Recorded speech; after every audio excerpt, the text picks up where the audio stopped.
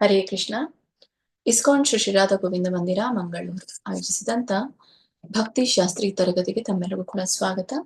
ಇಂದಿನ ತರಗತಿಯನ್ನು ಮಂಗಳಾಚರಣೆಯ ಜೊತೆಗೆ ಪ್ರಾರಂಭ ಮಾಡೋಣ. ಓಂ ನಮೋ ಭಗವತೆ ವಾಸುದೇವಾಯ. ಓಂ ನಮೋ ಭಗವತೆ ವಾಸುದೇವಾಯ. ಓಂ ನಮೋ ಭಗವತೆ ವಾಸುದೇವಾಯ. ಓಂ ಅಜ್ಞಾನತಿಮಿರಾಂಧಸ್ಯ ಜ್ಞಾನಾಂಜನಶಲಾಕಯಾ ಚಕ್ಷುರುನ್ಮಿಲಿತಂ ಯೇನ ತಸ್ಮೈ ಶ್ರೀ ಗುರುವೇ ನಮಃ.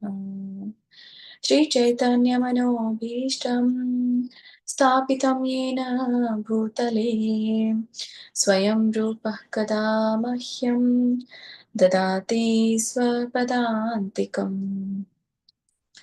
ವಂದೇಹಂ ಶ್ರೀ ಗುರೋಃ ಶ್ರೀಯುತಾಪದಕಮಲಂ ಶ್ರೀಗುರೂನ್ ವೈಷ್ಣವಾಂಶ್ಚ ಶ್ರೀರೂಪಂ ಸಾಗ್ರಜಾತಂ ಸಹಗಣ ರಘುನಾಥಾನ್ವಿತಂ तं ಸಜೀವಂ ಸಾದ್ವೈತಂ ಸಾವಧೂತಂ ಪರಿಜನಸಹಿತಂ ಕೃಷ್ಣ ಚೈತನ್ಯ ದೇವಂ ಶ್ರೀ ರಾಧಾ ಕೃಷ್ಣ ಪಾದಾನ್ ಸಹಗಣ ಲಲಿತಾ ಶ್ರೀ ವಿಶಾಖಾನ್ವಿತಾಂಶ್ಚ. ಹೇ ಕೃಷ್ಣ ಕರುಣಾ ಸಿಂಧು ದೀನಬಂಧೋ ಜಗತ್ಪತೆ ಗೋಪೇಶ ಗೋಪಿಕಾ ಕಾಂತ ರಾಧಾಕಾಂತ ನಮೋಸ್ತುತೇ. ತಪ್ತ ಕಾಂಚನ ಗೌರಾಂಗೀ ರಾಧೆ ವೃಂದಾವನೇಶ್ವರಿ ವೃಷಭಾನುಸುತೆ ದೇವಿ ಪ್ರಣಮಾಮಿ ಹರಿಪ್ರಿಯೇ. ನಮಃ ಓಂ ವಿಷ್ಣುಪಾದಾಯ ಕೃಷ್ಣಪ್ರೇಷ್ಠಾಯ ಭೂತಲೇ ಶ್ರೀಮತೆ ಭಕ್ತಿವೇದಾಂತ ಸ್ವಾಮಿನಿತೆ ನಾಮಿನೇ.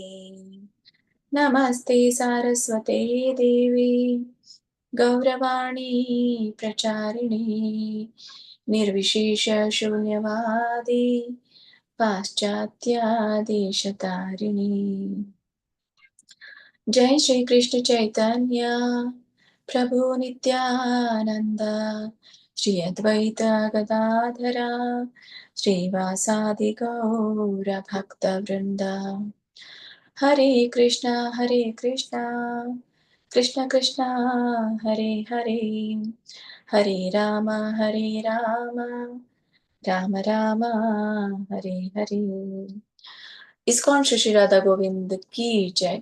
ಶ್ರೀ ಶ್ರೀ ಗೌರ್ನಿತಾಯಿ ಕಿ ಜೈ. ಶಿಲ ಪ್ರಭುಪಾದ್ ಕಿ ಜೈ. ಶಿಲ ಗುರುದೇವ್ ಕಿ ಜೈ. ಎಲ್ಲ ಗುರು ಪರಂಪರೆಗೂ ಜೈ. ಎಲ್ಲ ದೀಕ್ಷಾ ಗುರುಗಳಿಗೂ ಜೈ. ಎಲ್ಲ ಶಿಕ್ಷಾ ಗುರುಗಳಿಗೂ ಜೈ. ಇಲ್ಲಿ ನೆರೆದಿರುವಂತ ಎಲ್ಲ ಭಕ್ತ ವೃಂದಕ್ಕೂ ಜೈ.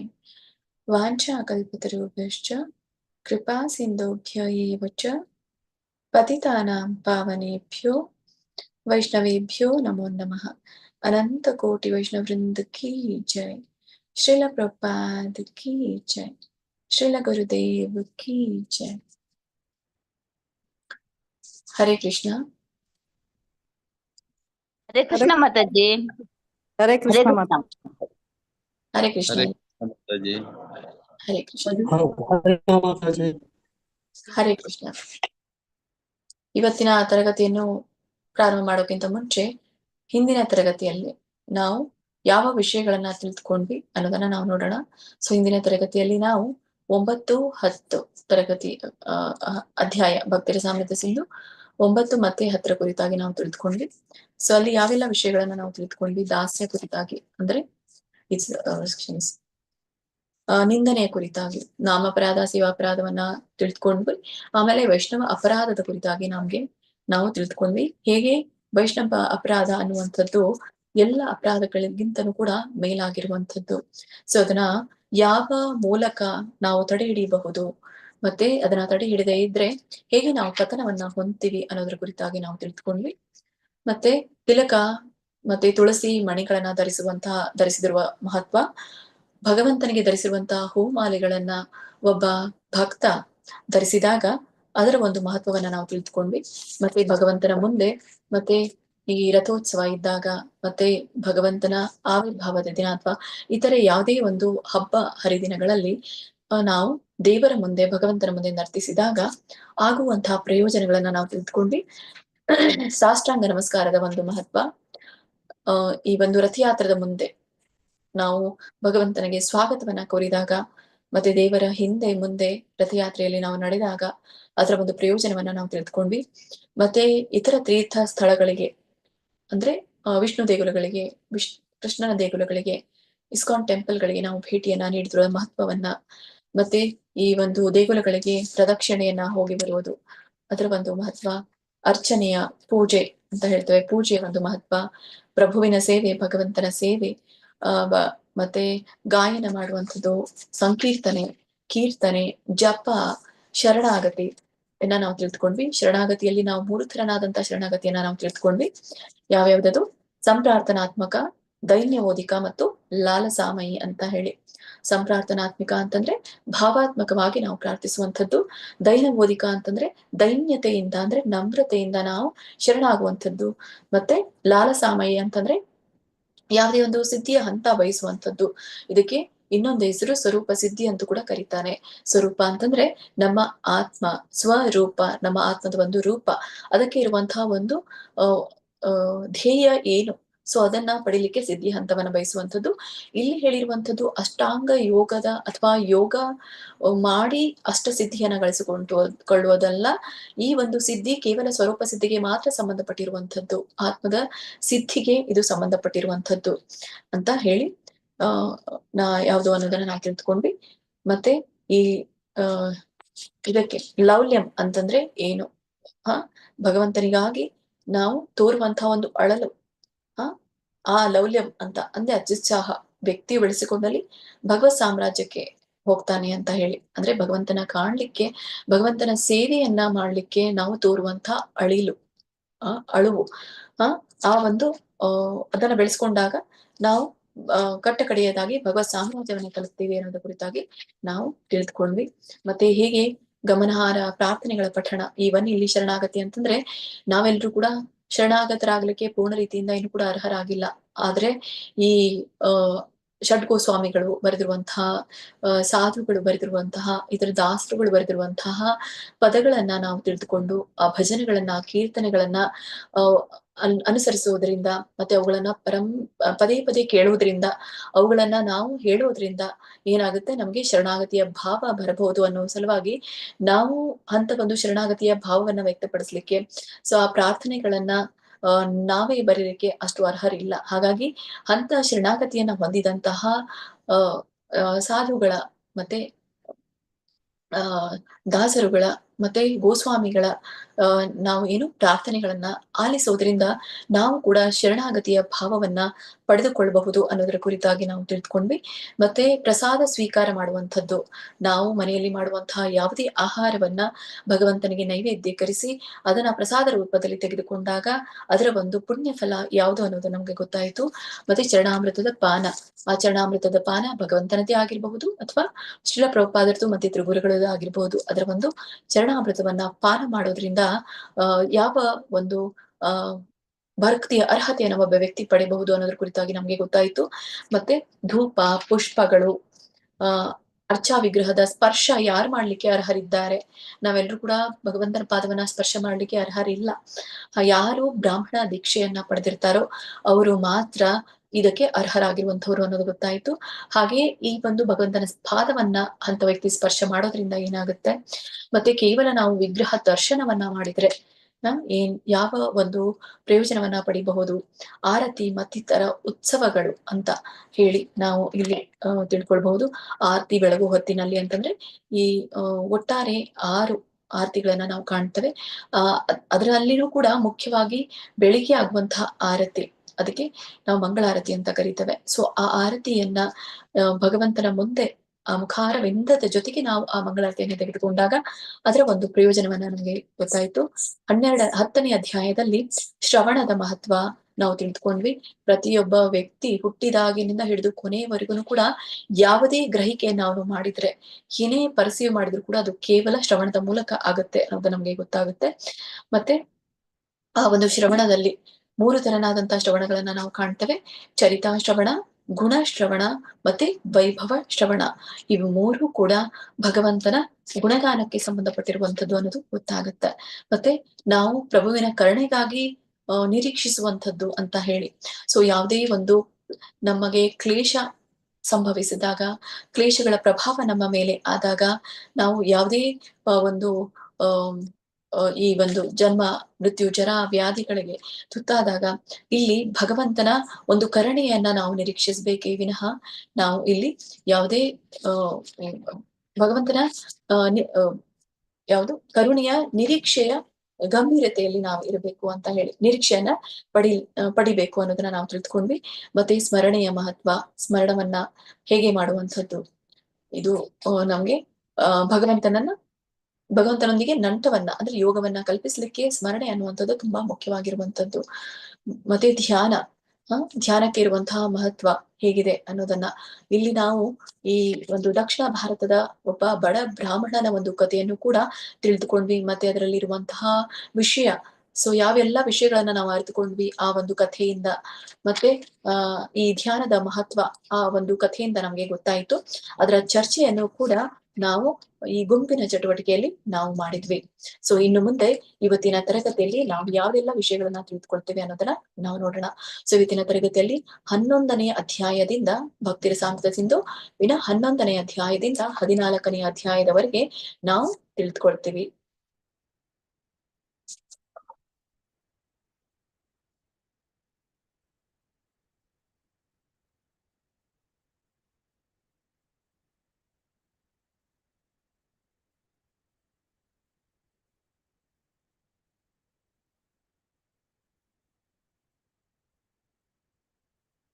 ಎಲ್ರಿಗೂ ಕೂಡ ಸ್ಕ್ರೀನ್ ಕಾಣಿಸ್ತಾ ಇದೆ ಅನ್ಕೊಳ್ತೀನಿ.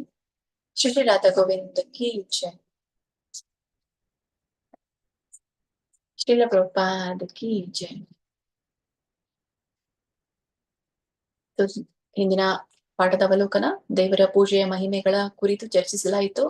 ಕೃಷ್ಣನಿಗೆ ಆಳವಾಗಿ ಭಾವಪೂರ್ಣ ಪ್ರಾರ್ಥನೆ ಹೇಗೆ ಸಲ್ಲಿಸೋದು, ಲೌಲ್ಯಂ ಲಾಲಸಾಮಯಿ ಪದದ ಮಹತ್ವವನ್ನ ನಾವು ತಿಳಿದುಕೊಂಡ್ವಿ. ಭಕ್ತಿ ರಸಾಮೃತವನ್ನ ಉಲ್ಲೇಖಿಸಿ ಜೀವನದ ಸಂಕಟಗಳ ಬಗ್ಗೆ ಸೂಕ್ತವಾದ ಮನೋಭಾವವನ್ನ ವಿವರಿಸಲಾಯಿತು.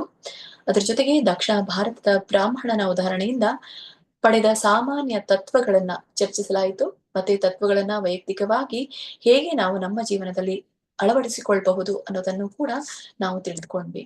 ಸೊ ಇವತ್ತಿನ ಪಾಠ 8ನೆಯ ಪಾಠ.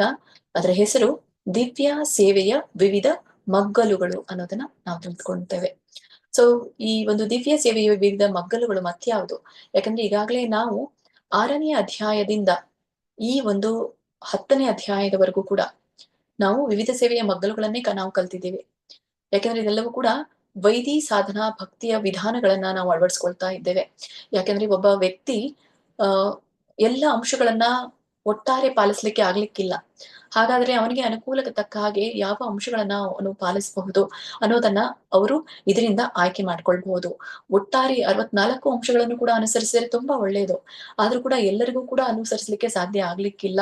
ಸಮಯ, ಸಂದರ್ಭ ಆಗಿರ್ಬಹುದು, ಮತ್ತೆ ಕುಟುಂಬ ಆಗಿರಬಹುದು, ಅವುಗಳನ್ನ ಅಳವಡಿಸ್ಕೊಳ್ಳಿಕ್ಕೆ ಒಂದು ಕ್ಷಮತೆ ಕೊಡ್ಲಿಕ್ಕಿಲ್ಲ. ಸೊ ಹಾಗಾಗಿ ಇವುಗಳನ್ನ ಆಯ್ಕೆಯ ಆಧಾರದ ಮೇಲೆ ಅಳವಡಿಸ್ಕೊಳ್ಬಹುದು ಅನ್ನೋದನ್ನ ನಾವು ಶ್ರೀಲರೂಪ ಗೋಸ್ವಾಮಿ ಅವರಿಂದ ನಾವು ತಿಳಿದುಕೊಳ್ತೇವೆ. ಇಲ್ಲಿ ಸಾಧನಾ ಭಕ್ತಿಯ 64 ಅಂಶಗಳು ನಮ್ಗೆ ಎಲ್ಲಿ ಇರುವಂತದ್ದು? 6ನೇ ಅಧ್ಯಾಯದಿಂದ 13ನೇ ಅಧ್ಯಾಯದವರೆಗೆ ಇದೆ. ಇಲ್ಲಿವರೆಗೂ ನಾವು ಕೇವಲ 10ನೇ ಅಧ್ಯಾಯದವರೆಗೂ ನಾವು ಮಾಡಿದ್ದೇವೆ. ಸೊ ಇವತ್ತಿನ ದಿನ ನಾವು 11ನೇ ಅಧ್ಯಾಯದಿಂದ 13ನೇ ಅಧ್ಯಾಯದಲ್ಲಿ ಇರುವಂತಹ ಸಾಧನಾ ಭಕ್ತಿಯ 64 ಅಂಶಗಳನ್ನು ಕೂಡ ಪೂರ್ಣ ಮಾಡಲಿದ್ದೇವೆ. ಈಗಾಗಲೇ ತಿಳಿದಿರೋ ಹಾಗೆ ಈ ಒಂದು 64 ಅಂಶಗಳು ಅಂದ್ರೆ ಸಾಧನಾ ಭಕ್ತಿಯ 64 ಅಂಶಗಳನ್ನ 2 ಭಾಗಗಳನ್ನಾಗಿ ವಿಂಗಡಿಸಿದ್ದೇವೆ. 2 ಭಾಗಗಳಂದ್ರೆ ಅದೇ ಒಂದು ಪ್ರಾಥಮಿಕವಾಗಿರುವಂತಹ ಅಂಶಗಳು ಮತ್ತೆ ದ್ವಿತೀಯಕ ಅಂಶಗಳು. ಪ್ರಾಥಮಿಕ ಅಂಶಗಳಲ್ಲಿ 1ರಿಂದ 20 ಅಂಶಗಳನ್ನ ನಾವು ಕಾಣ್ತೇವೆ. ಸೊ 1ರಿಂದ 20 ಅಂಶಗಳನ್ನ ಮತ್ತೆ 2 ವಿಭಾಗಗಳನ್ನಾಗಿ ಮಾಡಲಾಗಿದೆ. ಸೊ ಮೊದಲನೇ ಭಾಗವನ್ನ ಪ್ರವೃತ್ತಿ ಅಂತ ಕರೀತಾರೆ. ಸೊ ಪ್ರವೃತ್ತಿಯಲ್ಲಿ 10 ಅಂಶಗಳನ್ನ ನಾವು ಕಾಣ್ತೇವೆ. ಅಂದ್ರೆ ಯಾವುದನ್ನ ನಾವು ಮಾಡ್ಬೇಕು ಅನ್ನೋದು ನಮ್ಗೆ ತಿಳಿಸುತ್ತೆ. ಎರಡನೆಯ ಭಾಗದಲ್ಲಿ ನಿವೃತ್ತಿಯ ಕುರಿತಾಗಿ ತಿಳಿಸುತ್ತೆ. ನಿವೃತ್ತಿ ಅಂದ್ರೆ ಯಾವ ವಿಷಯಗಳನ್ನ, ಯಾವ ಅಂಶಗಳನ್ನ, ಯಾವ ಚಟುವಟಿಕೆಗಳನ್ನ ನಾವು ಮಾಡಬಾರದು ಅನ್ನೋದನ್ನ ತಿಳಿಸುತ್ತೆ. ಸೊ ಹೀಗೆ ಯಾವ್ದನ್ನ ಮಾಡ್ಬೇಕು, ಯಾವ್ದನ್ನ ಮಾಡಬಾರದು, ಇವುಗಳು ತುಂಬಾನೇ ಮುಖ್ಯವಾಗಿರುವಂತಹ ಅಂಶಗಳು. ಸೊ ಮತ್ತೆ ಈ ಒಂದು ದ್ವಿತೀಯ ಅಂಶಗಳಲ್ಲಿ 44 ಹೆಚ್ಚುವರಿ ಅಂಶಗಳನ್ನ ನಾವು ಕಾಣ್ತೇವೆ. ಈ 44 ಹೆಚ್ಚುವರಿ ಅಂಶಗಳಲ್ಲಿ ಈಗಾಗಲೇ 21ರಿಂದ 46 ಅಂಶಗಳವರೆಗೆ ನಾವು 10ನೇ ಅಧ್ಯಾಯದವರೆಗೆ ತಿಳಿದುಕೊಂಡಿದ್ದೇವೆ. ಸೊ ಇವತ್ತು ನಾವು 47ನೇ ಅಂಶದಿಂದ 64ನೇ ಅಂಶಗಳವರೆಗೆ ನಾವು ತಿಳಿದುಕೊಳ್ಳೋಣ. ಇದು ನಮ್ಗೆ ಈ ಒಂದು ಹೆಚ್ಚುವರಿ ಅಂಶಗಳಲ್ಲಿ, ದ್ವಿತೀಯಕ ಅಂಶಗಳಲ್ಲಿ 21ರಿಂದ 59 ಏನಿದೆಯೋ ಇವುಗಳೇ ನಾವು ಸಾಧನಾ ಭಕ್ತಿಯ ಅಂಶಗಳು ಅಂತ ಕರಿತೇವೆ, ದ್ವಿತೀಯಕ ಅಂಶಗಳು. ಮುಂದೆ ಇರುವಂತಹದ್ದು ಎರಡನೆಯ ಭಾಗ ಈ ಹೆಚ್ಚುವರಿ ಅಂಶಗಳಲ್ಲಿ ಅಂದ್ರೆ ದ್ವಿತೀಯಕ ಅಂಶಗಳಲ್ಲಿ ಇದು ಸಾಧನಾ ಭಕ್ತಿಯ 5 ಪ್ರಬಲ ಅಂಶಗಳ ಕುರಿತಾಗಿ ನಮ್ಗೆ ತಿಳಿಸುತ್ತೆ. ಯಾಕೆಂದ್ರೆ 5 ಪ್ರಬಲ ಅಂಶಗಳನ್ನ ನಾವು ಪಂಚಾಂಗ ಭಕ್ತಿ ಎಂದು ಕೂಡ ಕರಿತೇವೆ, ಅಥವಾ ಪಂಚ ಅಂಶಗಳು ಅಂತ ಕೂಡ ನಾವು ಕರಿತೇವೆ. ಈ ಪಂಚ ಅಂಶಗಳು ತುಂಬಾನೇ ಮುಖ್ಯವಾಗಿರುವಂತದ್ದು. ಯಾಕೆಂದ್ರೆ 64 ಅಂಶಗಳಲ್ಲಿ ನಮ್ಗೆ ಕೆಲವೊಂದು ಯಾವ್ದು ಮುಖ್ಯವಾಗಿರುವಂತದ್ದು ಅನ್ನೋದನ್ನ ನಮ್ಗೆ ಕೆಲವು ಭಕ್ತರು ಕೇಳಿದಾಗ, ಸೊ ಅದಕ್ಕೂ ಕೂಡ ಶ್ರೀ ರೂಪ ಗೋಸ್ವಾಮಿಯವರು ಪಂಚಾಂಗ ಭಕ್ತಿ ಯಾವುದೇ ಮಾಡ್ಲಿಕ್ಕೆ ಆಗದಿದ್ರು ಕೂಡ ಈ 5ನ್ನ ನೀವು ಬಿಡಲಾರ್ದೆ ತಪ್ಪಿಸದೆ ಮಾಡಲೇಬೇಕಾಗಿರುವಂತ ಅಂಶಗಳು. ಹಾಗಾಗಿ ಇವುಗಳಿಗೆ ಪ್ರಬಲ ಅನ್ನುವಂತಹ ಪದವನ್ನ ಕೊಡಲಾಗಿದೆ. ಅಂದ್ರೆ very very important, these 5 points are very very important ಅನ್ನೋದನ್ನ ಇಲ್ಲಿ ತಿಳಿಸ್ತಾರೆ. ಇನ್ನ ನಾವು ಹಿಂದಿನ ಅವಲೋಕನದಲ್ಲಿ ಎಲ್ಲಿವರೆಗೂ 46ನೇ ಅಂಶ ಅಂದ್ರೆ ಈ 10 ಶ್ರವಣ ಮತ್ತು ಸ್ಮರಣೆಯ ಮಾಡುವ ತಂತ್ರಗಳ ಅಂದ್ರೆ 43ರಿಂದ 46 ಅಂಶಗಳನ್ನ ತಿಳಿದುಕೊಂಡ್ವಿ. ಇವತ್ತು ದಿವ್ಯ ಸೇವೆಯ ಅಂಶಗಳು 47ರಿಂದ 53 ಅಂಶ ಅಲ್ಲಿ ಇರುತ್ತೆ. 12ನೇ ಅಧ್ಯಾಯದಲ್ಲಿ ದಿವ್ಯ ಸೇವೆಯ ಹೆಚ್ಚಿನ ಅಂಶಗಳು 54ರಿಂದ 59 ಬರುತ್ತೆ. ಮುಂದೆ 13ನೇ ಅಧ್ಯಾಯದಲ್ಲಿ ಭಕ್ತಿ ಸೇವೆಯ 5 ಪ್ರಬಲ ರೂಪಗಳನ್ನ ನಾವು ಕಾಣ್ತೀವಿ.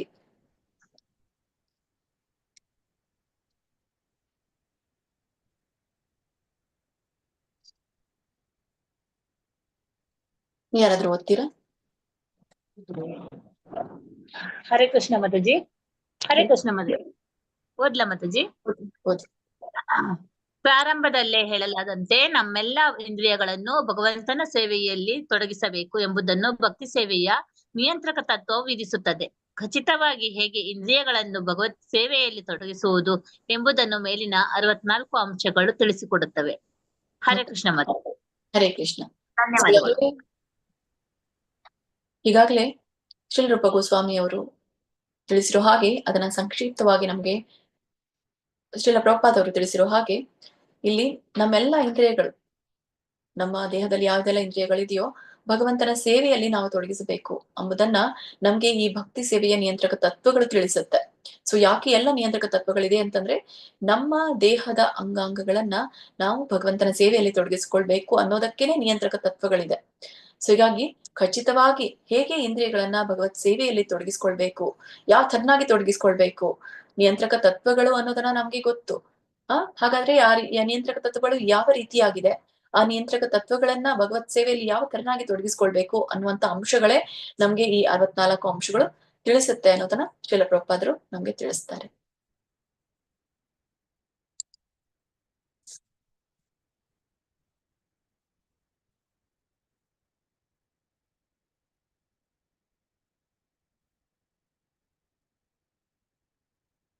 ಓಕೆ, ಸೊ ಎಲ್ರೂ ನಿಮ್ಮ ಭಕ್ತಿ ರಸಾಮೃತ ಸಿಂಧು ಪುಸ್ತಕವನ್ನ ತೆರೆದಿಟ್ಕೊಳ್ಳಿ. 105ನೇ ಪೇಜ್, ಅಧ್ಯಾಯ 11. ಅಧ್ಯಾಯ 11ರಲ್ಲಿ ನಾವು 47ನೇ ಅಂಶದಿಂದ ನೋಡ್ತೇವೆ. 47ನೇ ಅಂಶದಿಂದ ಇದು ಪ್ರಾರಂಭವಾಗುತ್ತೆ. 47ನೇ ಅಂಶ ಇರುವಂತದ್ದು ದಾಸ್ಯ ಕುರಿತಾಗಿ.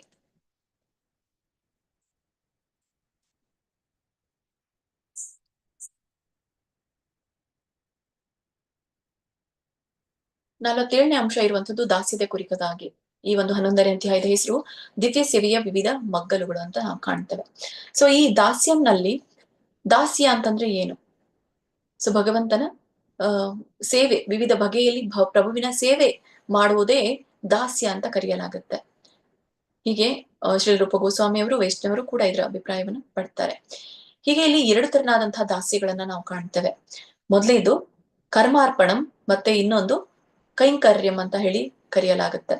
ಇಲ್ಲಿ ಕರ್ಮಾರ್ಪಣಂ ಅಂತಂದ್ರೆ ಸೊ ಈ ಕರ್ಮಿಗಳು, ಸೊ ಯಾರು ಫಲಾಪೇಕ್ಷೆಯಿಂದ ಕರ್ಮ ಮಾಡುವ ಜನರು ಇರ್ತಾರೋ ಸೊ ಅವ್ರಿಗೆ ಕರ್ಮಾರ್ಪಣಂ ಅಂದ್ರೆ ಕರ್ಮ, ನಾವು ಮಾಡುವಂತಹ ಕರ್ಮ ಅದರಲ್ಲಿ ನನಗೆ ಬರುವಂತಹ ಫಲವನ್ನ ನಾನು ಭಗವಂತನ ಸೇವೆಗೆ ಅರ್ಪಿಸುವಂತದ್ದು.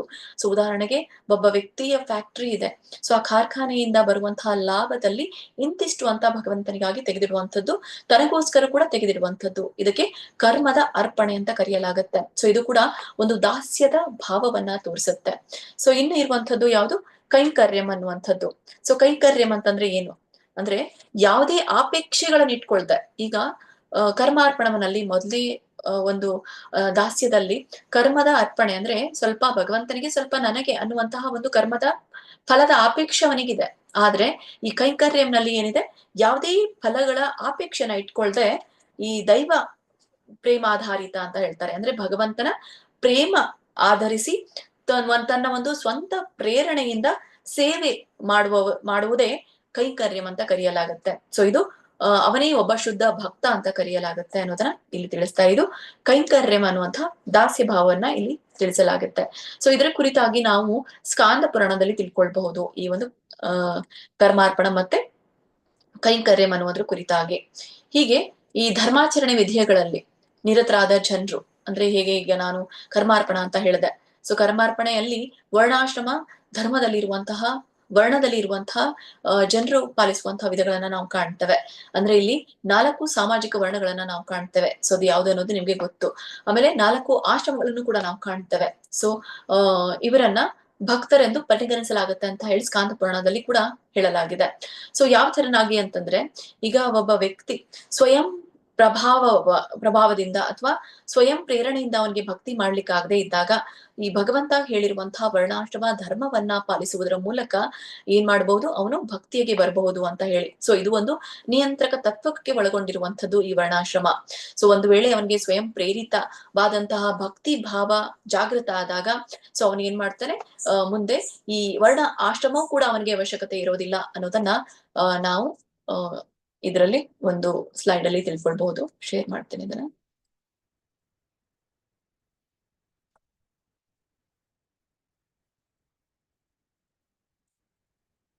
ಯಾರಾದ್ರೂ ಓದ್ತೀರಾ? ಹರೇ ಕೃಷ್ಣ ಮಾತಾಜಿ. ಸಾಧನ ಭಕ್ತಿಯಲ್ಲಿ ವರ್ಣಾಶ್ರಮ ಧರ್ಮ. ಶ್ರೀಮದ್ ಭಾಗವತದ 11ನೆಯ ಸ್ಕಂದದಲ್ಲಿ ಅಧ್ಯಾಯ 20 ಶ್ಲೋಕ 9. ಸ್ವಯಂ ಪ್ರಭುವೇ ಹೀಗೆಂದಿದ್ದಾನೆ, ನನ್ನ ಲೀಲೆಗಳನ್ನು ಹಾಗೂ ಕಾರ್ಯಗಳಲ್ಲಿ ಸ್ವಯಂ ಪ್ರೇರಿತ ಒಲವನ್ನು ಬೆಳೆಸಿಕೊಂಡಿಲ್ಲದ ಕಾಲದಲ್ಲಿ ವ್ಯಕ್ತಿಯು ವರ್ಣ ಹಾಗೂ ಆಶ್ರಮಗಳು ವಿಧಿಸುವ ನಿಯಮಗಳಿಗನುಸಾರ ನಡೆಯಬೇಕು. ಅವೆಲ್ಲವೂ ಕೃಷ್ಣ ಪ್ರಜ್ಞೆಯನ್ನು ವರ್ಧಿಸಿಕೊಂಡಿಲ್ಲದೆ ಜನಕ್ಕೆ ಹೇಳಲಾಗಿರುವ ಕಾರ್ಯಗಳು. ಹರೇ ಕೃಷ್ಣ ಮಾತಾಜಿ, ಧನ್ಯವಾದ. ಹರೇ ಕೃಷ್ಣ. ಹರೇ ಕೃಷ್ಣ ಮಾತಾಜಿ. ಇದರ ಕುರಿತಾಗಿ ನಾವು ನೋಡೋಣ. ಇಲ್ಲಿ ನೆಕ್ಸ್ಟ್ 48ನೇದು ಬರುವಂತದ್ದು ಮೈತ್ರಿ ಭಾವದಲ್ಲಿ ಭಕ್ತಿ ಸೇವೆ ಅನ್ನೋದನ್ನ ಹೇಳ್ತಾರೆ. ಮೈತ್ರಿ ಭಾವ ಅಂತಂದ್ರೆ ಸಾಖ್ಯ ಭಾವದಲ್ಲಿ ನಾವು ಭಗವಂತನ ಸೇವೆಯನ್ನ ಮಾಡುವಂಥದ್ದು.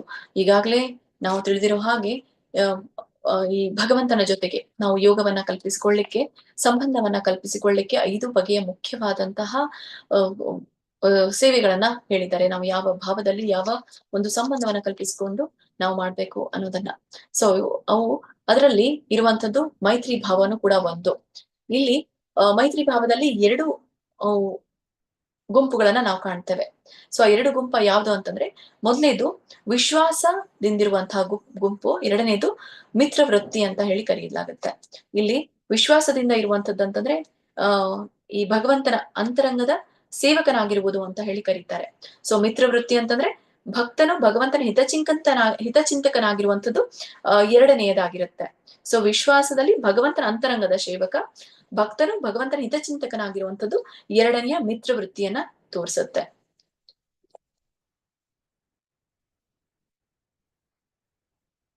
ಯಾಕಂದ್ರೆ ಭಗವಂತನಿಗೆ ಈ ಒಂದು ಧರ್ಮ ಪ್ರಚಾರಕ ಅಂದ್ರೆ ಪ್ರಭುಗೆ ಬಹು ಇಷ್ಟವಾದಂತಹ ದಾಸ. ಈಗ ಏನಾದ್ರೂ ಈ ಒಂದು ಇಸ್ಕಾನ್ ಏನು ಪ್ರಸಾರವನ್ನ ಮಾಡ್ತಾ ಇದೆಯೋ, ಸೊ ಇಲ್ಲಿ ಯಾರೆಲ್ಲ ಪ್ರಸಾರವನ್ನ ಮಾಡ್ತಾ ಇದ್ರು ಭಗವಂತನೂ ಕೂಡ ಇಷ್ಟ ಪಡ್ತಾ ಇದ್ದಾನೆ ಅನ್ನೋದನ್ನ ನಾವು ತಿಳಿದುಕೊಳ್ತೇವೆ. ಸೊ ಈ ಭಗವದ್ಗೀತೆಯಲ್ಲಿಯೂ ಕೂಡ ಭಗವಂತನ ಅಂತರಂಗದ ರಹಸ್ಯವನ್ನ ತಿಳಿಸ್ತಾರೆ. ಸೊ ಆ ಅಂತರಂಗದ ರಹಸ್ಯವನ್ನ ನಾವು ಇತರರಿಗೂ ಕೂಡ ತಿಳಿಸಿದಾಗ ಆ ವ್ಯಕ್ತಿ ತುಂಬಾನೇ ಪ್ರಿಯನಾಗಿರುವಂತವನು ಭಗವಂತನಿಗೆ ಅನ್ನೋದನ್ನ ನಾವು ತಿಳಿದುಕೊಳ್ತೇವೆ. ಹೀಗೆ ಭಕ್ತ ಏನು ಒಂದಿಲ್ಲ ಒಂದು ರೀತಿಯಂತ ಸಂಬಂಧವನ್ನ ಕಲ್ಪಿಸಿಕೊಂಡು ಸೊ ಮೈತ್ರಿ ಭಾವದಲ್ಲಿ ಭಗವಂತನಿಗೆ ಭಕ್ತಿ ಸೇವೆಯನ್ನ ಮಾಡುವಂಥದ್ದು ಇದು ತಿಳಿಸುತ್ತೆ. ಇಲ್ಲಿ ಮಹಾಭಾರತದಲ್ಲಿಯೂ ಕೂಡ ದ್ರೌಪದಿ ಹೇಳುವಂತಹ ವಿಷಯಗಳನ್ನ ನಾವು ಕಾಣ್ತೇವೆ. ಇದು ನಿಮ್ಗೆ 106ನೇ ಪೇಜಲ್ಲಿ ತಿಳಿಬಹುದು. ಇಲ್ಲಿ ದ್ರೌಪದಿ ಹೇಳೋದೇನು ಅಂತಂದ್ರೆ ಕೃಷ್ಣನಿಗೆ ತಿಳಿಸುವಂಥದ್ದು ಅಂದ್ರೆ ನಿನ್ನ ಭಕ್ತ ಎಂದಿಗೂ ಕೂಡ ನಾಶ ಆಗೋದಿಲ್ಲ, ಮತ್ತೆ ಇದನ್ನ ನೀನೇ ತಿಳಿಸಿದೀಯ. ಸೊ ನೀನೇ ನನ್ನ ಒಂದು ಭಕ್ತ ನಾಶ ಆಗೋದಿಲ್ಲ ಅನ್ನುವಂತಹ ಒಂದು ಅಭಯ ವಚನವನ್ನ ನೀನಲ್ಲಿ ನಮ್ಗೆ ಕೊಟ್ಟಿದೀಯ.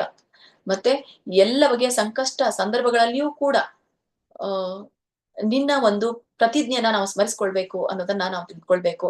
ಇದರರ್ಥ ಏನು ಅಂದ್ರೆ ನಮ್ಗೆ ಯಾವುದೇ ಕಷ್ಟ ಬಂದ್ರೂ ಕೂಡ ಭಕ್ತನಿಗೆ ನಾಶ ಆಗ್ಲಿಕ್ಕೆ ಭಗವಂತ ಬಿಡೋದಿಲ್ಲ ಅನ್ನೋದನ್ನ ನಾವು ಅರಿತುಕೊಳ್ಬೇಕು. ಅಂದ್ರೆ ಕೆಲವೊಮ್ಮೆ ಸಂಕಷ್ಟಗಳು ಬಂದಾಗ ನಾವು ಕುಂದ್ ಹೋಗ್ತೇವೆ.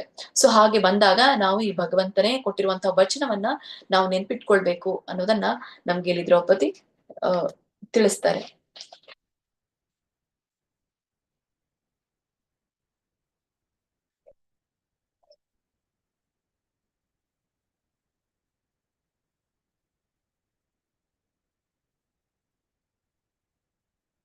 ಮುಂದಿನ ಒಂದು ಅಂಶ 49ನೇ ಅಂಶ.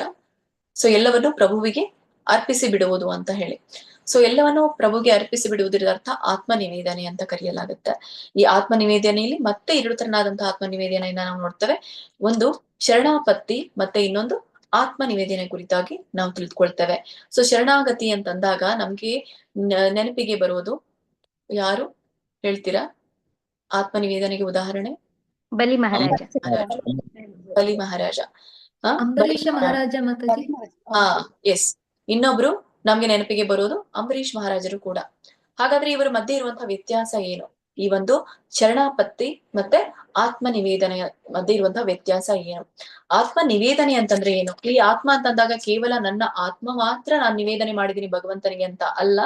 ಇಲ್ಲಿ ದೇಹ ಆಗಿರ್ಬಹುದು ಮತ್ತೆ ಆತ್ಮ ಆಗಿರಬಹುದು, ಎರಡನ್ನೂ ಕೂಡ ಭಗವಂತನಿಗೆ ನಾವು ನಿವೇದನೆ ಮಾಡುವುದಕ್ಕೆ ಏನಂತ ಕರೀತಾರೆ? ಆತ್ಮ ನಿವೇದನೆ ಅಂತ ಕರೀತಾರೆ. ಅಂದ್ರೆ ಇಲ್ಲಿ ಕೇವಲ ದೇಹದ ವಿಷಯವನ್ನ ಕುರಿತಾಗಿ ಇಲ್ಲಿ ಆತ್ಮದ ಕುರಿತಾಗಿ ಹೇಳಲಿಲ್ಲ.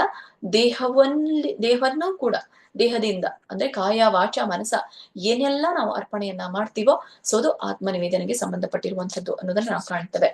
ಹಾಗಾದ್ರೆ ಇಲ್ಲಿ ಅಂಬರೀಷ ಮಹಾರಾಜರಿಗೆ ಇರುವಂತಹ ಆತ್ಮ ನಿವೇದನೆ ಯಾವುದು, ಮತ್ತೆ ಬಲಿ ಮಹಾರಾಜರು ಮಾಡಿರುವಂತಹ ಆತ್ಮ ನಿವೇದನೆ ಯಾವುದು ಅಂತಂದ್ರೆ, ಬಲಿ ಮಹಾರಾಜರಿಗೆ ಮುಂಚಿತವಾಗಿ ಆ ಒಂದು ಭಕ್ತಿ ಸೇವೆ ಇರ್ಲಿಲ್ಲ. ಕೊನೆಯದಾಗಿ ಭಗವಂತ ಕೇಳಿದಾಗ 3ನೇ ಒಂದು ಹೆಜ್ಜೆಯನ್ನ ನನ್ನ ತಲೆಯ ಮೇಲೆ ಇಡು ಅಂತ ಹೇಳಿದಾಗ ಅವಾಗ ಪೂರ್ಣ ರೀತಿಯಾಗಿ ಶರಣಾಗಿರುವಂತವ್ರು. ಆದ್ರೆ ಮೊದ್ಲಿಂದ ಆ ಭಕ್ತಿ ಸೇವೆಯನ್ನ ನಾವು ಬಲಿ ಮಹಾರಾಜ ಹತ್ರ ಕಾಣೋದಿಲ್ಲ. ಆದ್ರೆ ಅಂಬರೀಷ ಮಹಾರಾಜ ಹತ್ರ ಮೊದ್ಲಿಂದಿನಿಂದನೂ ಕೂಡ ನಾವು ಪ್ರತಿಯೊಂದು ಅಂಗವನ್ನ ಭಗವಂತನಿಗಾಗೆ ಮೀಸಲಿಟ್ರು ಅನ್ನೋದನ್ನ ಕುರಿತಾಗಿ ನಾವು ಕೇಳ್ತೇವೆ. ಸೊ ಇಲ್ಲಿ ಈ ಒಂದು ಶರಣಾಪತ್ತಿ ಮತ್ತೆ ಆತ್ಮ ನಿವೇದನೆಗೆ ಉದಾಹರಣೆಯನ್ನ ನಾವು ಕಾಣ್ತೇವೆ. ಮತ್ತೆ ಇಲ್ಲಿ ನಮ್ಗೆ ಯಮುನಾಚಾರ್ಯರು ಹೇಳಿರುವಂತಹ ಒಂದು ಉದಾಹರಣೆಯನ್ನು ಕೂಡ, ಪ್ರಾರ್ಥನೆಯನ್ನು ಕೂಡ ನಾವಿಲ್ಲಿ ಕಾಣ್ತೇವೆ.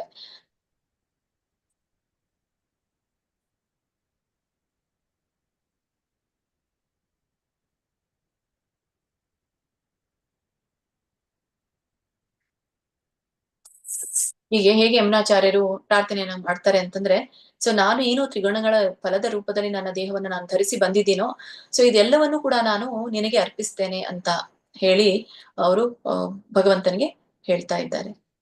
ಮತ್ತೆ ಹರಿಭಕ್ತ ವಿವೇಕದಲ್ಲಿಯೂ ಕೂಡ ನಾವು ಒಂದು ಉಲ್ಲೇಖವನ್ನ ಕಾಣ್ತೇವೆ. ಏನು ಅಂತ, ಈ ಪ್ರಿಯ ಪ್ರಭುವೇ, ಮಾರಲಾದ ಪ್ರಾಣಿಯೊಂದು ತನ್ನ ಪಾಲನೆ ಪೋಷಣೆಗಳನ್ನು ಕುರಿತು ಚಿಂತಿಸಬೇಕಾದರ ಅಗತ್ಯ ಹೇಗೆ ಇಲ್ಲವೋ ಹಾಗೆಯೇ ನಾನು ನನ್ನ ದೇಹ ಮತ್ತು ಆತ್ಮವನ್ನು ಹೇಗೆ ಒಪ್ಪಿಸಿರುವೇನಾದ ಕಾರಣ ನನ್ನ ಪಾಲನೆ ಪೋಷಣೆಗಳ ಬಗೆಗೆ ಯೋಚನೆಯೇ ಇಲ್ಲ ಅಂತ ಕರೀತಾರೆ. ತುಂಬಾ ಚೆನ್ನಾಗಿ ಹೇಳಿರುವಂತದ್ದು. ಈಗ ಮಾರಲಾದ ಪ್ರಾಣಿಯೊಂದು ತನ್ನ ಪಾಲನೆ ಪೋಷಣೆ ಕುರಿತು ಚಿಂತನೆ ಮಾಡೋದಿಲ್ಲ.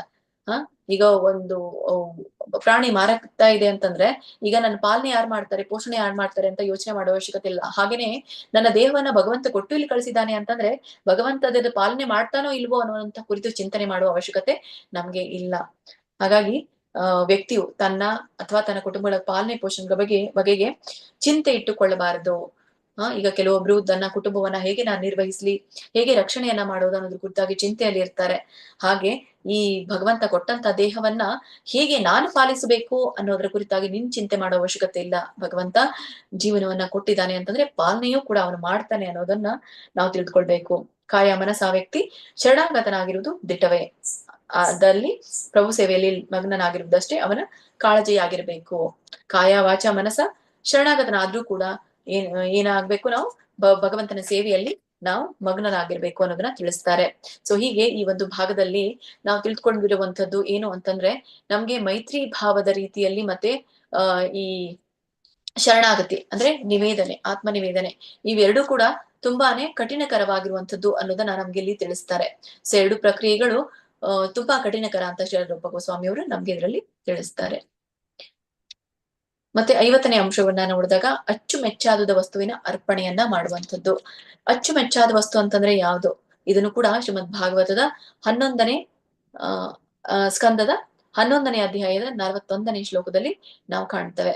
ಸೊ ಅಲ್ಲಿ ಕೃಷ್ಣ ಉದ್ಧವನನ್ನ ಕುರಿತು ಹೇಳ್ತಾ ಇರುವಂತದ್ದು. ಯಾಕಂದ್ರೆ ಉದ್ಧವ ಕೃಷ್ಣನ ಮಿತ್ರ. ಸೊ ಹಾಗಾಗಿ ಅವರು ಪ್ರಿಯ ಮಿತ್ರನೇ ಅಂತ ಹೇಳಿ ಇಲ್ಲಿ ತಿಳಿಸ್ತಾರೆ. ಅಂದ್ರೆ ಒಬ್ಬ ವ್ಯಕ್ತಿ ತನ್ನಲ್ಲಿರುವಂತಹ ಯಾವುದೇ ಒಂದು ಅವನಿಗೆ ಇಷ್ಟವಾದಂತಹ ವಸ್ತುವನ್ನ ಅಂದ್ರೆ ಅತಿ ಪ್ರಿಯವಾದ ವಸ್ತುವನ್ನ, ಅದೇನೇ ಆಗಿರಬಹುದು, ಆಹಾರ ಪದಾರ್ಥ ಆಗಿರಬಹುದು, ಒಂದು ವಸ್ತು ಆಗಿರಬಹುದು, ಸೊ ಇವುಗಳನ್ನ ಭಗವಂತನಿಗೆ ಅರ್ಪಿಸಿದ್ರೆ, ಅಂದ್ರೆ ನನಗೆ ಅರ್ಪಿಸಿದ್ರೆ ಅಂತ ಹೇಳಿ ಕೃಷ್ಣ ಹೇಳ್ತಾ ಇದ್ದಾರೆ, ನನಗೆ ಅರ್ಪಿಸಿದ್ರೆ ಅಂತಹ ವ್ಯಕ್ತಿ ಶಾಶ್ವತವಾಗಿ ಅವನಿಗೆ ಒಳಿತಾಗುವುದು ಅನ್ನೋದನ್ನ ಇಲ್ಲಿ ಹೇಳ್ತಾರೆ ಕೃಷ್ಣ. ಸೊ ಹೀಗೆ ನಮ್ಮಲ್ಲಿಗೆ ಯಾವುದೇ ಒಂದು ಅಚ್ಚುಮೆಚ್ಚಾದ ವಸ್ತು ಇದ್ರೆ ಅವುಗಳನ್ನ ನಾವು ಭಗವಂತನಿಗೆ ಅರ್ಪಿಸಬೇಕು ಅಂತ ಹೇಳಿ. ಮತ್ತೆ 51ನೇದು ಕೃಷ್ಣನಿಗಾಗಿ ಎಲ್ಲ ಪ್ರಯತ್ನವನ್ನ ಮಾಡುವಂಥದ್ದು. ಈಗ ನಾವು ಏನೇ ಪ್ರಯತ್ನವನ್ನ ಮಾಡಿದ್ರು ಕೂಡ ಕೃಷ್ಣನಿಗೆ ತೃಪ್ತರ್ಥವಾಗಿ ಮಾಡ್ಬೇಕು. ಹಾಗಾಗಿ ನಾವು ಏನ್ ಮಾಡ್ಬೇಕು, ಏನ್ ಮಾಡ್ಬಾರ್ದು, ಪ್ರವೃತ್ತಿ ನಿವೃತ್ತಿಗಳ ಕುರಿತಾಗಿ ನಾವು ತಿಳಿದುಕೊಳ್ತೇವೆ. ಸೊ ಎಲ್ಲಾ ಕೆಲಸಗಳನ್ನು ಕೂಡ ನಾವು ಏನೇ ಮಾಡಿದ್ರು ಕೂಡ ಭಗವಂತನೇ ಅದು ತೃಪ್ತರ್ಥವಾಗಿರ್ಬೇಕು ಅಂತ ಹೇಳಿ. ಸೊ ಇದನ್ನ ನಾರದರ ಪಂಚರಾತ್ರದಲ್ಲಿ ತಿಳಿಸಲಾಗಿದೆ. ಯಾಕಂದ್ರೆ ನಾವು ವರ್ಣಾಶ್ರಮ ಧರ್ಮದಲ್ಲಿ ಇದ್ದೇವೆ. ಸೊ ವರ್ಣಗಳಲ್ಲಿ ನಾವು ಕರ್ತವ್ಯವನ್ನ ಮಾಡ್ತಾ ಇದ್ದೇವೆ. ಸೊ ಈ ವರ್ಣಗಳಲ್ಲಿ ಕರ್ತವ್ಯವನ್ನ ನಾವು ನಿರ್ವಹಿಸಿದ್ರು ಕೂಡ ಭಗವಂತನಿಗೆ ಇಷ್ಟವಾಗುವಂತಹ ಕರ್ತವ್ಯಗಳನ್ನ, ಕಾರ್ಯಗಳನ್ನ ನಾವು ನಿರ್ವಹಿಸಬೇಕು ಅನ್ನೋದನ್ನ ಇಲ್ಲಿ ತಿಳಿಸ್ತಾರೆ. ಹಾಗೆ ಸೊ ಕೃಷ್ಣ ಪ್ರಜ್ಞೆ ಎಲ್ಲಿ ಇದ್ಕೊಂಡು ಪ್ರಾಯೋಗಿಕವಾಗಿ ನಮ್ಮ ಬದುಕಿನಲ್ಲಿ ಕರ್ತವ್ಯಗಳನ್ನ ಮಾಡ್ಬೇಕು ಅಂತ ಹೇಳಿ. ಉದಾಹರಣೆಗೆ ಈಗ ನಮ್ಮ ಯಾವುದೇ ಒಂದು ಉದ್ಯೋಗ ಇದ್ರೆ ಅಥವಾ ಯಾವುದೇ ಒಂದು ದೊಡ್ಡ ಸಂಸ್ಥೆ ಇದ್ರೆ ಅವುಗಳ ಮೂಲಕ ನಮ್ಗೆ ಏನಾದ್ರೂ ಫಲವು ಬಂದ್ರೆ ಅದನ್ನ ಭಗವಂತನಿಗೆ ಅರ್ಪಿಸುವಂಥದ್ದು. ಮತ್ತೆ 52ನೇ ಅಂಶವನ್ನ ನಾವು ನೋಡುದಾದ್ರೆ ಇದು ನಮ್ಗೆ 109 ಪೇಜ್ ನಲ್ಲಿ ಕಾಣ್ಲಿಕ್ಕೆ ಸಿಗುತ್ತೆ. ಅದು ಶರಣಾಗತ ಆತ್ಮನಾಗುವುದು ಅಂತ ಹೇಳಿ ಕರೀತಾರೆ. ಈಗ ನಮ್ಗೆ ಶರಣಾಗತ ಆತ್ಮನಾಗುವುದು ಮತ್ತೆ ಇನ್ನೊಂದು ನಮ್ಗೆ 49ರಲ್ಲಿ ಎಲ್ಲವನ್ನ ಪ್ರಭುಗೆ ಅರ್ಪಿಸಿ ಬಿಡುವಂಥದ್ದು ಆತ್ಮನಿವೇದನೆ ಅಂತ ಕರೀತೇವೆ. ಸೊ ಇಲ್ಲಿ ಮತ್ತೆ ಇಲ್ಲಿ ಸ್ವಲ್ಪ ಸಾಮ್ಯತೆಯನ್ನ ನಾವು ಕಾಣ್ತೇವೆ, ಅಂದ್ರೆ ಸಿಮಿಲಾರಿಟೀಸ್ ಅನ್ನ ಕಾಣ್ತೇವೆ. ಆದ್ರೆ ಇಲ್ಲಿ ಶರಣಾಗತ ಆತ್ಮನಾಗುವುದು ಇದ್ರಲ್ಲಿ ನಮಗೆ ತಿಳಿಸುವಂತದ್ದು ಶರಣಾಪತ್ತಿಯ ಕುರಿತಾಗಿ ಇಲ್ಲಿ ಇದೆ. ಅಂದ್ರೆ ಆತ್ಮನಿವೇದನ ಕುರಿತಾಗಿ ಹರಿಭಕ್ತ ವಿಲಾಸದಲ್ಲಿ ಏನ್ ಹೇಳಿದ್ದಾರೆ ಅನ್ನೋದನ್ನ ನಾವು ಇಲ್ಲಿ ನೋಡಬಹುದು. ಪ್ರಿಯ ಪ್ರಭುವೇ, ತಾನು ನಿನಗೆ ಸೇರಿದವನೆಂಬ ದೃಢ ನಿಶ್ಚಯದಿಂದ ನಿನಗೆ ಶರಣಾಗತನಾಗಿರುವ ವ್ಯಕ್ತಿಯು ಮತ್ತು ಇದೇ ಭಾವದಲ್ಲಿ ಕಾಯ ವಾಚ ಮನಸ್ಸ ಕೆಲಸ ಮಾಡುವವನು ನಿಶ್ಚಯವಾಗಿಯೂ ಲೋಕೋತ್ತರ ಆನಂದವನ್ನ ಅನುಭವಿಸ್ತಾನೆ ಅಂತ ಹೇಳಿ. ಸೊ ಇಲ್ಲಿಯೂ ಕೂಡ ದೃಢ ನಿಶ್ಚಯದಿಂದ ಶರಣಾಗತನಾಗುವುದು ಅಂತಂದ್ರೆ ದೃಢ ನಿಶ್ಚಯದಿಂದ ಆಗುವಂಥದ್ದು. ಹಾಗೆ ಹೇಳಿದ್ದಾರೆ ಅಂತ ಶರಣಾಗತರಾಗುವುದಲ್ಲ, ದೃಢ ನಿಶ್ಚಯದಿಂದ ಶರಣಾಗತರಾಗುವಂಥದ್ದು. ಆ ಭಾವ ಹೇಗಿರ್ಬೇಕು ನಮ್ಮಲ್ಲಿ? ಕಾಯ ವಾಚ ಮನಸ್ಸ ಕೆಲಸ ಮಾಡುವಂತ ದೃಢ ನಿಶ್ಚಯ ನಮ್ಮಲ್ಲಿ ಇರ್ಬೇಕು. ಸೊ ಹೀಗೆ ಇದ್ದಾಗ ನಾವು ಈ ಒಂದು ಕಾರ್ಯದಲ್ಲಿ ಒಂದು ಲೋಕೋತ್ತರ ಆನಂದವನ್ನ ನಾವು ಅನುಭವಿಸ್ತೇವೆ ಅನ್ನೋದನ್ನ ಹೇಳ್ತಾರೆ. ಮತ್ತೆ ಈ ನರಸಿಂಹ ಪುರಾಣದಲ್ಲಿ ಸೊ ಇದರ ಕುರಿತಾಗಿ ಹೇಳ್ತಾರೆ. ಭಗವಂತನ ಕುರಿತು ಯಾರೆಲ್ಲ ಪ್ರಾರ್ಥಿಸ್ತಾರೋ ಅವರೆಲ್ಲರೂ ಕೂಡ ಭಗವಂತನ ರಕ್ಷಣೆಯಲ್ಲಿರ್ತಾರೆ. ಮತ್ತೆ ಅವರು ಸದಾ ಏನೇ ಕ್ಲೇಶಗಳು ಬಂದ್ರು ಕೂಡ, ಯಾವುದೇ ವಿಪತ್ತುಗಳು ಬಂದ್ರು ಕೂಡ ಭಗವಂತನಿಂದ ಕಾಪಾಡಲ್ಪಡ್ತಾರೆ ಅನ್ನೋದನ್ನ ಅದರ ಒಂದು ಶರಣಾಗತಿ ಆತ್ಮದ ಶರಣಾಪತ್ತಿಯ ಒಂದು ಪ್ರಯೋಜನವನ್ನ ಇಲ್ಲಿ ತಿಳಿಸ್ತಾರೆ. ಸೊ ನೆಕ್ಸ್ಟ್ 53ನೇ ಅಂಶವನ್ನ ನಾವು ನೋಡೋದಾದ್ರೆ ತುಳಸಿಯಂತಹ ಗಿಡಗಳ ಸೇವೆ ಅನ್ನೋದನ್ನ ತಿಳಿಸಲಾಗಿದೆ. ಸೊ ತುಳಸಿಯಂತಹ ಗಿಡಗಳ ಒಂದು ಮಹಿಮೆಯನ್ನ ಮತ್ತೆ ಅದ್ರ ಜೊತೆಗೆ ಅದರ ಮಹತ್ವವನ್ನ ನಾವು ತುಂಬಾನೇ ಇಸ್ಕಾನ್ ನಲ್ಲಿ ನಾವು ಕಾಣ್ತೇವೆ. ಸೊ ಈವನ್ ಪ್ರತಿಯೊಬ್ಬರ ಮನೆಯಲ್ಲಿನೂ ಕೂಡ ನಾವು ಈ ತುಳಸಿಯಂತಹ ಗಿಡವನ್ನ ನಾವು ಸೇವೆ ಮಾಡ್ತೇವೆ. ಹಾಗಾದ್ರೆ ಈ ತುಳಸಿಯ ಮಹಿಮೆ ಏನು ಅನ್ನೋದನ್ನ ಸ್ಕಾಂದ ಪುರಾಣದಲ್ಲಿ ನಮ್ಗೆ ತಿಳಿಸಲಾಗಿದೆ. ಸೊ ಹೀಗೆ ಈ ಒಂದು ತುಳಸಿಯನ್ನ ನಾವು ನೋಡೋದ್ರಿಂದ, ಇದರ ಸೇವೆ ಮಾಡೋದ್ರಿಂದ, ಇದರ ನೀರನ್ನ ನಾವು ಅರ್ಪಿಸೋದ್ರಿಂದ ಸೊ ಪಾಪ ಕರ್ಮಗಳ ರಾಶಿ ಎಲ್ಲವೂ ಕೂಡ ಕರಗಿ ಹೋಗುತ್ತೆ ಅನ್ನೋದನ್ನ ಹೇಳ್ತಾರೆ. ಅದಕ್ಕಾಗಿ ತುಳಸಿಗೆ ಯಾವಾಗ್ಲೂ ಕೂಡ ಗೌರವಪೂರ್ವಕವಾದ ನಮಸ್ಕಾರಗಳನ್ನ ನಾವು ಸಲ್ಲಿಸಬೇಕು. ಸೊ ಕೇವಲ ತುಳಸಿಯನ್ನ ಬೆಳಗ್ಗೆ ನೋಡುವಷ್ಟರಿಂದ, ಕೇವಲ ಅದನ್ನ ಮುಟ್ಟುವಷ್ಟರಿಂದ ಸಕಲ ದುಃಖಗಳಿಂದ ಮತ್ತೆ ಏನೆಲ್ಲ ಕ್ಲೇಶಗಳಿದೆಯೋ ಅವೆಲ್ಲವುಗಳಿಂದ ಕೂಡ ಒಬ್ಬ ಮುಕ್ತನಾಗಿ ನೆಮ್ಮದಿಯನ್ನ ಪಡಿಬಹುದು ಅನ್ನೋದನ್ನ ಹೇಳ್ತಾರೆ.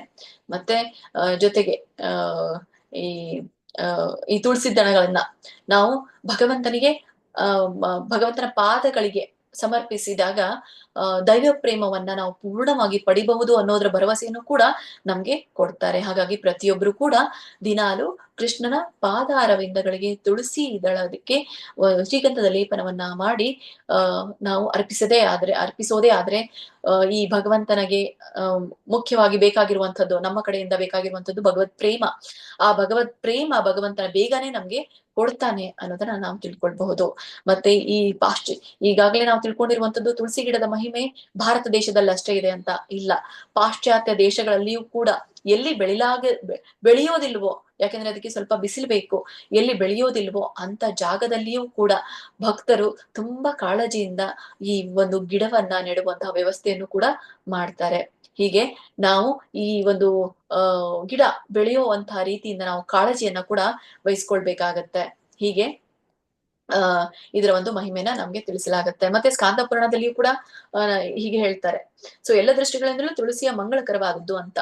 ಎಲ್ಲ ರೀತಿಯಿಂದನೂ ಕೂಡ ಈ ಒಂದು ಗಿಡದ ಮಹಿಮೆಯನ್ನ ನಾವು ಕಾಣ್ತೇವೆ.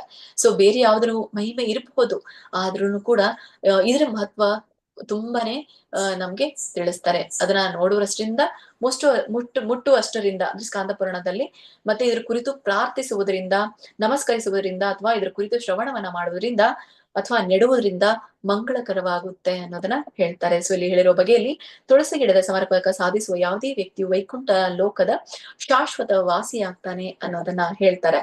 ಸೊ ಮಂಗಳಕರ ಯಾಕೆಂದ್ರೆ ಎಲ್ಲವೂ ಕೂಡ ಮಂಗಳ ನಮ್ಗೆ ಹಾಗೇನೆ ಬರೋದಿಲ್ಲ. ಒಂದು ನಮ್ಮ ಪುಣ್ಯ ಇರ್ಬೇಕು, ಇನ್ನೊಂದು ನಮ್ಮ ಪಾಪ ಕಡಿಮೆ ಆಗ್ಬೇಕು. ಸೊ ಪಾಪ ಕಡಿಮೆ ಆದ್ರ ಅರ್ಥ ಏನು, ನಮ್ಗೆ ಮಂಗಳಕರವಾಗತ್ತೆ ಅಂತ. ಹಾಗಾಗಿ ಪಾಪ ಕಡಿಮೆ ಮಾಡ್ಕೊಳ್ಳಿಕ್ಕೆ ಇರುವಂತಹ ದಾರಿಗಳನ್ನ ನಮ್ಗೆ ಇಲ್ಲಿ ತಿಳಿಸ್ತಾರೆ. ಆ ಪಾಪಗಳ ಕಡಿಮೆ ಆದಾಗ ಮಂಗಳ ತಾನಾನೇ ಬರುತ್ತೆ ಅನ್ನೋದನ್ನ ಇಲ್ಲಿ ಹೇಳ್ತಾರೆ. ಸೊ ಒಟ್ಟಾರೆ ಈ ಅಂಶಗಳು ನಮ್ಗೆ ತಿಳಿಸೋದೇನು ಅಂತಂದ್ರೆ, ಇವುಗಳನ್ನ ಮಾಡಿದಾಗ ನಾವು ನಮ್ಮ ಪಾಪ ಕರ್ಮಗಳನ್ನ ಕಡಿಮೆ ಮಾಡಿದಷ್ಟು ನಾವು ಭಗವಂತನಿಗೆ ಹತ್ತಿರವಾಗ್ತೀವಿ ಅನ್ನೋದನ್ನ ಇಲ್ಲಿ ತಿಳಿಸ್ತಾರೆ. ಸೊ ಇನ್ನು ನಾವು ಅಧ್ಯಾಯ 12 ನೋಡೋಣ. ಇದು ಕೂಡ ದಿವ್ಯ ಸೇವೆಯ ಮಗ್ಗುಲುಗಳು ಮತ್ತಷ್ಟು ಅಂತ ಹೇಳಿ. ಸೊ ಇನ್ನು ಹೆಚ್ಚು. ಸೊ ಇಲ್ಲಿ ನಾವು 54ರಿಂದ 64 ಅಂಶಗಳನ್ನ ನಾವು ಈ ಒಂದು ಅಧ್ಯಾಯದಲ್ಲಿ ಕಾಣ್ತೇವೆ. ಸೊ 54ನೇ ಅಂಶ ಯಾವ್ದಿದೆ ಅನ್ನೋದನ್ನ ನಾವಿಲ್ಲಿ ನೋಡೋಣ. ಅಪೌರುಷೇಯ ಧರ್ಮ ಗ್ರಂಥಗಳ ಶ್ರವಣ. ಇಲ್ಲಿ ನಿಮ್ಗೆ ಸ್ಲೈಡ್ ಅಲ್ಲಿ ತಿಳಿಸಿರೋ ಹಾಗೆ ಇದು ನಮ್ಗೆ ಆತ್ಮ ನಿವೇದನೆ ಕುರಿತಾಗಿ ಈ ಒಂದು ಶ್ಲೋಕ 34ರಲ್ಲಿ ಹೇಳಿರುವಂತದ್ದು. ಇಲ್ಲ, ಶ್ಲೋಕ 9, ಕ್ಷಮಿಸಿ.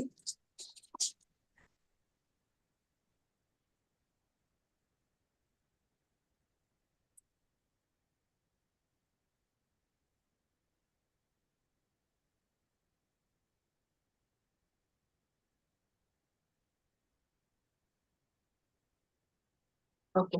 ಶ್ರೀಮದ್ ಭಾಗವತದ 11ನೇ ಸ್ಕಂದದಲ್ಲಿ ಅಧ್ಯಾಯ 20 ಶ್ಲೋಕ 9ರಲ್ಲಿ ಸ್ವಯಂ ಪ್ರಭುವೇ ಹೇಳಿದ್ದಾರೆ ಏನಂತ, ನನ್ನ ಲೀಲೆಗಳಲ್ಲಿ ಹಾಗೂ ಕಾರ್ಯಗಳಲ್ಲಿ ಸ್ವಯಂ ಪ್ರೇರಿತ ಬಲವನ್ನ ಬೆಳೆಸಿಕೊಂಡಿದ್ದಲ್ಲಿ ಕಾಲದಲ್ಲಿ ವ್ಯಕ್ತಿಯು ವರ್ಣ ಹಾಗೂ ಆಶ್ರಮಗಳ ವಿಧಿಸುವ ನಿಯಮಗಳನುಸಾರ ನಡೆಯಬೇಕಾಗಿಲ್ಲ. ಈಗ ನಮ್ಮೆಲ್ರಿಗೂ ಕೂಡ ಈ ವರ್ಣ ಆಶ್ರಮಗಳ ಅನುಸರಿಸಿ ನಡಿಬೇಕು ಅಂತ ನಮಗೆ ಹೇಳಲಾಗುತ್ತೆ. ಯಾಕೆ ಅಂದ್ರೆ ನಮಗೆ ಏನಿಲ್ಲ, ಸ್ವಯಂ ಪ್ರೇರಿತವಾದಂತಹ ಒಲವು ಇಲ್ಲ. ಸೊ ಯಾವಾಗ ನಮ್ಗೆ ಸ್ವಯಂ ಪ್ರೇರಿತವಾದ ಒಲವು ಬರುತ್ತೋ, ಈಗ ನಾವು ಅವ್ರು ಹೇಳ್ತಾ ಇದ್ದಾರೆ ಅಂತ ನಾವು ಮಂಗಳಾರತಿಯನ್ನ ನೋಡ್ತೇವೆ, ಅವ್ರು ಹೇಳ್ತಾ ಇದ್ದಾರೆ ಅಂತ ನಾವು 16 ಸುತ್ತ ಜಪವನ್ನ ಮಾಡ್ತೇವೆ, ಶ್ರೀಲ್ ಪ್ರಭುಪಾದ ಹೇಳ್ತಾ ಇದ್ದಾರೆ ಅಂತ ಹೇಳಿ ನಾವು 4 ನಿಯಂತ್ರಕ ತತ್ವಗಳನ್ನ ಪಾಲನೆ ಮಾಡ್ತೇವೆ.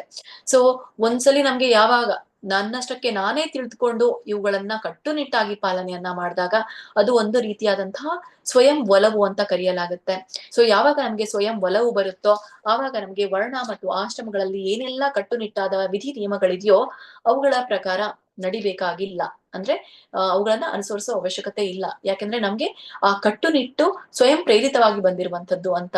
ಸೊ ಎಲ್ಲವೂ ಕೃಷ್ಣ ಪ್ರಜ್ಞೆಯನ್ನ ಕೊಂಡಿಲ್ಲದೆ ಜನಕ್ಕೆ ಹೇಳಲಾಗಿದೆ. ಯಾರು ಕೃಷ್ಣ ಪ್ರಜ್ಞೆಯಲ್ಲಿ ಇಲ್ವೋ, ಯಾರೆಲ್ಲ ಈ ಭಕ್ತಿ ಸೇವೆಯ ವಿಚಾರಗಳನ್ನ ಗಂಭೀರವಾಗಿ ಪರಿಗಣಿಸಿಲ್ವೋ ಅವರಿಗೆ ಮಾತ್ರ ಹೇಳಿರುವಂತದ್ದು.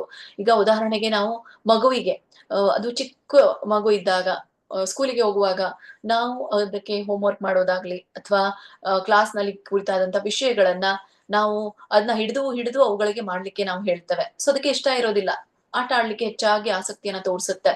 ಆದ್ರೂ ಕೂಡ ನಾವ್ ಏನ್ ಮಾಡ್ತೇವೆ, ಅದಕ್ಕೆ ನಾವು ಹಿಡಿದು ಆ ಒಂದು ಅಭ್ಯಾಸವನ್ನ ಮಾಡ್ಲಿಕ್ಕೆ ಅದಕ್ಕೆ ಹೇಳ್ತೇವೆ. ಸೊ ತನ್ನ ಒಂದು ಹೋಮ್ ವರ್ಕ್ ಅನ್ನ ಕಂಠ ಪಾಠಗಳನ್ನ ಎಲ್ಲವನ್ನು ಕೂಡ ಮಾಡ್ಲಿಕ್ಕೆ ಹೇಳ್ತೇವೆ. ಸೊ ಅದಕ್ಕೆ ಸ್ವಯಂ ಒಲವು ಇರೋದಿಲ್ಲ ಅವಾಗ ಮಗುವಿಗೆ. ಬಟ್ ಯಾವಾಗ ಅದು ಬೆಳಿತಾ ಹೋಗುತ್ತೋ ಮಗು, ಸೊ ಒಂದು ಏಜ್ಗೆ, ಸೊ ಅದು ತನ್ನಿಂದ ತಾನೇ ತಿಳ್ಕೊಳ್ಳುತ್ತೆ. ಸೊ ಇದು ನನ್ನ ಒಂದು ಕೆಲಸ, ನಾನು ಇದನ್ನ ಮಾಡ್ಬೇಕು, ಇದನ್ನ ನನ್ನಿಂದ ನಾನೇ ಓದ್ಬೇಕು ಅನ್ನೋದು. ಆವಾಗ ತಂದೆ ತಾಯಿಗಳಿಗೆ ಅದನ್ನ ಹೇಳೋ ಅವಶ್ಯಕತೆ ಇರೋದಿಲ್ಲ.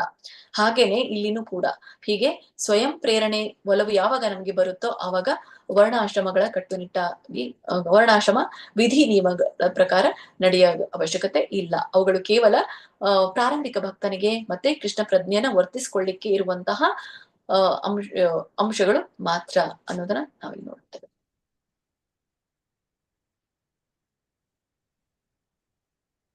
ಯಾರಾದ್ರೂ ಓದ್ತೀರಾ? ಹರೇ ಕೃಷ್ಣ ಮಾತಾಜಿ, ಓದ್ತೀನಿ. ವ್ಯಕ್ತಿಯನ್ನು ಕೃಷ್ಣ ಪ್ರಜ್ಞೆಯ ಪೀಠಕ್ಕೆ ತರಲೆಂದೇ ಅಂತಹ ಕಾರ್ಯಗಳನ್ನು ಅಪೌರುಷ ಧರ್ಮ ಗ್ರಂಥಗಳಲ್ಲಿ ಪ್ರತಿಪಾದಿಸಲಾಗಿದೆ. ಆದರೆ ಕೃಷ್ಣನಲ್ಲಿ ಸ್ವಯಂ ಪ್ರೇರಿತ ಪ್ರೇಮವನ್ನು ಈಗಾಗಲೇ ಬೆಳೆಸಿಕೊಂಡಿರುವಾತನು ಧರ್ಮ ಗ್ರಂಥಗಳಲ್ಲಿ ವಿಧಿಸಲಾಗಿರುವ ಕಾರ್ಯವಿಧಾನಗಳನ್ನು ಅನುಸರಿಸಬೇಕಾದಿಲ್ಲ. ಧನ್ಯವಾದಗಳು ಮಾತಾಜಿ. ಹರೇ ಕೃಷ್ಣ. ಮತ್ತೆ ಅದನ್ನೇ ತಿಳಿಸಲಾಗಿದೆ. ಸೋಕ್ತಿ ಕೃಷ್ಣ ಪ್ರಜ್ಞೆಯ ಪೀಠಕ್ಕೆ ಕೃಷ್ಣ ಪ್ರಜ್ಞೆಯಲ್ಲಿ ಬರ್ಲಿ ಅನ್ನೋಕೋಸ್ಕರ ಈ ಕಾರ್ಯಗಳನ್ನ ಹೇಳ್ತಾರೆ.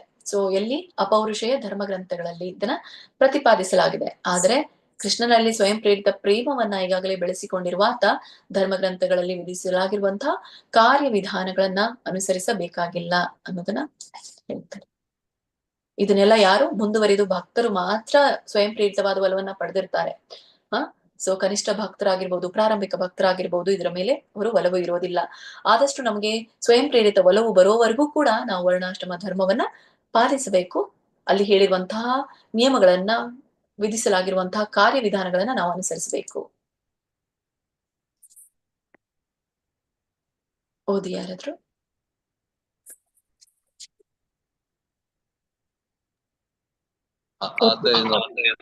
ಪ್ರಜ್ಞೆಯಲ್ಲಿ ತೊಡಗುವವರೆಗೂ ನಮ್ಮ ಜೀವನದ ದೈಹಿಕ ಪರಿಕಲ್ಪನೆ ಸಂಪೂರ್ಣ ನಿರ್ಮಲವಾಗುವುದಿಲ್ಲ. ನಾವು ದೇಹದ ಸ್ವಧರ್ಮವನ್ನು ಅನುಸರಿಸಬೇಕು. ಬ್ರಾಹ್ಮಣ, ಕ್ಷತ್ರಿಯ, ಶೂದ್ರ. ಹರೇ ಕೃಷ್ಣ. ಇಲ್ಲಿ ನಾವು ಕೃಷ್ಣ ಪ್ರಜ್ಞೆಯಲ್ಲಿ ಇದ್ದೇವೆ, ಆದ್ರೂ ಕೂಡ ಪೂರ್ಣವಾಗಿ ಕೃಷ್ಣ ಪ್ರಜ್ಞೆಯಲ್ಲಿ ತೊಡಗುವವರೆಗೂ ಕೂಡ ನಮ್ಮ ಜೀವನದ ದೈಹಿಕ ಪರಿಕಲ್ಪನೆ ಅಂತ ಏನ್ ಹೇಳ್ತೇವೆ, ಸೊ ಸಂಪೂರ್ಣ ನಿರ್ಮೂಲವಾಗೋದಿಲ್ಲ. ದೈಹಿಕ ಪರಿಕಲ್ಪನೆ ಅಂತಂದ್ರೆ ಇಲ್ಲಿ ನಾನು ಪೂರ್ಣ ರೀತಿಯಾಗಿ ಆತ್ಮ ಅಂತ ನಾನು ತಿಳ್ಕೊಂಡಿಲ್ಲ, ನಾನು ದೈಹಿಕವಾಗಿ ನನ್ನನ್ನ ಗುರುತಿಸ್ಕೊಳ್ತೇನೆ. ಸೊ ದೈಹಿಕ ಪರಿಕಲ್ಪನೆ ಇನ್ನೂ ಕೂಡ ನಮ್ಮಲ್ಲಿದೆ. ಸೊ ಯಾವಾಗ ಈ ದೈಹಿಕ ಪರಿಕಲ್ಪನೆ ದೂರ ಆಗತ್ತೋ, ನನ್ನ ಆಸೆ ಆಕಾಂಕ್ಷೆಗಳು ಎಲ್ಲವೂ ಕೂಡ ದೂರ ಆಗತ್ತೋ, ಸೊ ಆ ನಿರ್ಮೂಲವಾದಾಗ ನಾವು ದೇಹದ ಸ್ವಧರ್ಮವನ್ನ, ನಿರ್ಮೂಲ ಆಗೋವರೆಗೂ ಕೂಡ ದೇಹದ ಸ್ವಧರ್ಮ, ಇಲ್ಲಿ ಎರಡು ತಿರಿನಾದಂತಹ ಸ್ವಧರ್ಮವನ್ನ ನಾವು ಕಾಣ್ತೇವೆ. ದೇಹದ ಸ್ವಧರ್ಮ ಮತ್ತೆ ಆತ್ಮಕ್ಕೆ ಇರುವಂತಹ ಸ್ವಧರ್ಮ. ಹಾಗಾದ್ರೆ ನಮ್ಮನ್ನ ನಾವು ಗುರುತಿಸ್ಕೊಳ್ಳೋದು ದೇಹದ ಸ್ವಧರ್ಮದಿಂದ. ಹಾಗಾಗಿ ಎಲ್ಲಿವರೆಗೂ ನಾವು ಈ ಒಂದು ದೈಹಿಕ ಪರಿಕಲ್ಪನೆಯಲ್ಲಿ ಇರ್ತೇವೋ ಅವಾಗ ದೇಹದ ಸ್ವಧರ್ಮವನ್ನ ನಾವು ಅನುಸರಿಸಬೇಕು. ಆ ದೇಹದ ಸ್ವಧರ್ಮ ಯಾವ್ಯಾವುದು? ಅದೇ ಬ್ರಾಹ್ಮಣ, ಕ್ಷತ್ರಿಯ, ವೈಶ್ಯ, ಶೂದ್ರ. ಇವುಗಳನ್ನ ಅನುಸರಿಸೋದ್ರಿಂದ ನಾವು ಸ್ವಯಂ ಬಲವನ್ನ ಪಡಿಲಿಕ್ಕೆ ಇರುವಂತಹ ಒಂದು ಪ್ಲಾಟ್ಫಾರ್ಮ್ ಅಂತ ಹೇಳ್ತಾರೆ. ಆದರೆ ವಾಸ್ತವವಾಗಿ ಓದ್ಲಾ ಮಾತಾಜಿ? ಓದಿ. ಆದರೆ ವಾಸ್ತವವಾಗಿ ಮುಂದುವರಿದಾಗ ಅದು ಮಹಾಭಾಗವತ. ನಾವು ಅದನ್ನು ಅನುಕರಿಸಬಾರದು. ಆದರೆ ನಾವು ಕೃಷ್ಣ ಪ್ರಜ್ಞೆ ಪ್ರಕ್ರಿಯೆಯಲ್ಲಿ ಹೆಚ್ಚು ಮುಂದುವರಿದಾಗ ನಾವು ಬ್ರಾಹ್ಮಣ, ಕ್ಷತ್ರಿಯ, ವೈಶ್ಯ, ಶೂದ್ರ ಎಂಬ ಈ ದೈಹಿಕ ಪರಿಕಲ್ಪನೆಗೆ ಅತೀತರಾಗುತ್ತೇವೆ. ಹರೇ ಕೃಷ್ಣ ಮಾತಾಜಿ. ಹರೇ ಕೃಷ್ಣ. ಸೊ ಹೀಗೆ ಯಾವಾಗ ನಾವು ಅದನ್ನ ಅನುಸರಿಸಬೇಕು? ದೈಹಿಕ ಪರಿಕಲ್ಪನೆ ಇದ್ದಾಗ ಕ್ಷತ್ರಿಯ, ವೈಶ್ಯ, ಶೂದ್ರ, ಬ್ರಾಹ್ಮಣ ಇದನ್ನ ನಾವು ನೋಡ್ತೇವೆ. ಹಾಗಾದ್ರೆ ಯಾವಾಗ ಮುಂದುವರಿದ ಭಕ್ತ ಇರ್ತಾನೆ, ಆ ಮುಂದುವರಿದ ಭಕ್ತನಿಗೆ ಮಹಾಭಾಗವತ ಅಂತ ಹೇಳಿ ಕರೀತಾರೆ. ಸೊ ಆವಾಗ ನಾವು ಅದನ್ನ ಅನುಕರಿಸಬಾರದು. ಆದ್ರೆ ನಾವು ಕೃಷ್ಣ ಪ್ರಜ್ಞೆಯ ಪ್ರಕ್ರಿಯೆಯಲ್ಲಿ ಹೆಚ್ಚು ಮುಂದುವರೆದಾಗ ನಾವು ಬ್ರಾಹ್ಮಣ, ಕ್ಷತ್ರಿಯ, ವೈಶ್ಯ, ಶೂದ್ರ ಇಂತ ಒಂದು ದೈಹಿಕ ಪರಿಕಲ್ಪನೆಯಿಂದ ಅತೀತರಾಗ್ತೇವೆ ಅಂತ ಹೇಳಿ. ಸೊ ಅದರಿಂದನೂ ದಾಟಿ ನಾವು ಆಚೆ ಹೋಗ್ತೀವಿ ಅನ್ನೋದ್ರ ಕುರಿತಾಗಿ ಶ್ರೀಲ ಪ್ರಭುಪಾದರು ತಿಳಿಸ್ತಾರೆ. ಹರೇ ಕೃಷ್ಣ ಮಾತಾಜಿ. ಆದರೆ ಆಗಿದೆ ಮಾತಾಜಿ, ಆಗಿದೆ ಹಾ. ಇದಾಗಿದೆ. ಸೊ ಇನ್ನು ನಾವು ಕೆಲವೊಂದು ಅಂಶಗಳನ್ನು 111ನೇ ಅಂಶವನ್ನ 111ನೇ ಪೇಜ್ ಅಲ್ಲಿ ನಾವು 54ನೇ ಅಂಶಗಳನ್ನ ಕಾಣ್ತೇವೆ. ಸೊ ಅಧ್ಯಾಯ 12. ಇದರಲ್ಲಿ ನಮ್ಗೆ ಅಪೌರುಷೇಯ ಧರ್ಮ ಗ್ರಂಥಗಳ ಶ್ರವಣದ ಕುರಿತಾಗಿ ತಿಳಿಸ್ತಾರೆ. ಅಪೌರುಷೇಯ ಧರ್ಮ ಗ್ರಂಥಗಳು ಅಂತಂದ್ರೆ ಏನು? ಅಪೌರುಷೇಯ ಧರ್ಮ ಗ್ರಂಥಗಳು ಅಂತಂದ್ರೆ ಭಗವಂತನೇ ಸ್ವತಃ ಅವುಗಳನ್ನ ತಿಳಿಸಿರುವಂಥದ್ದು. ಈ ಒಂದು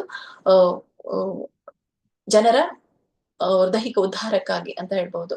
ಹೀಗೆ ಧರ್ಮ ಗ್ರಂಥಗಳು ಎನ್ನುವಂತಹ ಪದ, ಧರ್ಮ ಗ್ರಂಥ ಅಂತ ಬಂದಾಗ ನಮ್ಮ ತಲೆಯಲ್ಲಿ ಯಾವ್ಯಾವ್ದಿದೆಯಲ್ಲ ಧರ್ಮ ಗ್ರಂಥಗಳು ಅಂತ ಹೇಳೋದಾದ್ರೆ ರಾಮಾಯಣ, ಇವು ಮಹಾಭಾರತ, ಪುರಾಣಗಳು, ವೇದಾಂತಗಳು, ಉಪನಿಷತ್ತುಗಳು, ಇವುಗಳೆಲ್ಲವೂ ಕೂಡ ಧರ್ಮ ಗ್ರಂಥಗಳು.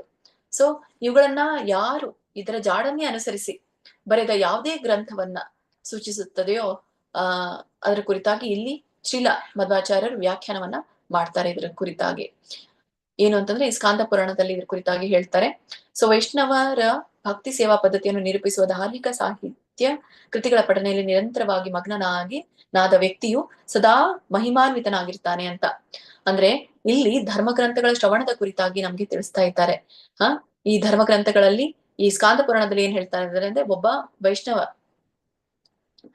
ಭಕ್ತಿ ಸೇವಾ ಪದ್ಧತಿಯನ್ನ ಯಾರು ನಿರೂಪಿಸ್ತಾರೋ, ಸೊ ಅಂತ ಒಂದು ಧಾರ್ಮಿಕ ಸಾಹಿತ್ಯದ ಕೃತಿಯನ್ನ ಪಠನೆಯಲ್ಲಿ ನಿರಂತರವಾಗಿ ಮಗ್ನನಾದ ವ್ಯಕ್ತಿ ಸದಾ ಮಹಿಮಾನ್ವಿತನಾಗಿರ್ತಾನೆ ಅಂತ. ಮಹಿಮೆ ಉಳ್ಳವನಾಗಿರ್ತಾನೆ. ಯಾವ ಮಹಿಮೆ? ಭಗವಂತನ ಮಹಿಮೆಯನ್ನ ಇತರರಿಗೆ ಸಾರುವವನಾಗಿರ್ತಾನೆ ಅನ್ನೋದನ್ನ ಇಲ್ಲಿ ಹೇಳ್ತಾರೆ. ಸೊ ಉದಾಹರಣೆಗೆ ನಾವು ಎಷ್ಟು ಈ ಒಂದು ಬ್ರಹ್ಮ ಮಧ್ವ ಗೌಡಿಯ ಸಂಪ್ರದಾಯದಲ್ಲಿ ನಾವು ನೋಡ್ತೇವೆ, ಗುರು ಪರಂಪರೆಯಿಂದ ಬಂದಂಥದ್ದು. ಹೇಗೆ ಎಲ್ಲರೂ ಕೂಡ ಈ ಒಂದು ಧರ್ಮ ಗ್ರಂಥದ ಪಠನವನ್ನ ಮಾಡಿ ಮತ್ತೆ ಅದರ ಒಂದು ಮಹಿಮೆಯನ್ನ ಎಲ್ಲ ಗುರು ಪರಂಪರೆಯಿಂದ ಹಾಗೇನೆ ನಮ್ಗೆ ಅದರ ಮಹಿಮೆಯನ್ನ ಇತರಕ್ಕೆ ತಿಳಿಸಲಾಗಿರುವಂಥದ್ದು. ಇದರಿಂದ ನಿಶ್ಚಯವಾಗಿಯೂ ಭಗವಂತ ಸುಪ್ರೀತನಾಗ್ತಾನೆ ಅನ್ನೋದನ್ನ ಹೇಳ್ತಾರೆ. ಮತ್ತೆ ಜೊತೆಗೆ ಯಾರೆಲ್ಲ ಈ ಗ್ರಂಥಗಳನ್ನ ಮನೆಯಲ್ಲಿ ಇಟ್ಕೊಳ್ತಾರೋ, ಸೊ ಗೌರವದಿಂದ ನಮಸ್ಕಾರವನ್ನ ಮಾಡ್ತಾರೋ ಅವರಿಗೆ ಎಲ್ಲ ಪಾಪ ಕರ್ಮಗಳಿಂದನೂ ಕೂಡ ಮುಕ್ತನಾಗ್ತಾನೆ. ಮತ್ತೆ ಜೊತೆಗೆ ದೇವತೆಗಳು ಸೊ ದೇವತೆಗಳಿಂದ ಪೂಜೆ ಗೊಳ್ಳಿಕ್ಕೆ ಅರ್ಹರಾಗ್ತಾರೆ ಅಂತ. ಈಗ ನಾವೆಲ್ಲರೂ ಕೂಡ ದೇವತೆಗಳಿಗೆ ಪೂಜೆ ಸಲ್ಲಿಸ್ತೇವೆ. ಮತ್ತೆ ಯಾರೆಲ್ಲ ಮನೆಯಲ್ಲಿ ಇಂಥ ಧರ್ಮ ಗ್ರಂಥಗಳಿರುತ್ತೋ ಅಂತ ಧರ್ಮ ಗ್ರಂಥಗಳಿದ್ದಂತ ವ್ಯಕ್ತಿಗೆ ದೇವತೆಗಳೇ ಪೂಜೆಯನ್ನ ಮಾಡ್ತಾರೆ ಅನ್ನೋದನ್ನ ಇಲ್ಲಿ ತಿಳಿಸ್ತಾರೆ.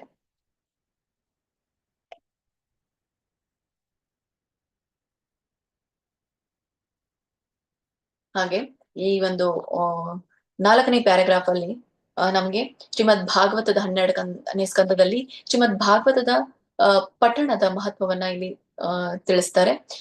ಏನಂದ್ರೆ ಇಲ್ಲಿ ಶ್ರೀಮದ್ ಭಾಗವತ ಈ ಒಂದು ಸಕಲ ವೇದಾಂತಗಳ ದರ್ಶನವನ್ನ ನಮ್ಗೆ ತಿಳಿಸುತ್ತೆ. ಸೊ ವೇದಗಳ ಅಂತಾನೆ ಈ ಶ್ರೀಮದ್ ಭಾಗವತಂ ಅಂತ.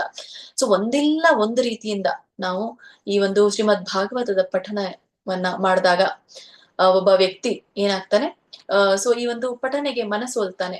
ಮತ್ತೆ ಅವನಿಗೆ ಬೇರೆ ಯಾವುದೋ ಒಂದು ಗ್ರಂಥ ರುಚಿಸೋದಿಲ್ಲ. ಶ್ರೀಮದ್ ಭಾಗವತವನ್ನ ಅವನು ಕೇಳಿದೆ ಆದ್ರೆ ಬೇರೆ ಯಾವುದೇ ಗ್ರಂಥಗಳು ಅವನಿಗೆ ರುಚಿಸೋದಿಲ್ಲ ಅನ್ನೋದ್ರ ಕುರಿತಾಗಿ ನಾವಿಲ್ಲಿ ತಿಳ್ಕೊಳ್ತೇವೆ.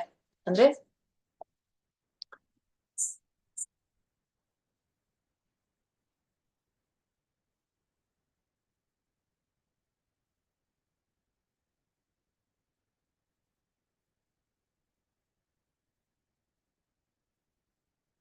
ಇಲ್ಲಿ ನಮ್ಗೆ ಶ್ರೀಮದ್ ಭಾಗವತದಲ್ಲಿ ನಾವು ಈ ಬೇರೆ ಮಾತುಗಳಲ್ಲಿ ಹೇಳೋದಾದ್ರೆ, ಶ್ರೀಮದ್ ಭಾಗವತವು ನೀಡುವ ಅಲೌಕಿಕ ಆನಂದವನ್ನು ಸವಿದ ವ್ಯಕ್ತಿಯು ಪ್ರಾಪಂಚಿಕ ಸಾಹಿತ್ಯ ಕೃತಿಗಳಿಂದ ತಣೆಯಲಾರನು ಅನ್ನೋದನ್ನ ಹೇಳ್ತಾರೆ.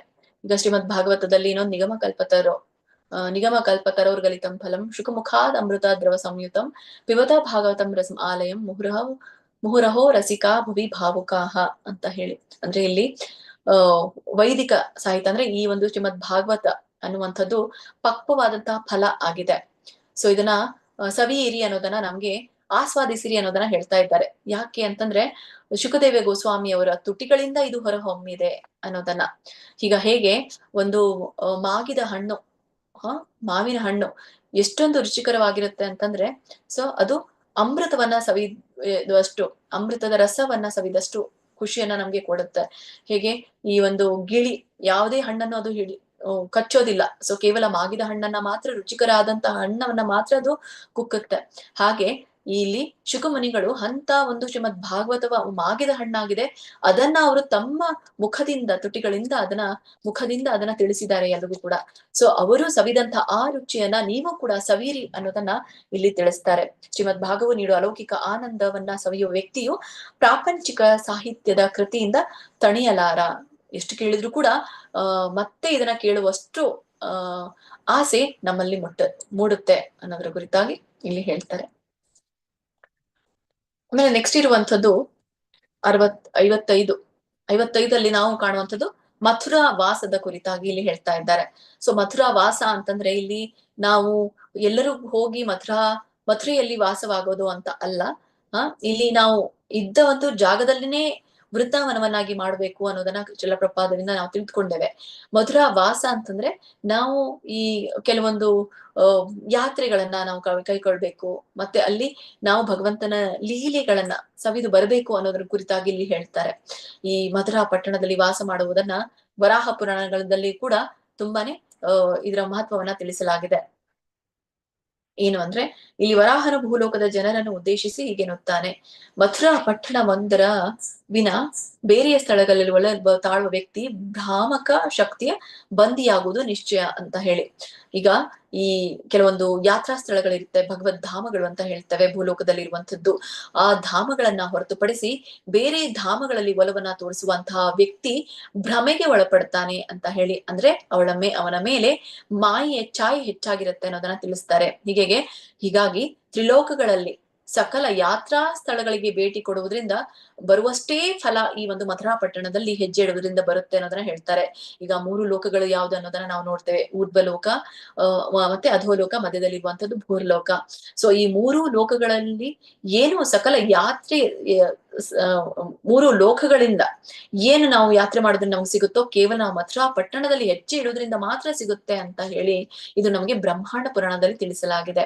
ಹಾಗಾಗಿ ಮಥುರಾ ಪಟ್ಟಣ ಕುರಿತಂತೆ ನಾವು ಮಥುರಾ ಪಟ್ಟಣದ ಕುರಿತಾಗಿ ಶ್ರವಣ ಸ್ಮರಣ ಮಾಡೋದ್ರಿಂದ, ಮಹಿಮೆಯನ್ನ ಕೀರ್ತನೆಯನ್ನ ಮಾಡೋದ್ರಿಂದ, ಹೀಗೆ ಪಟ್ಟಣವನ್ನ ಮಥುರೆಗೆ ಹೋಗ್ಬೇಕು ಅನ್ನುವಂತಹ ಆಪೇಕ್ಷೆಯೂ ಕೂಡ ಮತ್ತೆ ನೋಡಿ ನೆಲವನ್ನ ಸ್ಪರ್ಶನೆ ಮಾಡೋದ್ರಿಂದ ಇವುಗಳಿಂದ ವ್ಯಕ್ತಿ ಈ ಏನೆಲ್ಲ ಅವನಿಗೆ ಆಸೆಗಳಿದೆಯೋ ಆ ಆಸೆಗಳನ್ನೆಲ್ಲನೂ ಕೂಡ ಈಡೇರಿಸಿಕೊಳ್ಬಹುದು ಅನ್ನುವಂಥದ್ದನ್ನ ಈ ಕೆಲವೊಂದು ಈ ಒಂದು ಶಾಸ್ತ್ರ ಗ್ರಂಥಗಳಲ್ಲಿ ತಿಳಿಸಲಾಗಿದೆ. ಸೊ ಮಥುರಾ ಪಟ್ಟಣದ ಒಂದು ಮಹತ್ವವನ್ನ ನಾವಿಲ್ಲಿ ನೋಡಬಹುದು.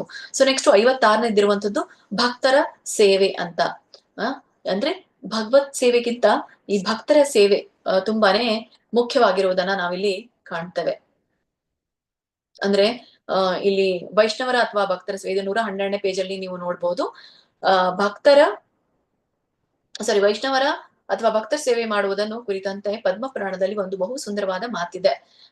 ಸೊ ಇದು ನಮ್ಗೆ ಪದ್ಮ ಪುರಾಣದಲ್ಲಿ ತಿಳಿಸಲಾಗಿದೆ. ಆರಾಧನಾನಾಂ ಸರ್ವೇಶಾಂ ವಿಷ್ಣುರಾರಾಧನಂ ಪರಂ ತಸ್ಮಾತ್ ಪರತರಂ ದೇವಿ ತದೀಯಾನಾಂ ಸಮರ್ಚನಂ ಅಂತ ಹೇಳಿ. ಅಂದ್ರೆ ಇಲ್ಲಿ ಶಿವ ಏನ್ ಹೇಳ್ತಾ ಇದ್ದಾರೆ ಅಂದ್ರೆ, ಶಿವನು ತನ್ನ ಪತ್ನಿ ಪಾರ್ವತಿಯನ್ನು ಕುರಿತು, ಪ್ರಿಯೆ, ಪೂಜೆಯಲ್ಲಿ ನಾನಾ ವಿಧಗಳಿದೆ. ಅಂಥ ವಿಧಾನಗಳಲ್ಲಿ ಅಂದ್ರೆ ಆರಾಧನಾನಾಂ ಸರ್ವೇಶಾಂ ವಿಷ್ಣುರಾರಾಧನಾಂ ಪರಂ, ಪೂಜೆಗಳಲ್ಲಿ ತುಂಬಾ ವಿಧಗಳಿದೆ.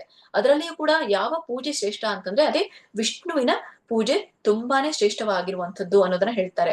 ಸೊ ಆದ್ರೆ ತಸ್ಮಾತ್ ಪರತರಂ ದೇವಿ ತದೀಯಾನಾಂ ಸಮರ್ಚನಂ ಅಂತ ಅಂದ್ರೆ ಅದರಲ್ಲಿಯೂ ಕೂಡ ಭಗವದ್ ಭಕ್ತರ ಪೂಜೆಯು ಭಗವಂತನ ಪೂಜೆಗಿಂತಲೂ ಕೂಡ ದೊಡ್ಡದಾಗಿರುವಂತದ್ದು ಅನ್ನೋದನ್ನ ನಮ್ಗೆ ತಿಳಿಸಲಾಗ್ತಾ ಇದೆ. ಅಂದ್ರೆ ಭಗವತ್ ಪೂಜೆಗಿಂತ ಭಗವಂತ ನನ್ನ ಪೂಜೆಗಿಂತ ಭಕ್ತನ ಪೂಜೆ ಇಷ್ಟಪಡ್ತಾನೆ ಅನ್ನೋದನ್ನ ಇಲ್ಲಿ ಸ್ವತಃ ಶಿವ ಅವರ ಪತ್ನಿ ಪಾರ್ವತಿ ದೇವಿಗೆ ತಿಳಿಸ್ತಾ ಇದ್ದಾರೆ.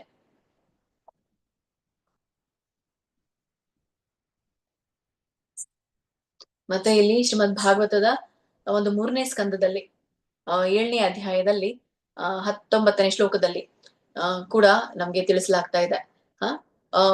ಏನ್ ಹೇಳ್ತಾರೆ ಅಂತಂದ್ರೆ, ನಾನು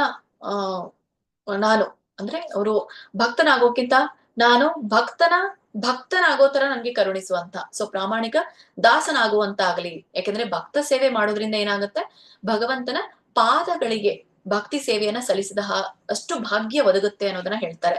ಹೀಗೆ ಭಕ್ತರ ಸೇವೆ ಭಗವಂತನ ಸೇವೆಗಿಂತನೂ ಕೂಡ ತುಂಬಾನೇ ಪ್ರಮುಖವಾದದ್ದು. ಇದರಿಂದ ಏನು ಭಕ್ತಿಯ ಪ್ರೇಮ ಭಗವದ್ ಭಕ್ತ ಪ್ರೇಮವನ್ನ ಭಗವಂತನ ಪ್ರೇಮವನ್ನ ಪಡಿಲಿಕ್ಕೆ ಸಾಧ್ಯ ಆಗುತ್ತೆ ಅನ್ನೋದನ್ನ ಇಲ್ಲಿ ಹೇಳ್ತಾರೆ. ಸ್ಕಾಂದ ಪುರಾಣದಲ್ಲಿಯೂ ಕೂಡ ಇದರ ಒಂದು ಉಕ್ತಿಯನ್ನ ತಿಳಿಸಲಾಗಿದೆ. ಯಾರು ತಮ್ಮ ದೇಹಗಳ ಮೇಲೆ ಶಂಖ ಚಕ್ರ ಗದಾ ಪದ್ಮಗಳನ್ನ ಪ್ರತಿನಿಧಿಸುವ ತಿಲಕವನ್ನ ಧರಿಸುತ್ತಾರೋ, ಯಾರು ಶಿರದಲ್ಲಿ ತುಳಸಿ ದಳಗಳನ್ನ ಮುಡಿಯುತ್ತಾರೋ, ಯಾರು ತಮ್ಮ ದೇಹಗಳ ಮೇಲೆ ಗೋಪಿಚಂದನವನ್ನು ಸದಾ ಧರಿಸಿಕೊಂಡಿರ್ತಾರೋ ಅಂತವ್ರನ್ನ ಒಮ್ಮೆ ನೋಡಿದ್ರು ಸಾಕು, ಅಂತಹ ನೋಟಕನನ್ನು ಅವನ ಎಲ್ಲಾ ಪಾಪಕರ್ಮದಿಂದ ಬಿಟ್ಟು ಹೋಗುತ್ತೆ ಅಂತ. ಹೀಗೆ ಭಗವಂತನ ಸೇವೆ, ಭಕ್ತನ ಸೇವೆ ತುಂಬಾ ಮುಖ್ಯವಾಗಿರುವಂತದ್ದು. ಯಾಕೆ ಅಂತಂದ್ರೆ ಒಬ್ಬ ವ್ಯಕ್ತಿ ಕೇವಲ ಒಬ್ಬ ಭಕ್ತನನ್ನ ನೋಡೋದ್ರಿಂದ, ಆ ಭಕ್ತ ಧರಿಸಿರುವಂತಹ ಈ ಶಂಖ ಚಕ್ರ ಗದಾ ಪದ್ಮಗಳು, ಅವನು ಧರಿಸಿರುವಂತಹ ತಿಲಕ, ಮತ್ತೆ ಅವರ ಶಿರದಲ್ಲಿರುವಂತಹ ದಳ, ಮತ್ತೆ ಅವರ ದೇಹದ ಮೇಲೆ ಇರುವಂತಹ ಗೋಪಿಚಂದನ, ಹೀಗೆ ಕೇವಲ ನೋಡೋ ಮಾತ್ರದಿಂದ ಏನಾಗುತ್ತೆ, ಎಲ್ಲ ಪಾಪಕರ್ಮಗಳು ಕೂಡ ಬಿಟ್ಟ ಹೋಗುತ್ತೆ. ಹಾಗಾಗಿ ನಾವು ಧರಿಸಬೇಕಾಗಿರೋದು ಕೇವಲ ನಮ್ಮ ಪಾಪಕರ್ಮಗಳನ್ನ ತಪ್ಪಿಸ್ಲಿಕ್ಕೆ ಅಲ್ಲ, ಇತರರ ಪಾಪಕರ್ಮಗಳನ್ನು ಕೂಡ ತಪ್ಪಿಸ್ಲಿಕ್ಕೆ ನಾವು ಇವುಗಳನ್ನೆಲ್ಲ ಕೂಡ ಧರಿಸಲೇಬೇಕು ಅನ್ನೋದನ್ನ ಇಲ್ಲಿ ತಿಳಿಸ್ತಾರೆ. ಮತ್ತೆ ಇದ್ರ ಕುರಿತಾಗಿ 11ನೇ ಈ ಒಂದು ಶ್ರೀಮದ್ ಭಾಗವತದ 1ನೇ ಸ್ಕಂದದ ಅಧ್ಯಾಯ 19 ಶ್ಲೋಕ 30ರಲ್ಲಿಯೂ ಕೂಡ ಇವುಗಳನ್ನ ಇದರ ಕುರಿತಾಗಿ ತಿಳಿಸಲಾಗಿದೆ. ಭಕ್ತನ ಬಳಿ ಸಾರುವುದರಿಂದ ಅಥವಾ ಅವನ ಪಾದಕಮಲಗಳನ್ನು ಸ್ಪರ್ಶಿಸುವುದರಿಂದ ಅಥವಾ ಅವನಿಗೆ ಉಚಿತಾಸನವನ್ನ ನೀಡುವುದರಿಂದ ವ್ಯಕ್ತಿಯು ತನ್ನೆಲ್ಲ ಪಾಪಕರ್ಮಗಳಿಂದ ಮುಕ್ತನಾಗ್ತಾನೆ ಅನ್ನೋದನ್ನ ಇಲ್ಲಿ ಹೇಳ್ತಾರೆ. ಸೊ ಭಕ್ತನ ಕೇವಲ ಅವರ ಬಳಿ ಹಾದು ಹೋಗೋದ್ರಿಂದ, ಒಂದ್ ವೇಳೆ ಅವರ ಪಾದ ಸ್ಪರ್ಶವನ್ನ ಮಾಡ್ಲಿಕ್ಕೆ ನಮ್ಗೆ ಅವಕಾಶ ಸಿಕ್ಕರೆ ಪಾದ ಸ್ಪರ್ಶನವನ್ನ ಮಾಡೋದ್ರಿಂದ, ಸೊ ಅವರಿಗೆ ಒಂದು ಆಸನವನ್ನ ಕೊಡೋದ್ರಿಂದ ಸೊ ಸಕಲ ಪಾಪಗಳಿಂದ ಮುಕ್ತನಾಗ್ತಾನೆ ಆಗೋದ್ರಲ್ಲಿ ಸಂದೇಹ ಇಲ್ಲ ಅನ್ನೋದನ್ನ ಇಲ್ಲಿ ಹೇಳ್ತಾರೆ. ಮತ್ತೆ ಅಂತ ವೈಷ್ಣವನ ಕಾರ್ಯ ಸಾಧನೆಗಳನ್ನು ಸ್ಮರಿಸಿದ್ರು ಸಾಕು, ವ್ಯಕ್ತಿಯು ಅವನ ಕುಟುಂಬದ ಜನರು ಪುನೀತರಾಗ್ತಾರೆ. ಸೊ ಇಲ್ಲಿ ಇನ್ನೊಂದು ವಿಷಯ ಹೇಳ್ತಾರೆ, ಭಕ್ತರ ಸೇವೆ ಮಾಡೋದ್ರಿಂದ ಏನಾಗುತ್ತೆ ಅಂದ್ರೆ, ಸೊ ಕೇವಲ ತನ್ನ ಪಾಪ ಕರ್ಮಗಳನ್ನ ಕಳೆಯೋದಷ್ಟೇ ಅಲ್ಲ, ಆ ಒಂದು ವೈಷ್ಣವನ ಭಕ್ತನಾಗೋದ್ರಿಂದ, ವೈಷ್ಣವನಿಗೆ ಒಂದು ಗೌರವ ಸಲ್ಲಿಸೋದ್ರಿಂದ ಅಥವಾ ಕೇವಲ ಆ ವ್ಯಕ್ತಿಯನ್ನ ಸ್ಮರಿಸೋದ್ರಿಂದ ಸಾಕು, ಆ ವ್ಯಕ್ತಿ ಮತ್ತೆ ಆ ವ್ಯಕ್ತಿ ಕುಟುಂಬ ಏನಿದೆಯೋ ಎಲ್ಲವೂ ಕೂಡ ಪುನೀತರಾಗತ್ತೆ ಅನ್ನೋದನ್ನ ಹೇಳ್ತಾರೆ. ಸೊ ಹೀಗೆ ಭಕ್ತನ ಪ್ರತ್ಯಕ್ಷ ಸೇವೆ ಮಾಡುವ ಜನರ ವಿಚಾರದಲ್ಲಿ ಹೇಳುವುದೇನಿದೆ. ಸೊ ನೋಡಿ, ಹೀಗಿರುವುದರಲ್ಲಿ ಭಕ್ತನ ಪ್ರತ್ಯಕ್ಷ ಸೇವೆ ಮಾಡುವ ಜನರ ವಿಚಾರದಲ್ಲಿ ಹೇಳೋದೇನೆ. ಕೇವಲ ನೋಡಿ, ಆ ಭಕ್ತನ ಹೆಸರು ಕೇಳೋದ್ರಿಂದಾನೇ ನಮ್ಮ ಕುಟುಂಬನೇ ಪುನೀತರಾಗೋದಿದ್ರೆ, ಅಂತ ಭಕ್ತನನ್ನ ನಾವು ಪ್ರತ್ಯಕ್ಷವಾಗಿ ನೋಡೋದ್ರಿಂದ ಎಷ್ಟು ಅವರು ಪುನೀತರಾಗಬಹುದು ಅನ್ನೋದನ್ನ ಇಲ್ಲಿ ಹೇಳ್ತಾ ಇದ್ದಾರೆ. ಆದಿ ಪುರಾಣದಲ್ಲಿಯೂ ಕೂಡ ಇದ್ರ ಒಂದು ಉಲ್ಲೇಖವನ್ನ ಕೊಡಲಾಗಿದೆ. ಸೊ ಎಲ್ಲರೂ ಕೂಡ ಓದ್ಕೊಳ್ತೀರಾ ಅನ್ಕೊಳ್ತಾನೆ. ಸೊ ಎಲ್ಲ ಉಲ್ಲೇಖವನ್ನ ಇಲ್ಲಿ ಎಕ್ಸ್ಪ್ಲೈನ್ ಮಾಡ್ಲಿಕ್ಕೆ ಆಗಲ್ಲ. ಸೊ ಸ್ವಲ್ಪ ಅದನ್ನ ನೋಡ್ಕೊಳ್ಳಿ. ಮತ್ತೆ ನೆಕ್ಸ್ಟ್ 57ನೇದು ಬರುವಂತದ್ದು ಶಕ್ತಿಗನುಗುಣವಾಗಿ ಪ್ರಭು ಸೇವೆಯನ್ನ ಮಾಡುವಂಥದ್ದು. ಸೊ ಇದಕ್ಕೆ ವಿಶ್ರಂಭೇಣ ಸೇವಾ, ವಿಶ್ರಂಭೇಣ ಗುರು ಸೇವಾ ಅಂತ ಕರೀತಾರೆ. ಸೊ ವ್ಯಕ್ತಿ ತನ್ನ ಒಂದು ಆರ್ಥಿಕ ಸ್ಥಿತಿಗತಿಗಳಿಗೆ ಅನುಗುಣವಾಗಿ ಅವನು ಏನ್ ಮಾಡ್ಬೋದು, ಭಗವಂತನಿಗೆ ಸಂಬಂಧಿಸಿದ ಎಲ್ಲ ಸಮಾರಂಭಗಳಲ್ಲಿ ಅದನ್ನ ಆಚರಿಸ್ಲಿಕ್ಕೆ ಬಯಸಿದ್ರೆ, ಸೊ ತನ್ನ ಒಂದು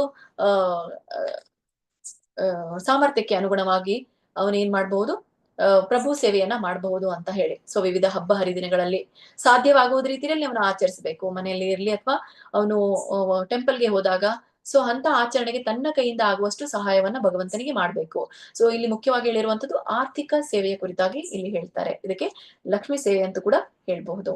ಸೊ ನೆಕ್ಸ್ಟ್ 58ನೇ ಅಂಶ ಕಾರ್ತಿಕ ಮಾಸದಲ್ಲಿ ಮಾಡುವಂತಹ ಭಕ್ತಿ ಸೇವೆ ಕುರಿತಾಗಿ ಹೇಳ್ತಾ ಇದ್ದಾರೆ. ಹೀಗೆ ಈ ಒಂದು ಕಾರ್ತಿಕ ಮಾಸದಲ್ಲಿ ಬರುವಂತಹ ಹಬ್ಬಕ್ಕೆ ಊರ್ಜ ವ್ರತ ಅಂತ ಕರೀತಾರೆ. ಸೊ ಹಬ್ಬ ಹರಿದಿನಗಳ ಪೈಕಿ ಇದು ತುಂಬಾನೇ ಮುಖ್ಯವಾಗಿರುವಂತದ್ದು ಅಂತ ಹೇಳಿ. ಸೊ ಈ ವ್ರತವನ್ನ ಕಾರ್ತಿಕ ಮಾಸದಲ್ಲಿ ಆಚರಣೆ ಮಾಡಲಾಗುತ್ತೆ. ಕಾರ್ತಿಕ ಮಾಸ ಸಾಮಾನ್ಯವಾಗಿ ಅಕ್ಟೋಬರ್ ಮತ್ತೆ ನವೆಂಬರ್ ನಲ್ಲಿ ಆಚರಣೆಯನ್ನ ಮಾಡಲಾಗುತ್ತೆ. ಸೊ ಆ ಒಂದು ಪೂಜೆಯ ಮಹತ್ವವನ್ನ ನಾವು ದಾಮೋದರ ರೂಪದಲ್ಲಿ ಭಗವಂತನನ್ನ ಪೂಜಿಸ್ತೇವೆ.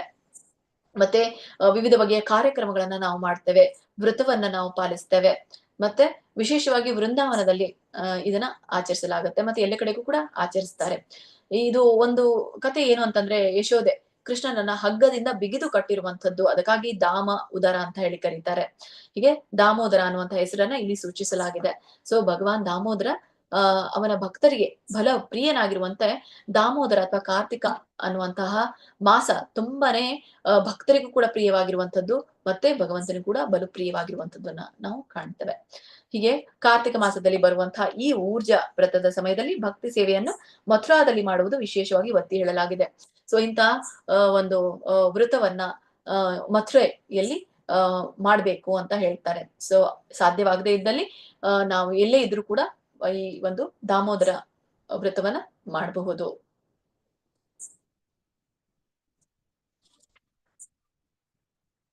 ಮತ್ತೆ ಪದ್ಮಪುರಾಣದಲ್ಲಿ ಇನ್ನೊಂದು ವಿಷಯವನ್ನ ನಮ್ಗೆ ಮುಖ್ಯವಾಗಿ ತಿಳಿಸಲಾಗಿದೆ.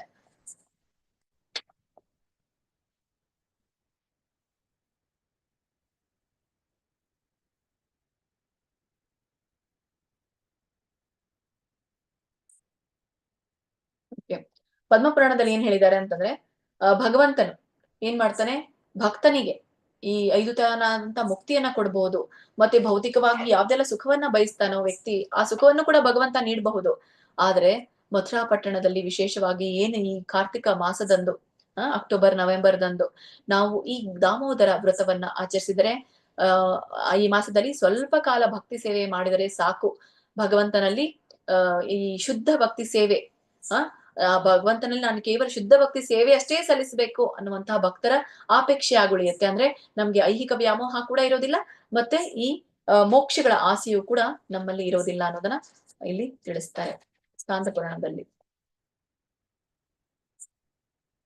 59ನೇ ವಿಚಾರವನ್ನ ನೋಡಿದಾಗ ಹಬ್ಬ ಹರಿದಿನಗಳ ಆಚರಣೆ.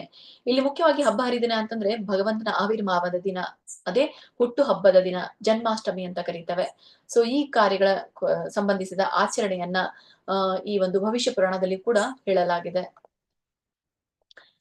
ಅಂದ್ರೆ ಇಲ್ಲಿ ಒಂದು ಈ ಭವಿಷ್ಯ ಪುರಾಣದಲ್ಲಿ ಏನ್ ಹೇಳಲಾಗಿದೆ, ಪ್ರಿಯ ಕೃಷ್ಣನೇ, ದೇವಕಿಯು ನಿನಗೆ ಜನ್ಮವಿತ್ತ ದಿನವನ್ನ ದಯವಿಟ್ಟು ತಿಳಿಸು ಅಂತ ಹೇಳಿ.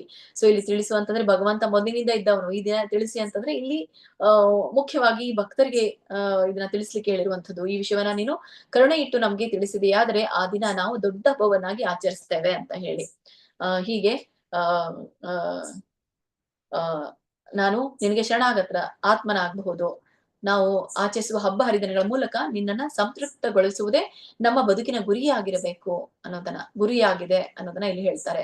ಸೊ ಹಬ್ಬ ಹರಿದಿನಗಳ ಆಚರಣೆ ಅಂತ ಭಗವಂತನ ಆವಿರ್ಭಾವದ ದಿನ. ಹೀಗೆ ಇದನ್ನ ಆಚರಿಸೋದ್ರಿಂದ ಭಗವಂತನಿಗೆ ಭಕ್ತ ತುಂಬಾ ಪ್ರಿಯನಾಗ್ತಾನೆ ಅನ್ನೋದನ್ನ ಭವಿಷ್ಯ ಪುರಾಣದಲ್ಲಿ ತಿಳಿಸಲಾಗಿದೆ. ಇನ್ನ 60ನೇ ವಿಚಾರವನ್ನ ನೋಡಿದಾಗ ಇದು ತುಂಬಾ ಭಕ್ತಿಯ ವಿಗ್ರಹ ಆರಾಧನೆ ಅಂತ ಹೇಳ್ತಾರೆ. ಸೊ ತುಂಬು ಭಕ್ತಿಯ ವಿಗ್ರಹ ಆರಾಧನೆ. ಇಲ್ಲಿ ವಿಗ್ರಹ ಆರಾಧನೆಯನ್ನ ಮಾಡುವಂಥದ್ದು ಅಥವಾ ವಿಗ್ರಹ ಪೂಜೆಯನ್ನ ಮಾಡುವಂಥದ್ದು ಅಂತ ಆದಿಪುರಾಣದಲ್ಲಿ ಒಂದು ಉಲ್ಲೇಖ ಇದೆ. ಭಗವಂತನ ಪವಿತ್ರ ನಾಮ ಸಂಕೀರ್ತನೆಯಲ್ಲಿ ಯಾರಾದ್ರೂ ನಿರತರಾದ್ರೆ, ಮಗ್ನರಾದ್ರೆ ಅದರ ನಿರತರಾದ್ರೆ ಮಾತ್ರದಿಂದ ಅವರು ಈ ಅಲೌಕಿಕ ಆನಂದವನ್ನ ಅನುಭವಿಸಬಹುದು ಅಂತ. ವ್ಯಕ್ತಿಗೆ ಮುಕ್ತಿಯೊಂದನ್ನಲ್ಲೇ ಅಲ್ಲದೆ ಭಕ್ತಿ ಸೇವೆಗೆ ಅನುವಾಗುವಂತ ಸೌಕರ್ಯಗಳನ್ನು ಕೂಡ ನೀಡಲಾಗುತ್ತೆ. ಒಬ್ಬ ಭಕ್ತನಿಗೆ ಏನು ಕೇವಲ ಅಲೌಕಿಕ ಆನಂದ ಅಷ್ಟೇ ಅಲ್ಲ, ವ್ಯಕ್ತಿಗೆ ಮುಕ್ತಿ ಅಷ್ಟೇ ಅಲ್ಲ, ಆ ಒಂದು ಭಕ್ತಿಯ ಸೇವೆಗೆ ಬೇಕಾಗಿರುವಂತಹ ಎಲ್ಲ ಸೌಕರ್ಯಗಳನ್ನು ಕೂಡ ಭಗವಂತ ನೀಡ್ತಾನೆ ಅನ್ನೋದನ್ನ ಆದಿಪುರಾಣದಲ್ಲಿ ಹೇಳಲಾಗಿತ್ತ ಈ ವಿಗ್ರಹದನ್ನೇ ಕುರಿತು. ಈ ಆಕ್ಚುಲಿ ಮುಕ್ತಿ ಅಂದ್ರೆ ಏನು ಅಂತ ತಿಳಿಸಿದ್ದಾರೆ. ಸೊ ಮುಕ್ತಿ ಅಂದ್ರೆ ಈ ಐಹಿಕ ಕಲ್ಮಶದಿಂದ ಬಿಡುಗಡೆ ಹೊಂದಿದಂಥವನು ಅಥವಾ ಐಹಿಕ ಕಾಲುಷ್ಯಗಳಿಂದ ಬಿಡುಗಡೆ, ಅದೇ ಮುಕ್ತಿ ಅನ್ನೋದನ್ನ ಇಲ್ಲಿ ತಿಳಿಸ್ತಾ ಇದ್ದಾರೆ. ಮತ್ತೆ ಯಾರು ಈ ಐಹಿಕ ಕಾಲುಷ್ಯದಿಂದ ಮುಕ್ತಿಯನ್ನ ಪಡಿತಾರೋ, ಕಲ್ಮಶದಿಂದ ಮುಕ್ತಿಯನ್ನ ಪಡಿತಾರೋ ಅವರು ಮತ್ತೆ ಈ ಜನನ ಮರಣಗಳ ಚಕ್ರಗಳಲ್ಲಿ ಸಿಲುಕೋದಿಲ್ಲ ಅನ್ನೋದನ್ನ ಕೂಡ ಹೇಳ್ತಾರೆ.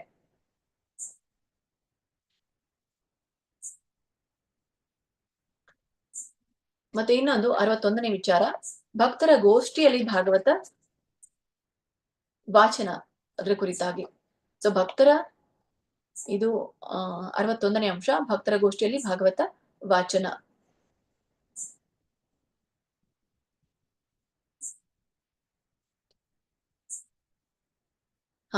ನಾವು ಭಾಗವತವನ್ನ ಎಲ್ಲಿ ಕೇಳ್ಬೇಕು, ಎಲ್ಲಿ ಶ್ರವಣ ಮಾಡ್ಬೇಕು? ಸೊ ಭಕ್ತರ ಗೋಷ್ಠಿಯಲ್ಲಿ ಇದನ್ನ ನಾವು ಶ್ರವಣ ಮಾಡ್ಬೇಕು ಅನ್ನೋದ್ರ ಕುರಿತಾಗಿ ಹೇಳ್ತಾರೆ. ಸೊ ಮಾನವ ಬದುಕಿಗೆ ಬೇಕಾದ ಎಲ್ಲ ಜ್ಞಾನವನ್ನ ಶ್ರೀಮದ್ ಭಾಗವತ ನಮ್ಗೆ ನೀಡುತ್ತೆ. ಹಾಗಾಗಿ ಈ ವೇದ ಅಂದ್ರೆ ಜ್ಞಾನ. ಸೊ ಇದನ್ನ ನಾವು ತಿಳಿದು ಬರೋದು ಶ್ರೀಮದ್ ಭಾಗವತದಿಂದ. ಹಾಗಾದ್ರೆ ಶ್ರೀಮದ್ ಭಾಗವತದ ಒಂದು ಪಠಣವನ್ನ ನಾವು ಮಾಡೋದ್ರಿಂದ ನಮ್ಗೆ ಈ ಜ್ಞಾನ ಸಿಗುತ್ತೆ ಅಂತಂದಾಗ ಅದಕ್ಕೆ ಇಲ್ಲಿ ಇಲ್ಲ ಅಂತ ಹೇಳಲಾಗಿದೆ. ಯಾಕೆಂದ್ರೆ ಭಕ್ತರ ಗೋಷ್ಠಿಯಲ್ಲಿ ಈ ಭಾಗವತದ ವಾಚನವನ್ನ ನಾವು ಮಾಡ್ಬೇಕು ಅನ್ನೋದನ್ನ ಭಾಗವತದ ಒಂದು ಮಹತ್ವವನ್ನ ಇಲ್ಲಿ ಹೇಳಲಾಗಿದೆ. ಸೊ ಇಲ್ಲಿ 3 ತರನಾದಂತಹ ಭಾಗವತವನ್ನ ನಾವು ಕಾಣ್ತೇವೆ. ಈ ಭಾಗವತ ಅಂತಂದ್ರೆ ಭಾಗವತವನ್ನ 3 ತರನಾಗಿ ಉಲ್ಲೇಖಿಸಲಾಗಿದೆ.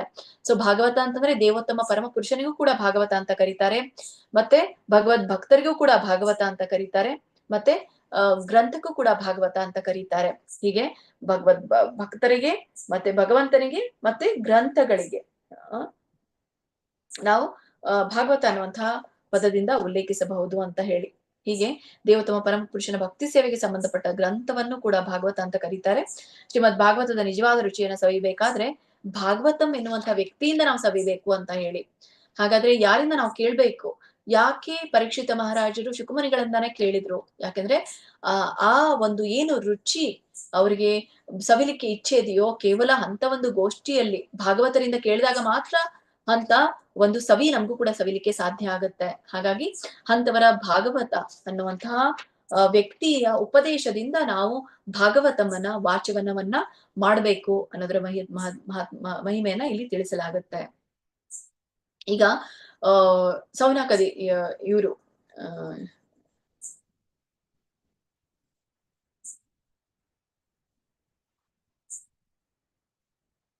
ಹೀಗೆ ಶುಕಮುನಿಗಳ ಕುರಿತಾಗಿ ಹೇಳಲಾಗುತ್ತೆ. ಶುಕಮುನಿಗಳು ಕೂಡ ಮುಂಚಿತವಾಗಿ ನಿರಾಕಾರ ಬ್ರಹ್ಮನ್ ನಲ್ಲಿ ಇರುವಂತವರು. ಸೊ ಅತಿಶಯ ಮೋಹವಿದ್ದಾತನು ಕೂಡ ಕೃಷ್ಣ ಲೀಲಾ ವಿಲಾಸಗಳನ್ನ ತಮ್ಮ ತಂದೆ ವ್ಯಾಸರ ಬಾಯಿಂದ ಕೇಳಿದಾಗ ತಾನು ಶ್ರೀಮದ್ ಭಾಗವತಕ್ಕೆ ಆಕರ್ಷಿತನಾದ್ರು. ಸೊ ಮೊದಲು ಅವರಿಗೆ ಆಕರ್ಷಣೆ ಇರ್ಲಿಲ್ಲ, ನಿರಾಕಾರ ಬ್ರಹ್ಮನ್ನಲ್ಲಿ ಅವರಿಗೆ ಅತಿಶಯವಾದ ಮೋಹವಿತ್ತು. ಯಾವಾಗ ಶುಕಮುನಿಗಳು ತಮ್ಮ ತಂದೆಯಾದಂತಹ ವೇದವ್ಯಾಸರ ಮುಖದಿಂದ ಈ ಒಂದು ಭಾಗವತ ಪ್ರವಚನವನ್ನ ಆಲಿಸ್ತಾರೋ ಆವಾಗ ಅವರು ಕೂಡ ಭಗವಾನ್ ಹಂತಕ್ಕೆ ಅವರು ಬಂದ್ರು ಅನ್ನೋದನ್ನ, ಸಾಕಾರವಾದಿಗಳಾದ್ರು ಅನ್ನೋದ್ರ ಕುರಿತಾಗಿ ನಮ್ಗೆ 1ನೇ ಅಧ್ಯಾಯ ಶ್ಲೋಕ ಅಂದ್ರೆ 2ನೇ ಸ್ಕಂದದ 1ನೇ ಅಧ್ಯಾಯ ಶ್ಲೋಕ 9ರಲ್ಲಿ ತಿಳಿಸಲಾಗಿದೆ. ಇಲ್ಲಿ ನಾವು ಭಾಗವತಮನ್ನ ಶ್ರೀಮದ್ ಭಾಗವತಮನ್ನ ಭಾಗವತ ಅನ್ನುವಂತಹ ವ್ಯಕ್ತಿಯಿಂದ ನಾವು ಶ್ರವಣ ಮಾಡ್ಬೇಕು ಅನ್ನೋದ್ರ ಮಹತ್ವವನ್ನ ಇಲ್ಲಿ ಹೇಳಲಾಗಿದೆ. ಇನ್ನ 62ನೇ ಅಂಶದಲ್ಲಿ ಮುಂದುವರಿದ ಭಕ್ತರ ಸಾಹಚರ್ಯ ಅಂತ ಹೇಳ್ತಾರೆ. ಸೊ ಮುಂದುವರಿದ ಭಕ್ತರ ಸಾಹಚರ್ಯ ಅಂತಂದ್ರೆ ಸಾಧು ಸಂಘ. ಇಲ್ಲಿ ಶ್ರೀಮದ್ ಭಾಗವತವನ್ನ ಶುದ್ಧ ಭಕ್ತರ ಸಹಯೋಗದಲ್ಲಿ ಚರ್ಚಿಸುವುದರ ಪ್ರಾಮುಖ್ಯತೆಯನ್ನ ತಿಳಿಸಲಾಗಿದೆ. ಸೊ ಉದಾಹರಣೆಗೆ ನೈಮಿಷಾರಣ್ಯದಲ್ಲಿ ಹೀಗೆ ಸೂತ ಗೋಸ್ವಾಮಿ ಅವರ ಸಮ್ಮುಖದಲ್ಲಿ ಎಲ್ಲಾ ಶವನಕಾದಿಗಳು ಕೂಡ ಕೇಳ್ತಾರೆ. ಸೊ ನಾವು ನಿಮ್ಮ ನೀವೆಲ್ಲ ಏನೆಲ್ಲಾ ಶುಕಮುನಿಗಳಿಂದ ಕೇಳಿದಿರೋ ಅದನ್ನ ನಮ್ಗೆ ತಿಳಿಸಿ ಅಂತ ಹೇಳಿ ಸೂತಮುನಿಗಳಿಗೆ ತಿಳಿಸಿದಾಗ ಶೌನಕ ಮುನಿಗಳು ಎಲ್ಲಾ ಇದರ ಒಂದು ಸವಿಯನ್ನ ಅವರು ಸವಿತಾರೆ. ಹೀಗೆ ಯಾವಾಗಲೂ ಕೂಡ ಮುಂದುವರಿದ ಭಕ್ತರ ಸಹಚರ್ಯವನ್ನ ನಾವು ಬಯಸ್ಬೇಕು ಅನ್ನೋದು ನಾವು ಇಲ್ಲಿ ಕಾಣ್ತೇವೆ.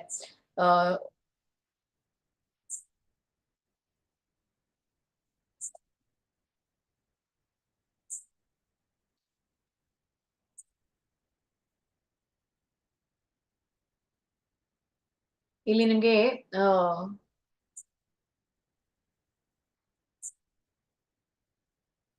ಒಂದು ಕ್ಷಣವಾದರೂ ಶುದ್ಧ ಭಕ್ತನೊಬ್ಬ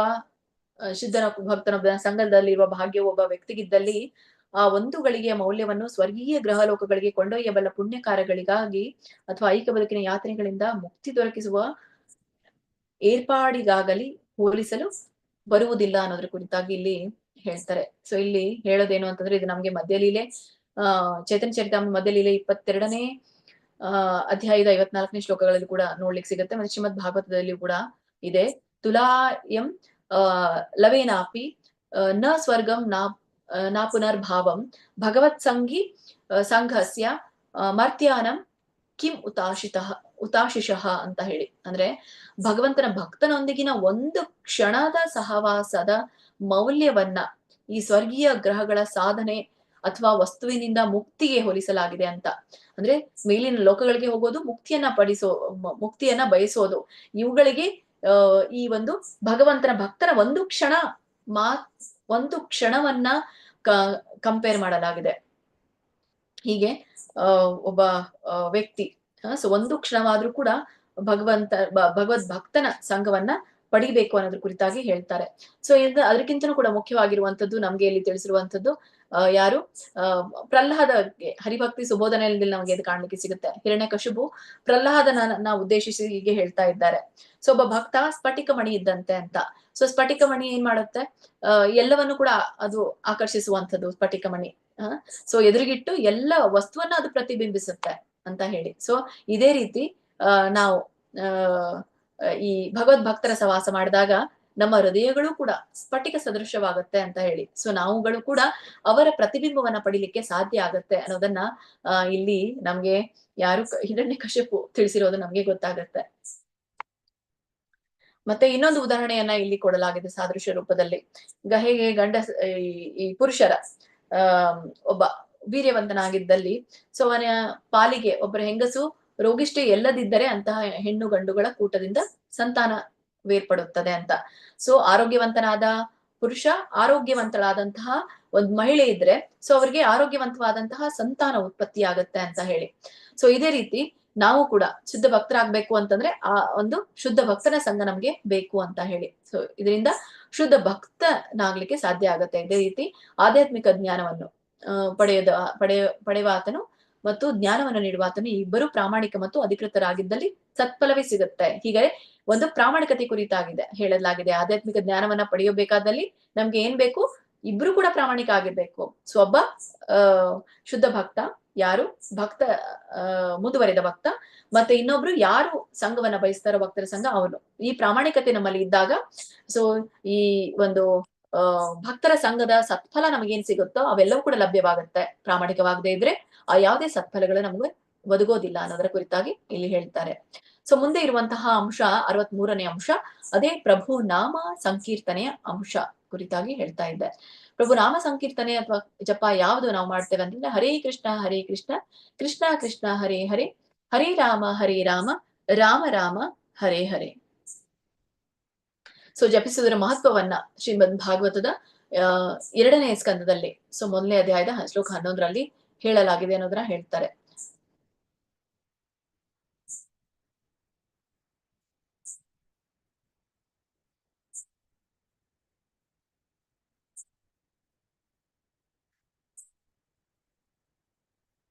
ಅಲ್ಲಿ ಶುಕಮುನಿಗಳ ಪರೀಕ್ಷಿತ ಮಹಾರಾಜನ್ನು ಉದ್ದೇಶಿಸಿ ಇಲ್ಲಿ ಹೇಳ್ತಾ ಇದ್ದಾರೆ. ಇಲ್ಲಿ ಏನಿದೆ ಅಂತಂದ್ರೆ ಸೊ ಏತನ್ ನಿರ್ವಿದ್ಯಮಾನ ಇಚ್ಛತಾಂ ಅಕುತೋ ಭಯಂ ಯೋಗಿನಂ ನೃಪ ನಿರ್ಮಿತಂ ಹರೇರ್ ನಾಮಾನುಕೀರ್ತನಂ ಅಂತ.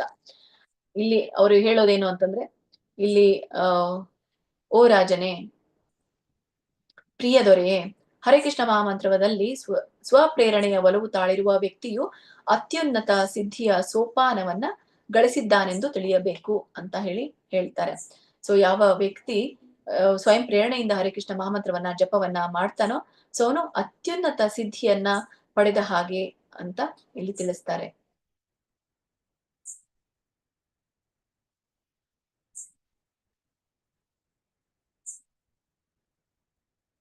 ಆದಿಪುರಾಣದಲ್ಲಿಯೂ ಕೂಡ ನಾವು ಒಂದು ಉಲ್ಲೇಖವನ್ನ ಕಾಣ್ತೇವೆ.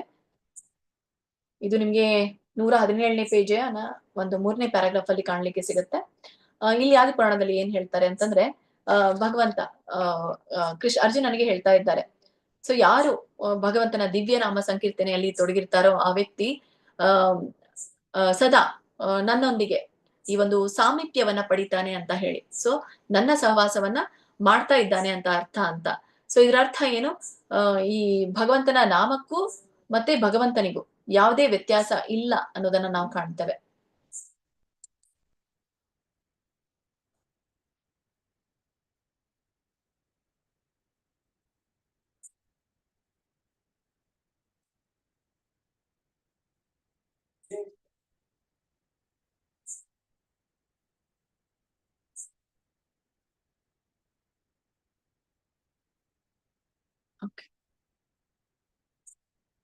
ಓಕೆ, ಇಲ್ಲಿ ಏನ್ ತಿಳಿಸ್ತಾ ಇದ್ದಾರೆ ಆದಿಪುರಾಣದಲ್ಲಿ ಅಂತಂದ್ರೆ ಈ ಒಂದು ಪದ್ಮ ಪುರಾಣದಲ್ಲಿ ನಮ್ಗೆ ಏನ್ ಗೊತ್ತಾಗತ್ತೆ ಅಂತಂದ್ರೆ ನಾಮ ಚಿಂತಾಮಣಿ ಕೃಷ್ಣ ಚೈತನ್ಯ ರಸ ವಿಗ್ರಹ ಪೂರ್ಣ ಶುದ್ಧೋ ನಿತ್ಯ ಮುಕ್ತೋ ಭಿನ್ನತ್ವಾಂ ನಾಮ ನಾಮಿನೋ ಅದ್ರ ಕುರಿತಾಗಿ ಹೇಳ್ತಾರೆ. ಅಂದ್ರೆ ಇಲ್ಲಿ ಪ್ರಭುವಿನ ಪವಿತ್ರ ನಾಮಕ್ಕೂ ಮತ್ತೆ ಸ್ವಯಂ ಪ್ರಭುವಿಗೂ ಯಾವುದೇ ವ್ಯತ್ಯಾಸ ಇಲ್ಲ ಅಂತ ಹೇಳಿ. ಅದಕ್ಕಾಗಿ ಒಬ್ಬ ವ್ಯಕ್ತಿ ಯಾರು ಭಗವಂತನ ನಾಮ ಜಪವನ್ನ ಮಾಡ್ತಾರೋ ಪೂರ್ಣತೆ, ಪಾವಿತ್ರ್ಯತೆ ಮತ್ತು ನಿತ್ಯತೆಗಳ ದೃಷ್ಟಿಯಿಂದ ಪ್ರಭುವಿನ ಪವಿತ್ರ ನಾಮವು ಪ್ರಭುವಿನಷ್ಟೇ ಶ್ರೇಷ್ಠವಾದದ್ದು ಅನ್ನೋದನ್ನ ಅವರು ಅರ್ಥ ಮಾಡ್ಕೊಳ್ತಾರೆ.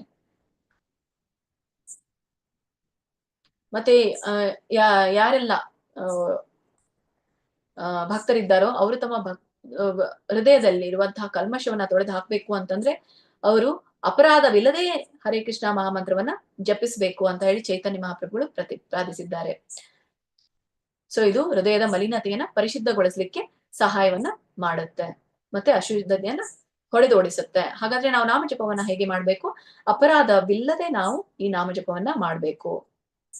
ಮತ್ತೆ ಹೇಗೆ ಮಾಡ್ಬೇಕು ಅಂದ್ರೆ ಗುರುವಿನ ಮಾರ್ಗದರ್ಶನದಲ್ಲಿ ನಾವು ಈ ಹರೇ ಕೃಷ್ಣ ಮಹಾಮಂತ್ರದ ಉಚ್ಚಾರಣೆಯ ಅಥವಾ ಜಪದ ಒಂದು ಶಿಕ್ಷಣವನ್ನ ಪಡಿಬೇಕು ಅನ್ನೋದಲ್ಲಿ ಹೇಳ್ತಾರೆ.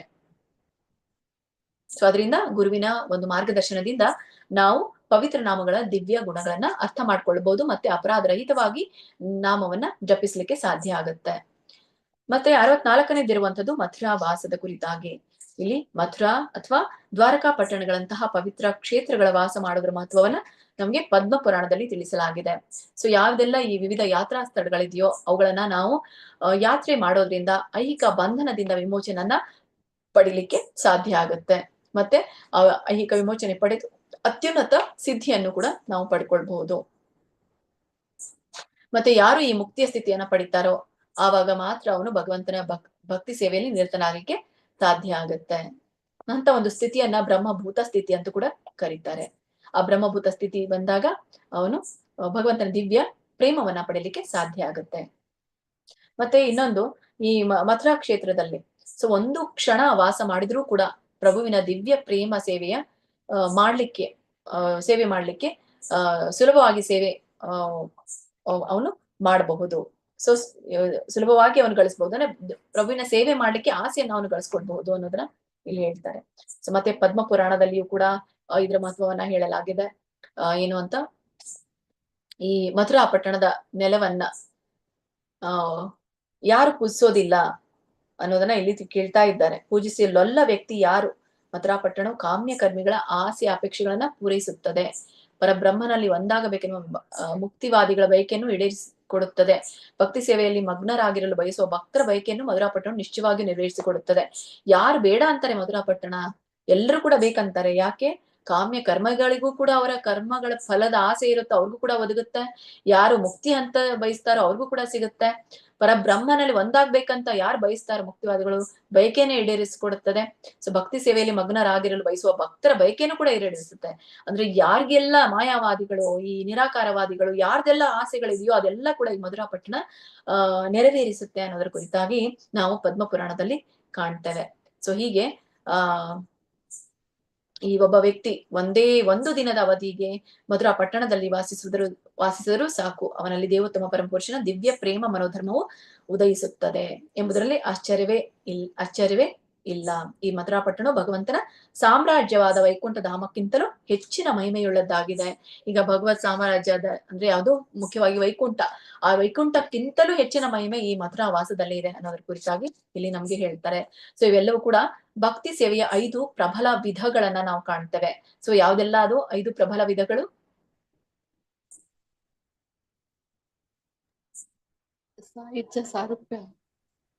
ಹರೇ ಕೃಷ್ಣ ಮಾತಾಜಿ. ಭಗವಂತನ ವಿಗ್ರಹ ಪೂಜೆ, ಶ್ರೀಮದ್ ಭಾಗವತ ವಾಚನ, ಭಕ್ತಿ ಸೇವೆ, ಹರೇ ಕೃಷ್ಣ ಮಹಾಮಂತ್ರ ಜಪ ಮತ್ತು ಮಥುರಾವಾಸ.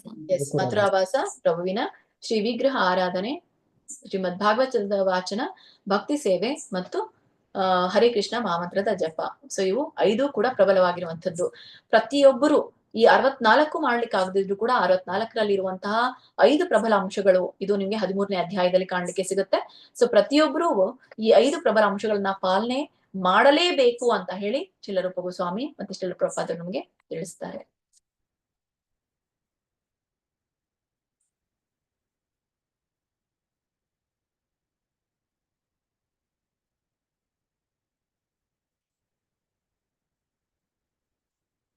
ಹೀಗೆ ಇನ್ನು ನಮ್ಗೆ ಇಲ್ಲಿ ವೈರಾಗ್ಯದ ಕುರಿತಾಗಿ ಸ್ವಲ್ಪ ತಿಳಿಸ್ಕೊಡ್ತಾ ಇದ್ದಾರೆ. ಸೊ ಹೇಗೆ ಭಕ್ತಿಯಲ್ಲಿ ಜ್ಞಾನ ಮತ್ತೆ ವೈರಾಗ್ಯದ ಒಂದು ಪ್ರಯೋಜನ ತಿಳಿಸ್ತಾ ಇದ್ದಾರೆ. ಸೊ ಯಾವಾಗ ನಮ್ಗೆ ಈ ಜ್ಞಾನ ವೈರಾಗ್ಯ ಬೇಕು, ಯಾವಾಗ ನಮ್ಗೆ ಜ್ಞಾನ ವೈರಾಗ್ಯದ ಅವಶ್ಯಕತೆ ಇಲ್ಲ ಅನ್ನೋದ್ರ ಕುರಿತಾಗಿ ನಮ್ಗೆ ಇಲ್ಲಿ ತಿಳಿಸ್ತಾ ಇದ್ದಾರೆ. ಯಾರಾದ್ರೂ ಓದಿ. ಮಾತಾಜಿ ಹರೇ ಹರೇ ಕೃಷ್ಣ. ಓದಿ ಕವಿತಾ.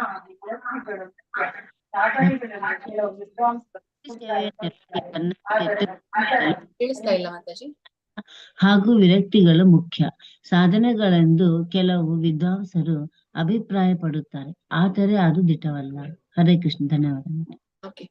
ಸೊ ಈ ಭಕ್ತಿಯಲ್ಲಿ ಕೆಲವೊಮ್ಮೆ ನಮ್ಗೆ ಜ್ಞಾನದ ಅವಶ್ಯಕತೆ ಇದೆ, ಕೆಲವೊಮ್ಮೆ ವೈರಾಗ್ಯದ ಅವಶ್ಯಕತೆ ಇದೆ.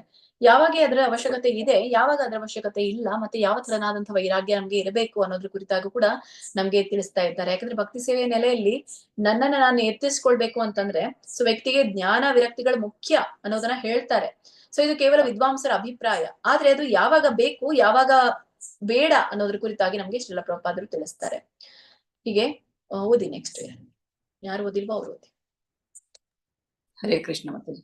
ವಾಸ್ತವವೆಂದರೆ ಕೃಷ್ಣ ಪ್ರಜ್ಞೆಯತ್ತ ಹೆಜ್ಜೆ ಇಡುತ್ತಿರುವ ಮೊದಲಲ್ಲಿ ಜ್ಞಾನ ಹಾಗೂ ವೈರಾಗ್ಯಗಳು ಬೇಕಾದವು.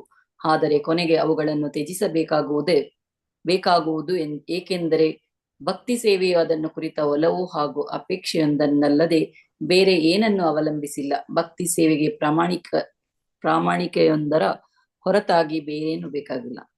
ಹರೇ ಕೃಷ್ಣ. ಸೊ ಇಲ್ಲಿ ಜ್ಞಾನ ವೈರಾಗ್ಯ ಯಾವಾಗ ಬೇಕು ಅಂತ ಹೇಳ್ತಾ ಇದ್ದಾರೆ. ಸೊ ಕೃಷ್ಣ ಪ್ರಜ್ಞೆಯತ್ತ ಯಾರು ಪ್ರಾರಂಭಿಕ ಭಕ್ತರಿದ್ದಾರೋ, ಕೃಷ್ಣ ಪ್ರಜ್ಞೆಯತ್ತ ಹೆಚ್ಚು ಇಡ್ತಿದ್ದಾರೋ ಅವ್ರಿಗೆ ಕೆಲವೊಂದು ಜ್ಞಾನದ ಅವಶ್ಯಕತೆ ಇದೆ, ವೈರಾಗ್ಯಗಳು ಬೇಕು. ಸೊ ಏನು ವೈರಾಗ್ಯ ಮಾಡ್ಬೇಕು ನನ್ನ ಜೀವನದಲ್ಲಿ ಅನ್ನೋದನ್ನ, ಯಾವ್ದನ್ನ ನಾನು ತ್ಯಜಿಸ್ಬೇಕು ಅವಾಗ ಬೇಕಾದು. ಆದ್ರೆ ಕೊನೆಗೆ ಅವುಗಳನ್ನ ತ್ಯಜಿಸಬೇಕಾಗುವುದು. ಕೊನೆಗೆ ಅದನ್ನ ತ್ಯಜಿಸ್ಬೇಕಾಗುವುದು. ಏನ್ ತ್ಯಜಿಸ್ಬೇಕು? ಜ್ಞಾನ ವೈರಾಗ್ಯವನ್ನ. ಮತ್ತೆ ನಾವು ಅಲ್ಲೇನೆ ಕೂತ್ಕೊಳ್ಳೋ ಹಾಗಿಲ್ಲ. ಈಗ ಹೇಗೆ ಮಗು ಮೊದ್ಲು ತನ್ನ ತಂದೆ ತಾಯಿಗಳು ಅದಕ್ಕೆ ಮಾರ್ಗದರ್ಶನವಾಗಿ ಸೊ ಎಲ್ಲ ಒಂದು ಕಾರ್ಯವನ್ನ ಮಾಡ್ತಾರೋ, ಅದು ಮುಂದೇನು ಕೂಡ ನನ್ನ ತಂದೆ ತಾಯಿನೇ ಮಾಡ್ಲಿ ಅಂತ ಹೇಳಿ ಅದು ಅಪೇಕ್ಷಿಸೋದಿಲ್ಲ. ಯಾಕಂದ್ರೆ ಮಗು ದೊಡ್ಡದಾಗ್ಬಿಟ್ಟಿರುತ್ತೆ. ಮಗು ಇದ್ದಾಗ ಮಾತ್ರ ಅದಕ್ಕೆ ನಾವು ಹೇಳ್ಕೊಡುವಂಥದ್ದು ಮಾಡ್ಲಿಕ್ಕೆ. ಸೊ ಅದು ತನ್ನಿಂತಾನೇ ಸ್ವಾವಲಂಬಿ ಆಗತ್ತೆ. ಹೀಗೆ ಇಲ್ಲಿನೂ ಕೂಡ ಜ್ಞಾನ ವೈರಾಗ್ಯಗಳು ಪ್ರಾರಂಭಿಕವಾಗಿ ಬೇಕು ನಮ್ಗೆ. ಆಮೇಲೆ ಅದನ್ನ ತ್ಯಜಿಸಬೇಕು. ಯಾಕಂದ್ರೆ ಭಕ್ತಿ ಸೇವೆ ಕುರಿತು ಒಲವು ತನ್ನಿಂತಾನೇ ಬರುತ್ತೆ, ಆವಾಗ ಇವುಗಳ ಮೇಲೆ ಅವಲಂಬಿಸಬೇಕಾಗಿಲ್ಲ. ಹಾಗಾದ್ರೆ ಭಕ್ತಿ ಸೇವೆಗೆ ಮುಖ್ಯವಾಗಿರೋದು ಏನು? ಭಕ್ತಿ ಸೇವೆಗೆ ಬೇಕಾಗಿರುವುದು ಕೇವಲ ಪ್ರಾಮಾಣಿಕತೆ ಒಂದೇ, ಅದರ ಹೊರತಾಗಿ ಬೇರೆ ಏನು ಬೇಕಾಗಿಲ್ಲ ಅಂತ ಹೇಳ್ತಾರೆ. ಅದರ ಅರ್ಥ ಭಕ್ತಿಗೆ ಅರ್ಹತೆ ಏನ್ ಬೇಕು ಅಂತಂದ್ರೆ ಭಕ್ತಿಗೆ ಬೇಕಾಗಿರುವಂತ ಅರ್ಹತೆ ಪ್ರಾಮಾಣಿಕವಾಗಿರುವಂತದ್ದು ಅನ್ನೋದನ್ನ ತಿಳಿಸ್ತಾರೆ. ನೆಕ್ಸ್ಟ್ ಓದಿ.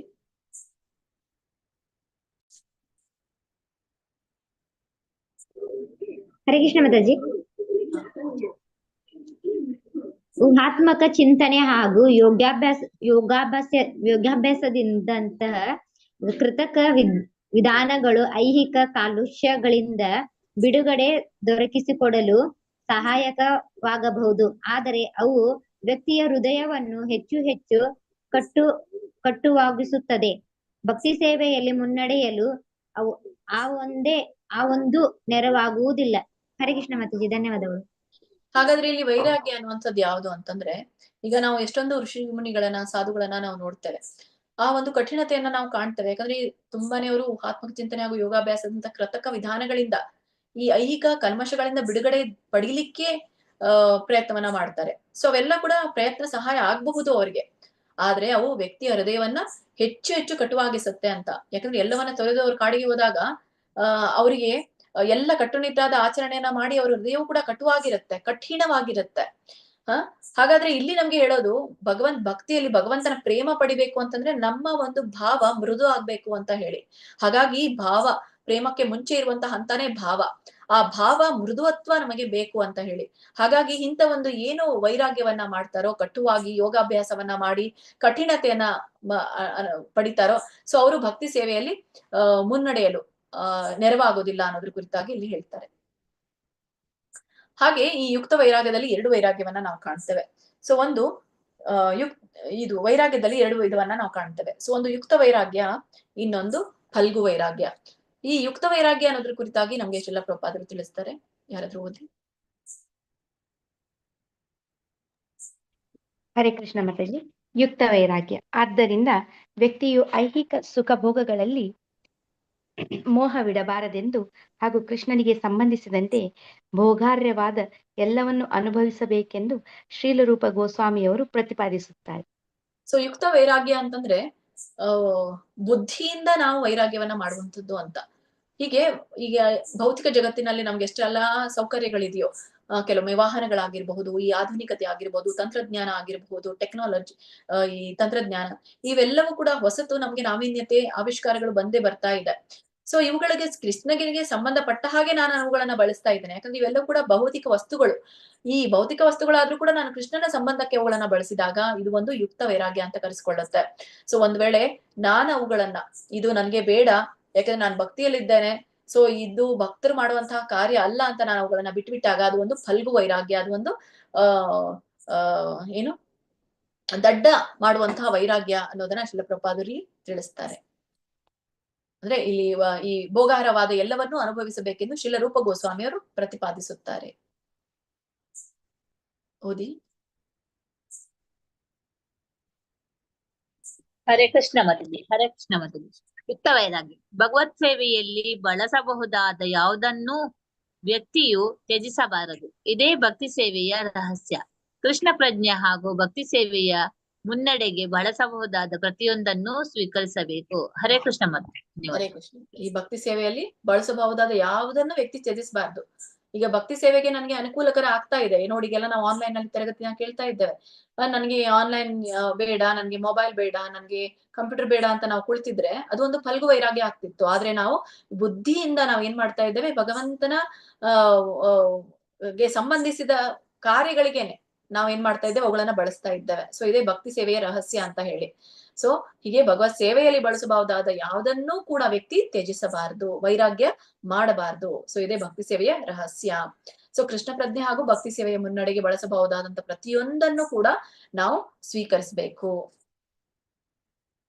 ಅದಕ್ಕಾಗಿ ಇಲ್ಲಿ ನಮ್ಗೆ ಈ ಭಕ್ತಿ ರಸಾಮೃತ ಸಿಂಧುವಿನ ಒಂದು 2ನೇ ಅಧ್ಯಾಯದ 255ನೇ ಶ್ಲೋಕದಲ್ಲಿ ಅನಾಸಕ್ತಸ್ಯ ವಿಷಯಾನ್ ಯಥಾರಮುಪಯುಂಜತಃ ನಿರ್ಬಂಧವ್ ಕೃಷ್ಣ ಸಂಬಂಧ ಯುಕ್ತಂ ವೈರಾಗ್ಯಂ ಉಚ್ಯತೆ.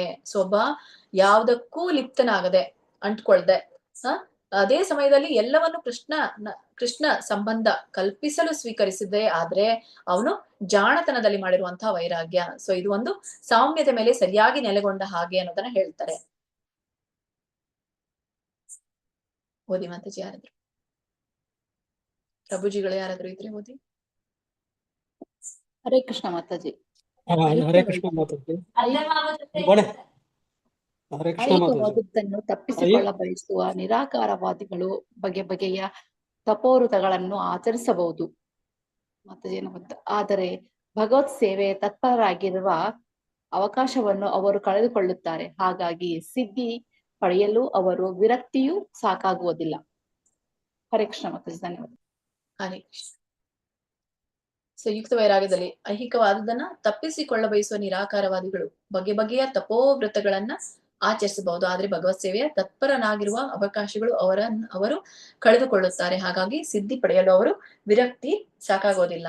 ಸೊ ನಿರಾಕಾರವಾದಿಗಳು ಏನೆಲ್ಲ ತಪ್ಪಿಸ್ಕೊಳ್ತಾರೆ, ಎಷ್ಟಾದ್ರೂ ದೊಡ್ಡ ತಪೋ ವ್ರತಗಳನ್ನ ಕೂಡ ಅವರು ಆಚರಿಸಬಹುದು, ಆದ್ರೆ ಭಕ್ತಿ ಸೇವೆಯಲ್ಲಿ ತತ್ಪರವಾಗುವಂತ ಅವಕಾಶವನ್ನ ಅವರು ತಪ್ಪಿಸ್ಕೊಂಡ್ ಬಿಡ್ತಾರೆ. ಯಾಕಂದ್ರೆ ಅವರು ನಿರಾಕಾರವಾದಿಗಳು. ಸಾಕಾರವಾದಿಯಾಗುವ ಅವಕಾಶವನ್ನ ಅವರು ತಪ್ಪಿಸ್ಕೊಳ್ತಾರೆ. ಸೊ ಹೀಗೆ ಅವರು ಸಿದ್ಧಿ ಪಡೆಯಲು ಅವ್ರು ಏನ್ ಮಾಡ್ತಾರೆ, ತಮ್ಮ ಒಂದು ನಿರಾಕಾರವಾದಿಯ ಸಿದ್ಧಿಯನ್ನ ಪಡೆಯಲು ಅವರಿಗೆ ಈ ವಿರಕ್ತಿಯೂ ಕೂಡ ಸಾಕಾಗೋದಿಲ್ಲ ಅನ್ನೋದನ್ನ ಹೇಳ್ತಾರೆ. ಸೊ ಇದರ ಕುರಿತಾಗಿ ಮತ್ತೆ ಫಲ್ಗು ವೈರಾಗ್ಯ ಯಾವುದು ಅಂತಂದ್ರೆ, ಇದಕ್ಕೆ ಕೂಡ ಪ್ರಾಪಂಚಿಕತೆಯ ಬುದ್ಧಿಯ ಹರಿ ಸಂಬಂಧಿ ವಸ್ತುನ ಮೋಕ್ಷಭಿ ಪರಿತ್ಯಾಗೋ ವೈರಾಗ್ಯ ಫಲ್ಗು ಕಥೆಯತೆ ಅಂತ ಹೇಳಿ. ಹೀಗೆ ಯುಕ್ತ ವೈರಾಗ್ಯ ಒಂದ್ ಬಿಟ್ರೆ ಇನ್ನೊಂದು ಮತ್ತೊಂದೆಡೆ ಏನಿದೆ ಅಂತಂದ್ರೆ, ಕೃಷ್ಣದೊಂದಿಗಿನ ಸಂಬಂಧದ ಅರಿವೇ ಇಲ್ಲ, ಎಲ್ಲವನ್ನ ತಿರಸ್ಕರಿಸುವವನ ಪುನರುಜ್ಜೀವನ ಪೂರ್ಣವಾಗೋದಿಲ್ಲ ಅನ್ನೋದರ ಕುರಿತಾಗಿ ಇಲ್ಲಿ ನಮ್ಗೆ ಹೇಳ್ತಾರೆ. ಸೊ ಇಲ್ಲಿ ಈ ಯುಕ್ತ ವೈರಾಗ್ಯ ಮತ್ತೆ ಅದರ ವಿರುದ್ಧವಾದಂಥದ್ದು ನಿರಾಕಾರವಾದಿಗಳು, ಇದು ಫಲ್ಗು ವೈರಾಗ್ಯ ಅನ್ನೋದ್ರ ಕುರಿತಾಗಿ ತಿಳಿಸ್ತಾ ಇದ್ದಾರೆ. ಸೊ ಇನ್ನು ನಮ್ಗೆ ಒಂದು ಗುಂಪಿನ ಚಟುವಟಿಕೆ ಈಗಾಗಲೇ ನಿಮ್ಗೆ ಗ್ರೂಪಿನಲ್ಲಿ ಹಾಕಿರುವಂಥದ್ದು. ಈ ಗುಂಪಿನ ಚಟುವಟಿಕೆಯಲ್ಲಿ ಪಂಚಾಂಗ ಭಕ್ತಿಯ ಕುರಿತಾಗಿ ಇದೆ. ಯಾವ್ದದು ಪಂಚಾಂಗ ಭಕ್ತಿ? ಭಗವಂತನನ್ನ ಪೂಜಿಸೋದು ಅಂದ್ರೆ ಅರ್ಚನೆ, ಶ್ರೀಮದ್ ಭಾಗವತವನ್ನ ಕೇಳುವುದು ಅಂತಂದ್ರೆ ಶ್ರವಣಂ, ಭಕ್ತನ ಸೇವೆ ಅಂತಂದ್ರೆ ಭಕ್ತರ ಸಂಘ, 4ನೇದು ಹರೇ ಕೃಷ್ಣ ಮಹಾಮಂತ್ರವನ್ನ ಜಪಿಸುವಂಥದ್ದು, ಆಮೇಲೆ ಮಥುರಾವಾಸ. ಸೊ ಇವು 5 ಕೂಡ ತುಂಬಾನೇ ಮುಖ್ಯವಾಗಿರುವಂತದ್ದು, ಪ್ರಬಲವಾಗಿರುವಂತದ್ದು. ಇವುಗಳ ಕುರಿತಾಗಿ ಏನ್ ನಿಮ್ಗೆ ಪ್ರಶ್ನೆ ಇದೆ ಅಂತಂದ್ರೆ, ಸೊ ನಿಮಗೆ ನೀಡಿದ ಭಕ್ತಿ ಸೇವಾ ಅಂಶಗಳು, ಇದರಲ್ಲಿ ನಿಮ್ಗೆ ನಾನು 5 ಗುಂಪುಗಳನ್ನ ಮಾಡ್ತೇನೆ. ಸೊ ಪ್ರತಿಯೊಬ್ಬರಿಗೂ ಕೂಡ ಒಂದೊಂದು ಅಂಶ ಬರುತ್ತೆ. ಆ ಒಂದೊಂದು ಅಂಶಕ್ಕೆ ಸಂಬಂಧಪಟ್ಟ ಹಾಗೆ ಒಂದು ಪ್ರಾಮುಖ್ಯತೆಯನ್ನ ನೀವು ಪಡಿಬೇಕು. ಸೊ ಆ ಒಂದು ಅಂಶದ ಪ್ರಾಮುಖ್ಯತೆಯನ್ನ ನೀವು ವಿವರಿಸಬೇಕು. ಎಲ್ಲಿ ಇದ್ರಲ್ಲಿ ಗ್ರೂಪ್ ಅಲ್ಲಿ ಯಾವಾಗ ಹ್ಯಾಂಡ್ ರೈಸ್ ಮಾಡಿ ನೀವು ಬಂದ್ಮೇಲೆ, ಸೊ ಯಾರಾದ್ರೂ ಒಬ್ರು ನಿಮ್ಮ ಗ್ರೂಪ್ ಅಲ್ಲಿ ಅದನ್ನ ಪ್ರಸ್ತುತಪಡಿಸ್ತಾರೆ, ಯಾರು ಪ್ರಸ್ತುತಪಡಿಸ್ತಾ ಇದ್ದಾರೆ ಅನ್ನೋದನ್ನ ತಿಳಿಸಿ. ಸೊ ಯಾರಾದ್ರೂ ಒಬ್ರು ಅದನ್ನ ನೀವು ಸಂಕ್ಷಿಪ್ತವಾಗಿ ಪಾಯಿಂಟ್ ವೈಸ್ ಅವುಗಳನ್ನ ನೀವು ತಿಳಿಸ್ಬೋದು. ಸೊ ಎಲ್ಲರೂ ಕೂಡ ಈ ನೋಡ್ಕೊಂಡ್ರಿ ಅಂತ ಅನ್ಕೊಳ್ತೇನೆ. ಸೊ ಅಂದ್ರೆ ಫಸ್ಟ್ ಗ್ರೂಪಿಗೆ ಫಸ್ಟ್ ಭಕ್ತಿ ಯಾವುದು, ಭಗವಂತನ ಪೂಜೆ. 2ನೇ ಗ್ರೂಪಿಗೆ ಶ್ರೀಮದ್ ಭಾಗವತ ಶ್ರವಣ. 3ನೇ ಗ್ರೂಪಿಗೆ ಭಕ್ತನ ಸಂಘ ಅಂದ್ರೆ ಸಾಧು ಸಂಘ. 4ನೇದು ಹರೇ ಕೃಷ್ಣ ಮಹಾಮಂತ್ರವನ್ನು ಜಪಿಸೋದು. 5ನೇ ಗ್ರೂಪಿಗೆ ಮಥುರಾವಾಸ. ಸೊ ನಿಮ್ದು ಯಾವ್ದು ಗ್ರೂಪ್ ಬರುತ್ತೋ ಆ ಅಂಶ ನಿಮ್ಗೆ ಬಂದಿರುತ್ತೆ. ಆ ಅಂಶದ ಮಹತ್ವವನ್ನ ನೀವು ಕಲೆ ಹಾಕಬಹುದು. ಸೊ ಎಲ್ರು ರೆಡಿ ಇದ್ದೀರಾ?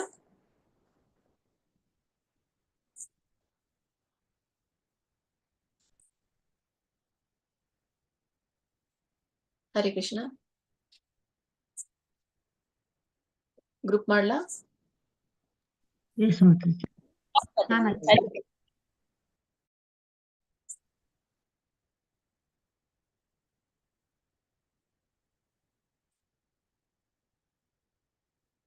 5 ಬ್ರೇಕ್ಔಟ್ ರೂಮ್ಸ್ ಅನ್ನ ಮಾಡ್ತೇನೆ.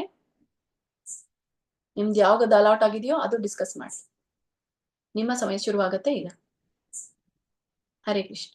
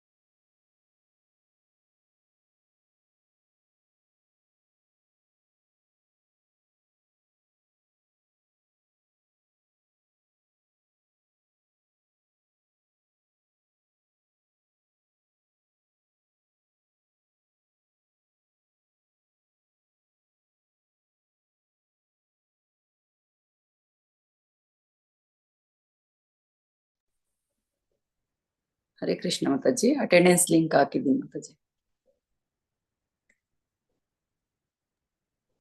ಹರೇ ಕೃಷ್ಣ. ಧನ್ಯವಾದಗಳು ಮಾತಾಜಿ. ಅಟೆಂಡೆನ್ಸ್ ಲಿಂಕ್ ಹಾಕಿದ್ದಾರೆ, ಎಲ್ಲರೂ ಕೂಡ ಅಟೆಂಡೆನ್ಸ್ ಕೊಡಿ.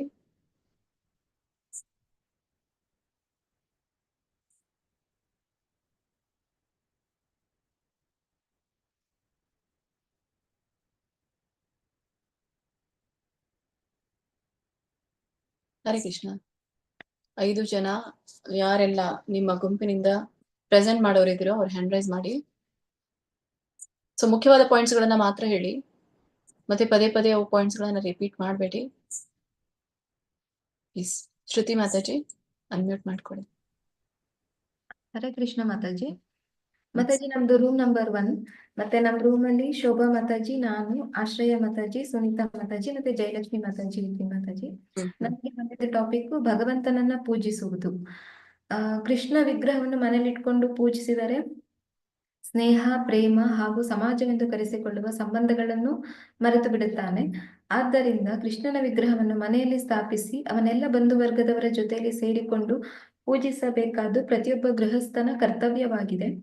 ಈ ಕ್ರಿಯೆಯು ಕ್ಲಬ್ಗಳಿಗೆ, ಚಲನಚಿತ್ರ, ನಾಟ್ಯಗೃಹ ಈ ರೀತಿ ಹೋಗುವ ನಿರುಪಯೋಗಿ ಕಾರ್ಯಗಳು ಮತ್ತೆ ಧೂಮಪಾನ, ಮದ್ಯಪಾನ ಮುಂತಾದ ದುಶ್ಚಟಗಳಂತ ಎಲ್ಲರನ್ನೂ ಕೂಡ ರಕ್ಷಿಸುತ್ತದೆ. ಮನೆಯಲ್ಲಿ ಮಾಡುವ ವಿಗ್ರಹ ಪೂಜೆಗೆ ಒತ್ತು ಕೊಟ್ಟರೆ ಮೇಲೆ ಹೇಳಲಾದಂತ ಎಲ್ಲಾ ಹುಚ್ಚಾಟಗಳನ್ನು ಕೂಡ ಮರೆಯಬಹುದು. ಮತ್ತೆ ಈ ರಾಧಾಕೃಷ್ಣರ ಶ್ರೀಮೂರ್ತಿಗಳ ದರ್ಶನವು ಐಹಿಕ ಸಂಘದ ಆಸೆ ಉಳ್ಳ ಅಂತ ಪ್ರಯತ್ನಗಳನ್ನ ಮನುಷ್ಯ ಮಾಡೋದಿಲ್ಲ. ಅದಲ್ಲದೆ ಪ್ರಭುವಿನ ಆವಿರ್ಭಾವವಾದ ದಿನ ಅಂದ್ರೆ ಹುಟ್ಟುಹಬ್ಬ, ಲೋಕೋತ್ತರ ಕಾರ್ಯಗಳು, ಇದರ ಬಗ್ಗೆ ಭವಿಷ್ಯ ಪುರಾಣದಲ್ಲಿ ಒಂದು ವಚನ ಇದೆ ಮಾತಾಜಿ. ಇದರಲ್ಲಿ ಏನಂತ ಹೇಳ್ತಾರೆ ಅಂದ್ರೆ, ಪ್ರಿಯ ಪ್ರಭು ಜನಾರ್ದನನೇ, ದೇವಕಿಯು ನಿನಗೆ ಜನ್ಮವಿದ್ದ ದಿನವನ್ನು ದಯವಿಟ್ಟು ತಿಳಿಸು. ಈ ವಿಷಯವನ್ನು ನೀನು ಕರುಣೆ ಇಟ್ಟು ನಮಗೆ ತಿಳಿಸಿದಾದರೆ ಆ ದಿನ ನಾವು ದೊಡ್ಡ ಹಬ್ಬವನ್ನೇ ಆಚರಿಸುತ್ತೇವೆ. ಹೇ ಕೇಶಿ ವಿನಾಶಕನೇ, ನಾವು 100ಕ್ಕೆ 100 ಭಾಗ ನಿನಗೆ ಶರಣಾಗತರಾದ ಆತ್ಮರು ಮತ್ತು ನಾವು ಆಚರಿಸುವ ಹಬ್ಬ ಹರಿದಿನಗಳ ಮೂಲಕ ನಿನ್ನನ್ನು ಸಂತೃಪ್ತಿಗೊಳಿಸುವುದೇ ನಮ್ಮ ಬಯಕೆ ಆಗಿದೆ.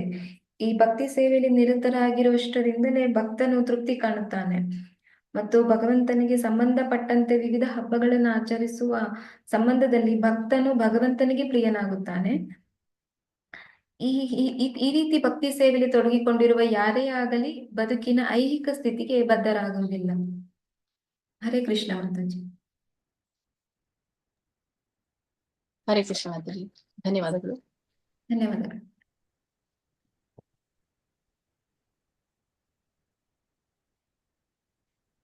ಗೌರಿ ಮಾತಾಜಿ ವಿಡಿಯೋ ಆನ್ ಮಾಡ್ಕೊಳ್ಳಿ ಮತ್ತೆ ಹರೇ ಕೃಷ್ಣ ಮಾತಾಜಿ. ಹರೇ ಕೃಷ್ಣ. ಹರೇ ಕೃಷ್ಣ ಮಾತಾಜಿ. ನಮ್ದು ರೂಮ್ ನಂಬರ್ 2 ಮಾತಾಜಿ. ನಮ್ಮ ರೂಮ್ ಅಲ್ಲಿ ಕವಿತಾ ಪಿ ಮಾತಾಜಿ, ಲಕ್ಷ್ಮೀ ಕಾಂಬ್ಳೆ ಮಾತಾಜಿ, ನಿತ್ಯಗೇಹಿನಿ ಮಾತಾಜಿ, ರಾಜು ಪ್ರಭು ಮತ್ತು ನಾವಿದ್ವಿ. ಸೊ ನಮ್ಗೆ ಬಂದಿರುವಂತಹ ಟಾಪಿಕ್ ಬಂದು ಶ್ರೀಮದ್ ಭಾಗವತದ ಶ್ರವಣ, ಭಕ್ತರ ಗೋಷ್ಠಿಯಲ್ಲಿ ಭಾಗವತದ ವಾಚನ ಮಾತಾಜಿ. ಸೊ ಇದರಲ್ಲಿ ಶ್ರೀಮದ್ ಭಾಗವತಂಗೆ ಹೇಳ್ತಾರೆ ವಾಂಗ್ಮಯ ಕಲ್ಪತರು ಅಂತ ನಾನು ಹೇಳ್ತಾ ಇದ್ದಾರೆ. ಸೊ ಇದು ಏನು ಅಂತಂದ್ರೆ ಮಾನವ ಬದುಕಿಗೆ ಬೇಕಾದಂತಹ ಎಲ್ಲ ಜ್ಞಾನ ಶ್ರೀಮದ್ ಭಾಗವತ ಕೊಡುತ್ತೆ ಅಂತ ನಾನು ಇಲ್ಲಿ ಹೇಳ್ತಾ ಇದ್ದಾರೆ. ಸಾಮಾಜಿಕ, ರಾಜಕಾರಣ, ವೈದ್ಯಶಾಸ್ತ್ರ, ಯುದ್ಧತಂತ್ರ ಮೊದಲಾದ ಎಲ್ಲ ಜ್ಞಾನ ಈ ಒಂದು ಹಲವಾರು ಪ್ರಕಾರವಾದ ಜ್ಞಾನ ಇದರಲ್ಲಿ ಇದೆ ಅಂತ ನಾನು ಹೇಳ್ತಾ ಇದ್ದಾರೆ. ಇದು ಏನ್ ಹೇಳ್ತಾ ಇದ್ದಾರೆ ಅಂತಂದ್ರೆ ಶ್ರೀಮದ್ ಭಾಗವತ ವೇದಗಳೆಂಬ ಕಲ್ಪತರುವಿನ ಮಾಗಿದ ಫಲ ಅಂತ ನಾನು ಹೇಳ್ತಾ ಇದ್ದಾರೆ. ಒಂದು ಮರಕ್ಕೆ ಸಿಗುವ ಗೌರವವು ಆ ಮರಕ್ಕೆ ಸಿಗುವ ಫಲವನ್ನ ಅವಲಂಬಿಸಿರುತ್ತದೆ ಅಂತಂದು ಹೇಳ್ತಾ ಇದ್ದಾರೆ. ಸೊ ಹಣ್ಣುಗಳ ರಾಜ, ಇದಕ್ಕೆ ಎಕ್ಸಾಂಪಲ್ ಹೇಳ್ತಾ ಇದ್ದಾರೆ. ಹಣ್ಣುಗಳ ರಾಜ ಎನಿಸ್ಕೊಂಡವನು ಮಾವಿನ ಹಣ್ಣುಗಳನ್ನು ನೀಡುತ್ತಾದ್ರಿಂದ ಮಾವಿನ ಮರಕ್ಕೆ ಹೆಚ್ಚಿನ ಬೆಲೆ. ಮಾವಿನ ಹಣ್ಣು ಮಾಗಿ ಸೇವೆಗೆ ಅರ್ಹವೆನಿಸಿದಾಗ ಅದು ಮರವು ನೀಡಿದ ಅತ್ಯುತ್ತಮ ಫಲವಿನಿಂದಾಗಿರುತ್ತೆ ಅಂತ ನಾನು ಇಲ್ಲಿ ಹೇಳ್ತಾ ಇದ್ದಾರೆ. ಅದೇ ರೀತಿ ಇದು 1ನೇ ಪಾಯಿಂಟ್ ಅಲ್ಲಿ ಇದು ಇದೆ ಮಾತಾಜಿ. 1ನೇ ಪಾಯಿಂಟ್ ಬಂದ್ಬಿಟ್ಟು ವೇದಗಳ ವಾಂಗ್ಮಯ ಕಲ್ಪತರು ಮಾಗಿದ ಫಲ ಅಂತ ನಾನು ಹೇಳ್ತಾ ಇದ್ದಾರೆ. 1 ನಿಮಿಷ ಮಾತಾಜಿ.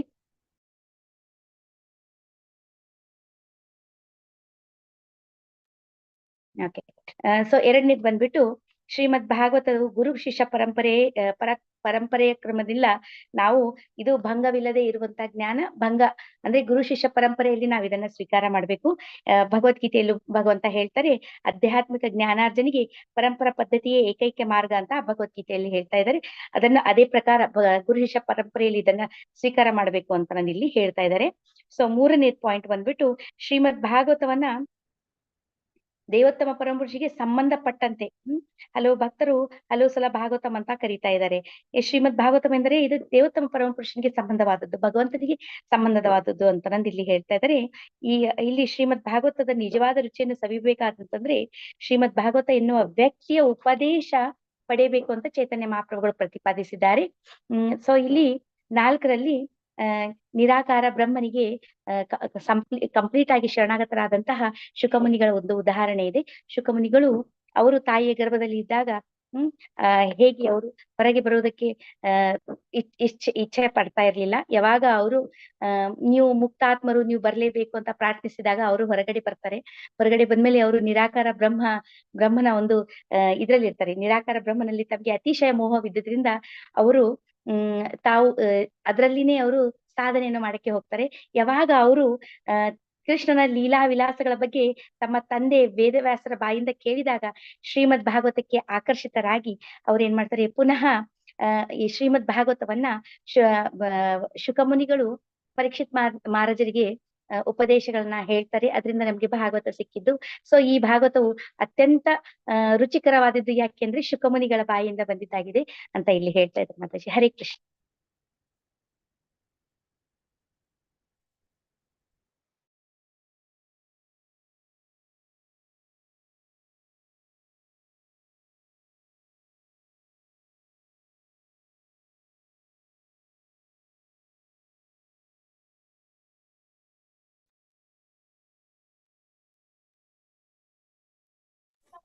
ಹರೇ ಕೃಷ್ಣ ಮಾತಾಜಿ, ನಿಮ್ದು ಮ್ಯೂಟ್ ಆಗಿದೆ. ಹರೇ ಕೃಷ್ಣ ಮಾತಾಜಿ. ಓ ಸಾರಿ, ನಾನು ಮ್ಯೂಟ್ ಅಲ್ಲಿ ಹೇಳ್ತಾ ಇದ್ದೇನೆ. ಭವ್ಯ ಮಾತಾಜಿ. ಹರೇ ಕೃಷ್ಣ ಮಾತಾಜಿ, ಎಲ್ಲರಿಗೂ ಹರೇ ಕೃಷ್ಣ. ನಮ್ದು ರೂಮ್ ನಂಬರ್ 4, ಅದರಲ್ಲಿ ನಾವು 3 ಜನ ಇದ್ವಿ.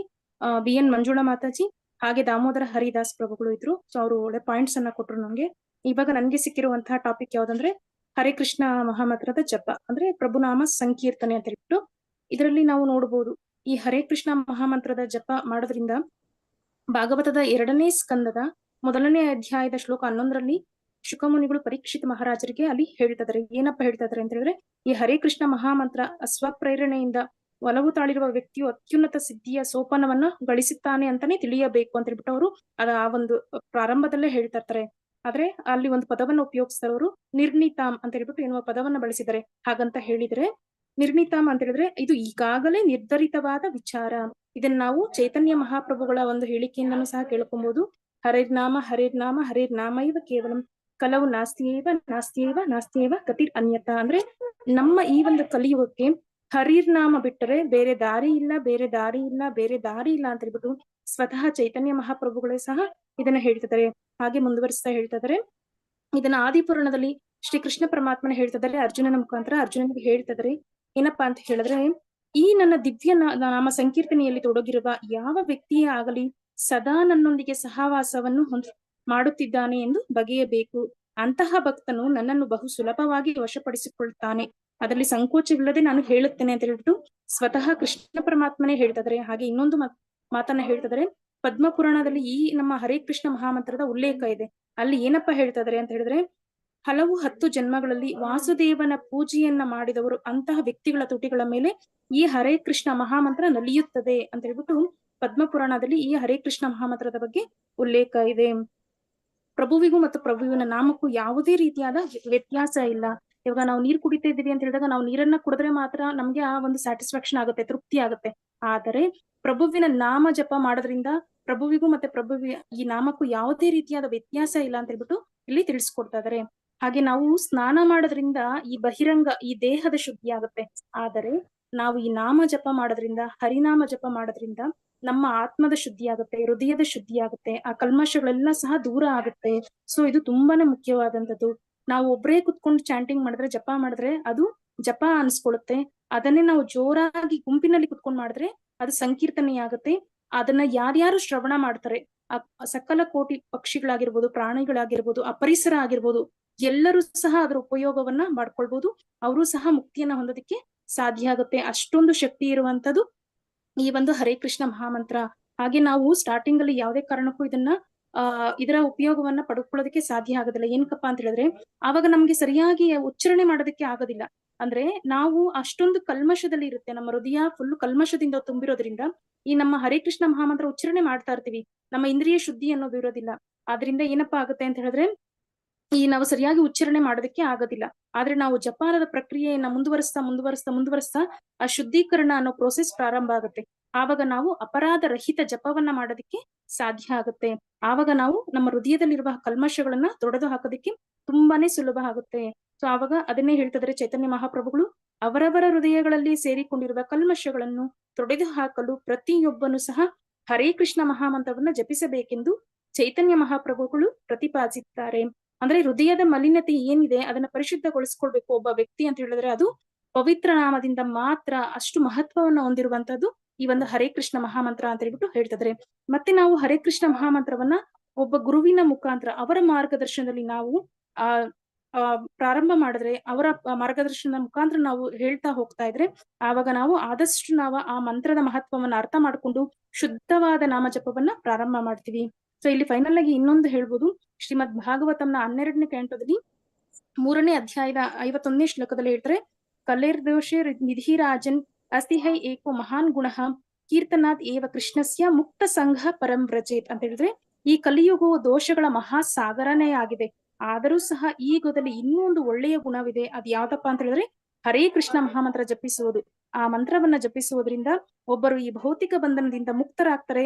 ಅದೇ ರೀತಿ ಈ ಅಲೌಕಿಕ ರಾಜ್ಯಕ್ಕೆ ಬಡ್ತಿ ಅನ್ನೋದು ಪಡೆಯುತ್ತಾರೆ. ಇದಿಷ್ಟು ಹರೇ ಕೃಷ್ಣ ಮಹಾಮಂತ್ರದ ಒಂದು ಇದಾಗಿತ್ತು, ಮಹತ್ವ ಆಗಿತ್ತು. ಹರೇ ಕೃಷ್ಣ ಮಾತಾಜಿ, ಧನ್ಯವಾದಗಳು. ಹರೇ ಕೃಷ್ಣ. ಹರೇ ಕೃಷ್ಣ.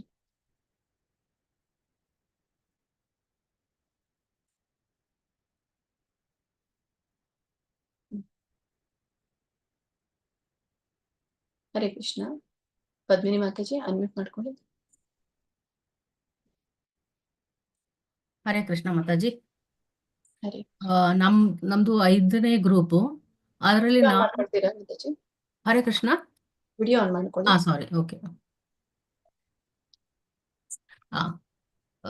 ನಮ್ದು 5ನೇ ಗ್ರೂಪು, ಅದರಲ್ಲಿ ನಾನು ಮತ್ತೆ ಯುಗಂಧರ ದಾಸ್ ಪ್ರಭುಜಿ ಇಬ್ಬರೇ ಇದ್ದಿದ್ದು. ಪ್ರಭುಜಿ ಸುಮಾರಷ್ಟು ಪಾಯಿಂಟ್ಸ್ ಕೊಟ್ಟಿದ್ದಾರೆ. ನನಗೆ ಬಂದಿರುವಂತಹ ಟಾಪಿಕ್ಕು ಮಥುರಾವಾಸ. ಇದ್ರ ಬಗ್ಗೆ ಪದ್ಮ ಪುರಾಣದಲ್ಲಿ ಏನ್ ಹೇಳಿದ್ದಾರೆ ಅಂತಂದ್ರೆ, ಯಾವುದೇ ಯಾತ್ರಾ ಸ್ಥಳಕ್ಕೆ ಪರ್ಯಟನೆ ಮಾಡೋದ್ರ ಮೂಲಕ ನಮ್ಮ ಈ ಐಹಿಕ ಬಂಧನಗಳಿಂದ ನಾವು ವಿಮೋಚನೆನ ಸಾಧಿಸಬಹುದು ಅಂತ. ಅಂಥದ್ರಲ್ಲಿ ಮಥುರಾ ಪಟ್ಟಣ ಎಲ್ಲದಕ್ಕಿಂತ ಮಥುರಾ ಅಥವಾ ದ್ವಾರಕಾ ಪಟ್ಟಣ ತುಂಬಾ ಪವಿತ್ರವಾದ ಕ್ಷೇತ್ರಗಳು. ಇದನ್ನ ನಾವು ಯಾತ್ರೆಗಳಿಗೆ, ಈ ಯಾತ್ರಾ ಸ್ಥಳಗಳಿಗೆ ಭೇಟಿ ಕೊಡೋದ್ರಿಂದ ನಮ್ಮ ಒಂದು ಮಾಡಿರೋ ಪಾಪಗಳೆಲ್ಲ ವಿಮೋಚನೆ ಆಗುತ್ತೆ ಅಂತಾನು ತಿಳ್ಕೊಳ್ಬೋದು. ಮತ್ತೆ ಇಲ್ಲಿ ವಿಮೋಚನೆ ಅಂತಂದ್ರೆ ನಮ್ಮ ಬದುಕಿನಿಂದ ಮುಕ್ತಿ ಸ್ಥಿತಿಯನ್ನ ಗಳಿಸ್ಬೋದು ಅಂತ ಇಲ್ಲಿ ಹೇಳಿದ್ದಾರೆ. ಆದ್ರೆ ಬ್ರಹ್ಮಭೂತ ಅಂದ್ರೆ ಈ ಸ್ಥಿತಿ ಕೂಡ ಅಂದ್ರೆ ಈ ಸ್ಥಿತಿ ಅಂತ ಇಂಪಾರ್ಟೆಂಟ್ ಆದ ವಿಷಯ ಏನು ಅಲ್ಲ. ಯಾಕೆಂತಂದ್ರೆ ನಾವು ಏನು ಮುಕ್ತಿ ಪಡಿತೀವಿ. ಮುಕ್ತಿ ಪಡೆದ ಮೇಲಿನ ಜೀವನ ಏನು ಅಂತಂದ್ರೆ ನಾವು ಭಕ್ತಿನಲ್ಲಿ ನೆಲೆಸಬೇಕು ಅನ್ನೋದು. ಅಂದ್ರೆ ಭಗವಂತನಿಗೆ ಸಂಪೂರ್ಣವಾಗಿ ನಾವು ಶರಣಾಗತರಾಗಬೇಕು. ಅದು ನಾವು ತಿಳ್ಕೊಳ್ಬೇಕಂತದ ವಿಷಯ. ಇಲ್ಲಿ ಮಥುರಾ ಮಂಡಲದಲ್ಲಿ ಒಂದು ಕ್ಷಣ ಕೂಡ ವಾಸ ಮಾಡೋದ್ರ ಮೂಲಕ ನಮಗೆ ಭಗವಂತನ ದಿವ್ಯ ಪ್ರೇಮದ ಒಂದು ಸೋಪಾನದಲ್ಲಿ ನಾವು ಉಳ್ಕೋಬಹುದು ಅನ್ನೋದು ಗೊತ್ತಾಗುತ್ತೆ. ಮತ್ತೆ ಪದ್ಮಪುರಾಣಗಳು ಇನ್ನೂ ಕೆಲವೊಂದಷ್ಟು ಉಕ್ತಿಗಳನ್ನ ಹೇಳಿದ್ದಾರೆ. ಅಂದ್ರೆ ಮಥುರಾ ಪಟ್ಟದ ನೆಲವನ್ನ ದರ್ಶನ ಮಾಡೋದ್ರಿಂದ ಅಂದ್ರೆ ಮನಸ್ಸಲ್ಲಿ ಯಾರ್ಯಾರಿಗೆ ಏನೇನು ಇಚ್ಛೆಗಳು ಇರುತ್ತೆ ಅವುಗಳೆಲ್ಲ ನೆರವೇರುತ್ತೆ ಅನ್ನೋದು ಅಂತ ಹೇಳ್ತಾರೆ. ಅಂದ್ರೆ ಅವ ಅಪೇಕ್ಷೆಗಳನ್ನೆಲ್ಲ ಪೂರೈಸುತ್ತೆ. ಪರಬ್ರಹ್ಮನಲ್ಲಿ ಒಂದಾಗಬೇಕು ಅಥವಾ ಮುಕ್ತಿ ಪಡಿಬೇಕು, ಈ ತರ ಅನ್ಕೊಂಡಿರೋರ್ಗೆಲ್ಲರಿಗೂ ಮುಕ್ತಿ ಸಿಗತ್ತೆ. ಮತ್ತೆ ಭಕ್ತಿ ಸೇವೆ ಮಾಡೋದಿಕ್ಕೆ ಬಯಸೋರು ಮಥುರಾ ಪಟ್ಟಣ ಒಂದು ಸಲ ಇದು ಮಾಡೋದ್ರಿಂದ, ಭೇಟಿ ಕೊಡೋದ್ರಿಂದ ಅಥವಾ ಅವರ ಇಚ್ಛೆಗಳೆಲ್ಲ ಇಲ್ಲಿ ನೆರವೇರುತ್ತೆ. ಮತ್ತೆ ವೈದಿಕ ಗ್ರಂಥಗಳಲ್ಲೂ ಕೂಡ ಇದೇ ರೀತಿ ಹೇಳಿದ್ದಾರೆ. ಒಬ್ಬ ವ್ಯಕ್ತಿ 1 ದಿನದ ಅವಧಿಗೆ ಮಥುರಾ ಪಟ್ಟಣದಲ್ಲಿ ವಾಸ ಮಾಡಿದ್ರು ಸಾಕು, ಅವನಲ್ಲಿ ದೇವೋತ್ತಮ ಪರಮ ಪುರುಷ ಕೃಷ್ಣನ ಪ್ರೇಮ ಮನೋಧರ್ಮ ಉದ್ಭವವಾಗುತ್ತೆ ಅವನಲ್ಲಿ ಅಂತ ಹೇಳ್ತಾರೆ. ಮತ್ತೆ ಇನ್ನೂ ಒಂದು ಹೇಳಬೇಕು ಅಂತಂದ್ರೆ ವರಾಹ ಪುರಾಣದಲ್ಲಿ ಈ ರೀತಿ ಹೇಳಲಾಗಿದೆ. ಭಗವಂತ ವರಾಹ ಏನ್ ಹೇಳ್ತಾನೆ ಅಂದ್ರೆ ಮಥುರಾ ಪಟ್ಟಣದಲ್ಲಿ ಬೇರೆ ಯಾವುದೇ ಒಂದು ಯಾತ್ರಾ ಸ್ಥಳಗಳಿಗೆ ಹೋಗೋದ್ರಿಂದ ನಾವು ಈ ಐಹಿಕ ಪ್ರಭಾವಕ್ಕೆ ಬಂದಿಗಳಾಗ್ತೀವಂತೆ. ಆದರೆ ಈ ಮಥುರಾ ಪಟ್ಟಣದಲ್ಲಿ ವಾಸ ಮಾಡೋದ್ರಿಂದ ಹೆಜ್ಜೆ ಇಟ್ಟಿದ ತಕ್ಷಣನೇ ನಾವು ಶುದ್ಧರಾಗ್ತೀವಿ ಅಂತ ಹೇಳ್ಬೋದು. ಮತ್ತೆ ಬ್ರಹ್ಮಾಂಡ ಪುರಾಣದಲ್ಲಿ ಕೂಡ ಈ ರೀತಿ ಹೇಳಿದ್ದಾರೆ. ಮಥುರಾ ಪಟ್ಟಣ ಕುರಿತಂತೆ ನಾವು ಶ್ರವಣ, ಸ್ಮರಣೆ, ಮಹಿಮಾ ಕೀರ್ತನೆ ಆ ಕ್ಷೇತ್ರನ ನೋಡ್ಬೇಕು ಅನ್ನುವಂತಹ ನಮ್ಮ ಅಪೇಕ್ಷೆ ಇದೆಲ್ಲ, ಮತ್ತೆ ಆ ನೆಲನ ಸ್ಪರ್ಶಿಸೋದು, ಇವುಗಳಿಂದ ವ್ಯಕ್ತಿ ಅವನ ಏನೇನು ಇಚ್ಛೆಗಳಿದೆ ಅವುಗಳನ್ನೆಲ್ಲ ನೆರವೇರಿಸಿಕೊಳ್ಳಬಹುದು ಅಂತ ಇಲ್ಲಿ ಹೇಳಿದ್ದಾರೆ ಮಾತಾಜಿ. ಹರೇ ಕೃಷ್ಣ ಮಾತಾಜಿ. ಹರೇ ಕೃಷ್ಣ. ಸೊಳ್ಳೆ ಪಾಯಿಂಟ್ ನೀವು ಇನ್ನೊಂದು ಹೇಳಿದ್ರಿ, ಭೂತ ಸ್ಥಿತಿ ಅತ್ಯುನ್ನತ ಸ್ಥಿತಿ ಏನಲ್ಲ ಅಂತ ಹೇಳಿ. ಅಂದ್ರೆ ಈ ವಿಮೋಚನೆಯ ಅತ್ಯುನ್ನತ ಸ್ಥಿತಿ ಏನಿದೆ ಅಂತಂದ್ರೆ, ಯಾವಾಗ ನಾವು ವಿಮೋಚನೆ ಪಡ್ಕೊಳ್ತೇವೆ ಅವಾಗ ಬ್ರಹ್ಮಭೂತ ಸ್ಥಿತಿಗೆ ಬರ್ತೇವೆ. ಯಾವಾಗ ಬ್ರಹ್ಮಭೂತ ಸ್ಥಿತಿಗೆ ಬರ್ತೇವೆ ಅದಕ್ಕೆ ಒಂದು ಮುಕ್ತಿಯ ಹಂತ ಅಂತ ಹೇಳಿ ಕರಿತೇವೆ. ಅಂದ್ರೆ ನಾವು ಆ ವಿಮೋಚನೆಯ ಮುಕ್ತಿಯನ್ನು ಕೂಡ ಬಯಸೋದಿಲ್ಲ ಅಂತ ಹೇಳಿ, ವಿಮೋಚನೆಯ ಕೂಡ ಬಯಸೋದಿಲ್ಲ, ಆ ಬಯಸದೇ ಇರುವಂತ ಸ್ಥಿತಿನೇ ಬ್ರಹ್ಮಭೂತ ಸ್ಥಿತಿ. ಬಟ್ ಯಾವಾಗ ಬ್ರಹ್ಮಭೂತ ಸ್ಥಿತಿ ಒಬ್ಬ ವ್ಯಕ್ತಿ ಬರ್ತಾನೆ ಅವಾಗ ಅವನು ಭಕ್ತಿ ಸೇವೆ ಮಜಲಿಗೆ, ಅಂದ್ರೆ ಭಕ್ತಿ ಸೇವೆ ಏರ್ಲಿಕ್ಕೆ ಅವನು ಉನ್ನತನಾಗಿರ್ತಾನೆ ಅಂತ. ಅಂದ್ರೆ ಕೊನೆ ಹಂತ ಬಂದು ಭಕ್ತಿ ಸೇವೆನೆ. ಕೊನೆ ಹಂತ ಅದೇ. ಹರೇ ಕೃಷ್ಣ. ಅನಂತ ಕುಲಕರ್ಣಿ ಪ್ರಭುಜಿ ಅನ್ಮ್ಯೂಟ್ ಮಾಡ್ಕೊಳ್ಳಿ.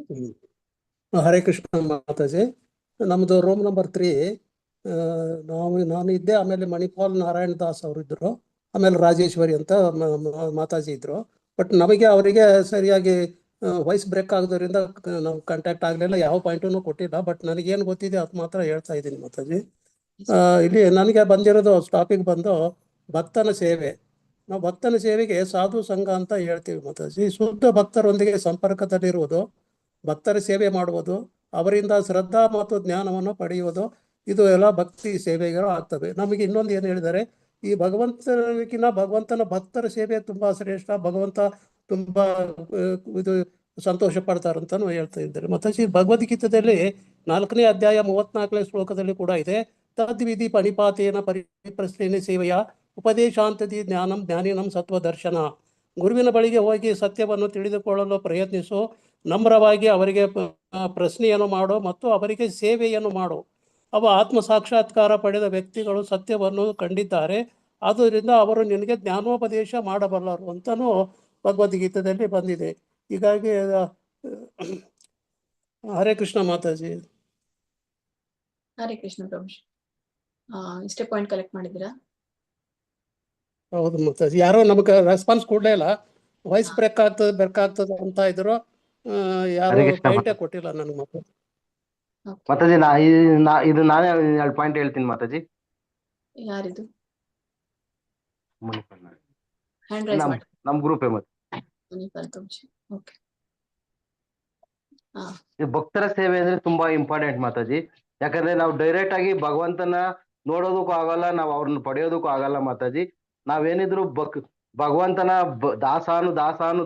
ದಾಸರ ಸೇವೆ ಮಾಡಿದ್ರೆ ಮಾತ್ರನೇ ನಾವು ಭಗವಂತನ ಹತ್ರ ಸೇರ್ಲಿಕ್ಕೆ ಆಗುತ್ತೆ ಅಂತ ಹೇಳ್ತಿದ್ದಾರೆ ಮಾತಾಜಿ. ಇಲ್ಲಿ ಪದ್ಮ ಪುರಾಣದಲ್ಲಿ ಶಿವನು ತನ್ನ ಪತ್ನಿ ಪಾರ್ವತಿಗೆ ಇದೊಂದು ಮಾತು ಹೇಳ್ತಾರೆ, ಎಲ್ಲಾ ಭಕ್ತಿ ಸೇವೆ ಭಗವಂತನ ಸೇವೆ ಮಾಡೋದಕ್ಕಿಂತನೂ ಭಗವಂತನ ಭಕ್ತರ ಸೇವೆ ಮಾಡೋದೇ ದೊಡ್ಡದು ಅಂತ ಇಲ್ಲಿ ಭಗವಂತ ಹೇಳ್ತಾರೆ ಮಾತಾಜಿ. ಮತ್ತೆ ಶ್ರೀಮದ್ ಭಾಗವತ 3ನೇ ಸ್ಕಂದ 7ನೇ ಅಧ್ಯಾಯ ಶ್ಲೋಕ 19ರಲ್ಲೂ ಹೀಗೆ ಹೇಳ್ತಾರೆ ಮಾತಾಜಿ, ಭಕ್ತನ ಸೇವೆ ಮಾಡುವುದರಿಂದ ಭಗವಂತನ ಪಾದಾರವಿಂದಗಳಲ್ಲಿ ಅಪ್ಪಟ ಭಕ್ತಿ ಸೇವೆಯನ್ನು ಭಾಗ್ಯ ಗಳಿಸಬಹುದು ಅಂತ ಇಲ್ಲಿ ಹೇಳ್ತಿದ್ದಾರೆ ಮಾತಾಜಿ. ಮತ್ತೆ ಸ್ಕಂದ ಪುರಾಣದಲ್ಲಿ ಹೇಳ್ತಾರೆ, ಒಬ್ಬ ಭಕ್ತ ಆತ ತಿಲಕ ಧರಿಸಿ ತುಳಸಿ ಮಣಿ ಹಾಕಿರೋ ಅವ್ರು ನೋಡಿದ್ರೆ ಸಾಕು ನಮ್ಗೆ ಅದರ ಪುಣ್ಯನೂ ನಮ್ಗೆ ಬರುತ್ತೆ ಅಂತ ಹೇಳ್ತಿದ್ದಾರೆ ಮಾತಾಜಿ. ಇನ್ನೊಂದು ಏನಂದ್ರೆ ಶ್ರೀಮದ್ ಭಾಗವತದ 1ನೇ ಸ್ಕಂದದಲ್ಲಿ 19ನೇ ಅಧ್ಯಾಯ ಶ್ಲೋಕ 33ರಲ್ಲೂ ಹೀಗೆ ಹೇಳ್ತಾರೆ, ಭಗವಂತನ ಪಾದ ಕಮಲವನ್ನು ಸ್ಪರ್ಶಿಸಿ ಅವರ ಸೇವೆ ಮಾಡಿ ನಾವು ಒಬ್ಬ ವ್ಯಕ್ತಿ ತನ್ನ ಎಲ್ಲಾ ಪಾಪಗಳನ್ನು ಕಳ್ಕೊಬಹುದು ಅಂತ ಹೇಳ್ತಿದ್ದಾರೆ ಮಾತಾಜಿ. ಮತ್ತೆ ಇಲ್ಲಿ ಸ್ವಯಂ ಕೃಷ್ಣನು ಕೂಡ ಅರ್ಜುನನಿಗೆ ಆದಿ ಪುರಾಣದಲ್ಲಿ ತಿಳಿಸ್ತಾರೆ ಮಾತಾಜಿ, ಭಕ್ತ ಏನ್ ಹೇಳ್ತಾನೆ ಅದು ದಿಟ್ಟವಾದ ಭಕ್ತನಲ್ಲ ಅಂದ್ರೂ ತನ್ನ ಭಕ್ತರ ಭಕ್ತನೆಂದು ಹೇಳಿಕೊಳ್ಳುವ ಆತನು ಕೂಡ ವಾಸ್ತವವಾಗಿ ಅವನು ಭಕ್ತನೇ ಆಗಿರ್ತಾನೆ ಮಾತಾಜಿ. ಅವ್ರು ಭಕ್ತನ ಆಗದೆ ಇರ್ಬೋದು, ಆದ್ರೂನು ನಾನು ಭಗವಂತನ ಭಕ್ತರ ಭಕ್ತ ಅಂತ ಹೇಳಿದ್ರೆ ಸಾಕು, ಭಗವಂತ ಅವ್ರನ್ನ ಭಕ್ತ ಅಂತಾನೆ ಕನ್ಸಿಡರ್ ಮಾಡ್ತಾನೆ ಮಾತಾಜಿ. ಅದಕ್ಕಾಗಿ ಭಕ್ತರ ಸೇವೆ ನಾವು ಮಾಡಿದ್ರೆ ಮಾತ್ರ ನಾವು ಭಗವಂತ ಧಾಮ ಸೇರ್ಬೋದು ಅಂತ ಇಲ್ಲಿ ಹೇಳ್ತಿದ್ರೆ ಮಾತಾಜಿ. ಹರೇ ಕೃಷ್ಣ ಮಾತಾ.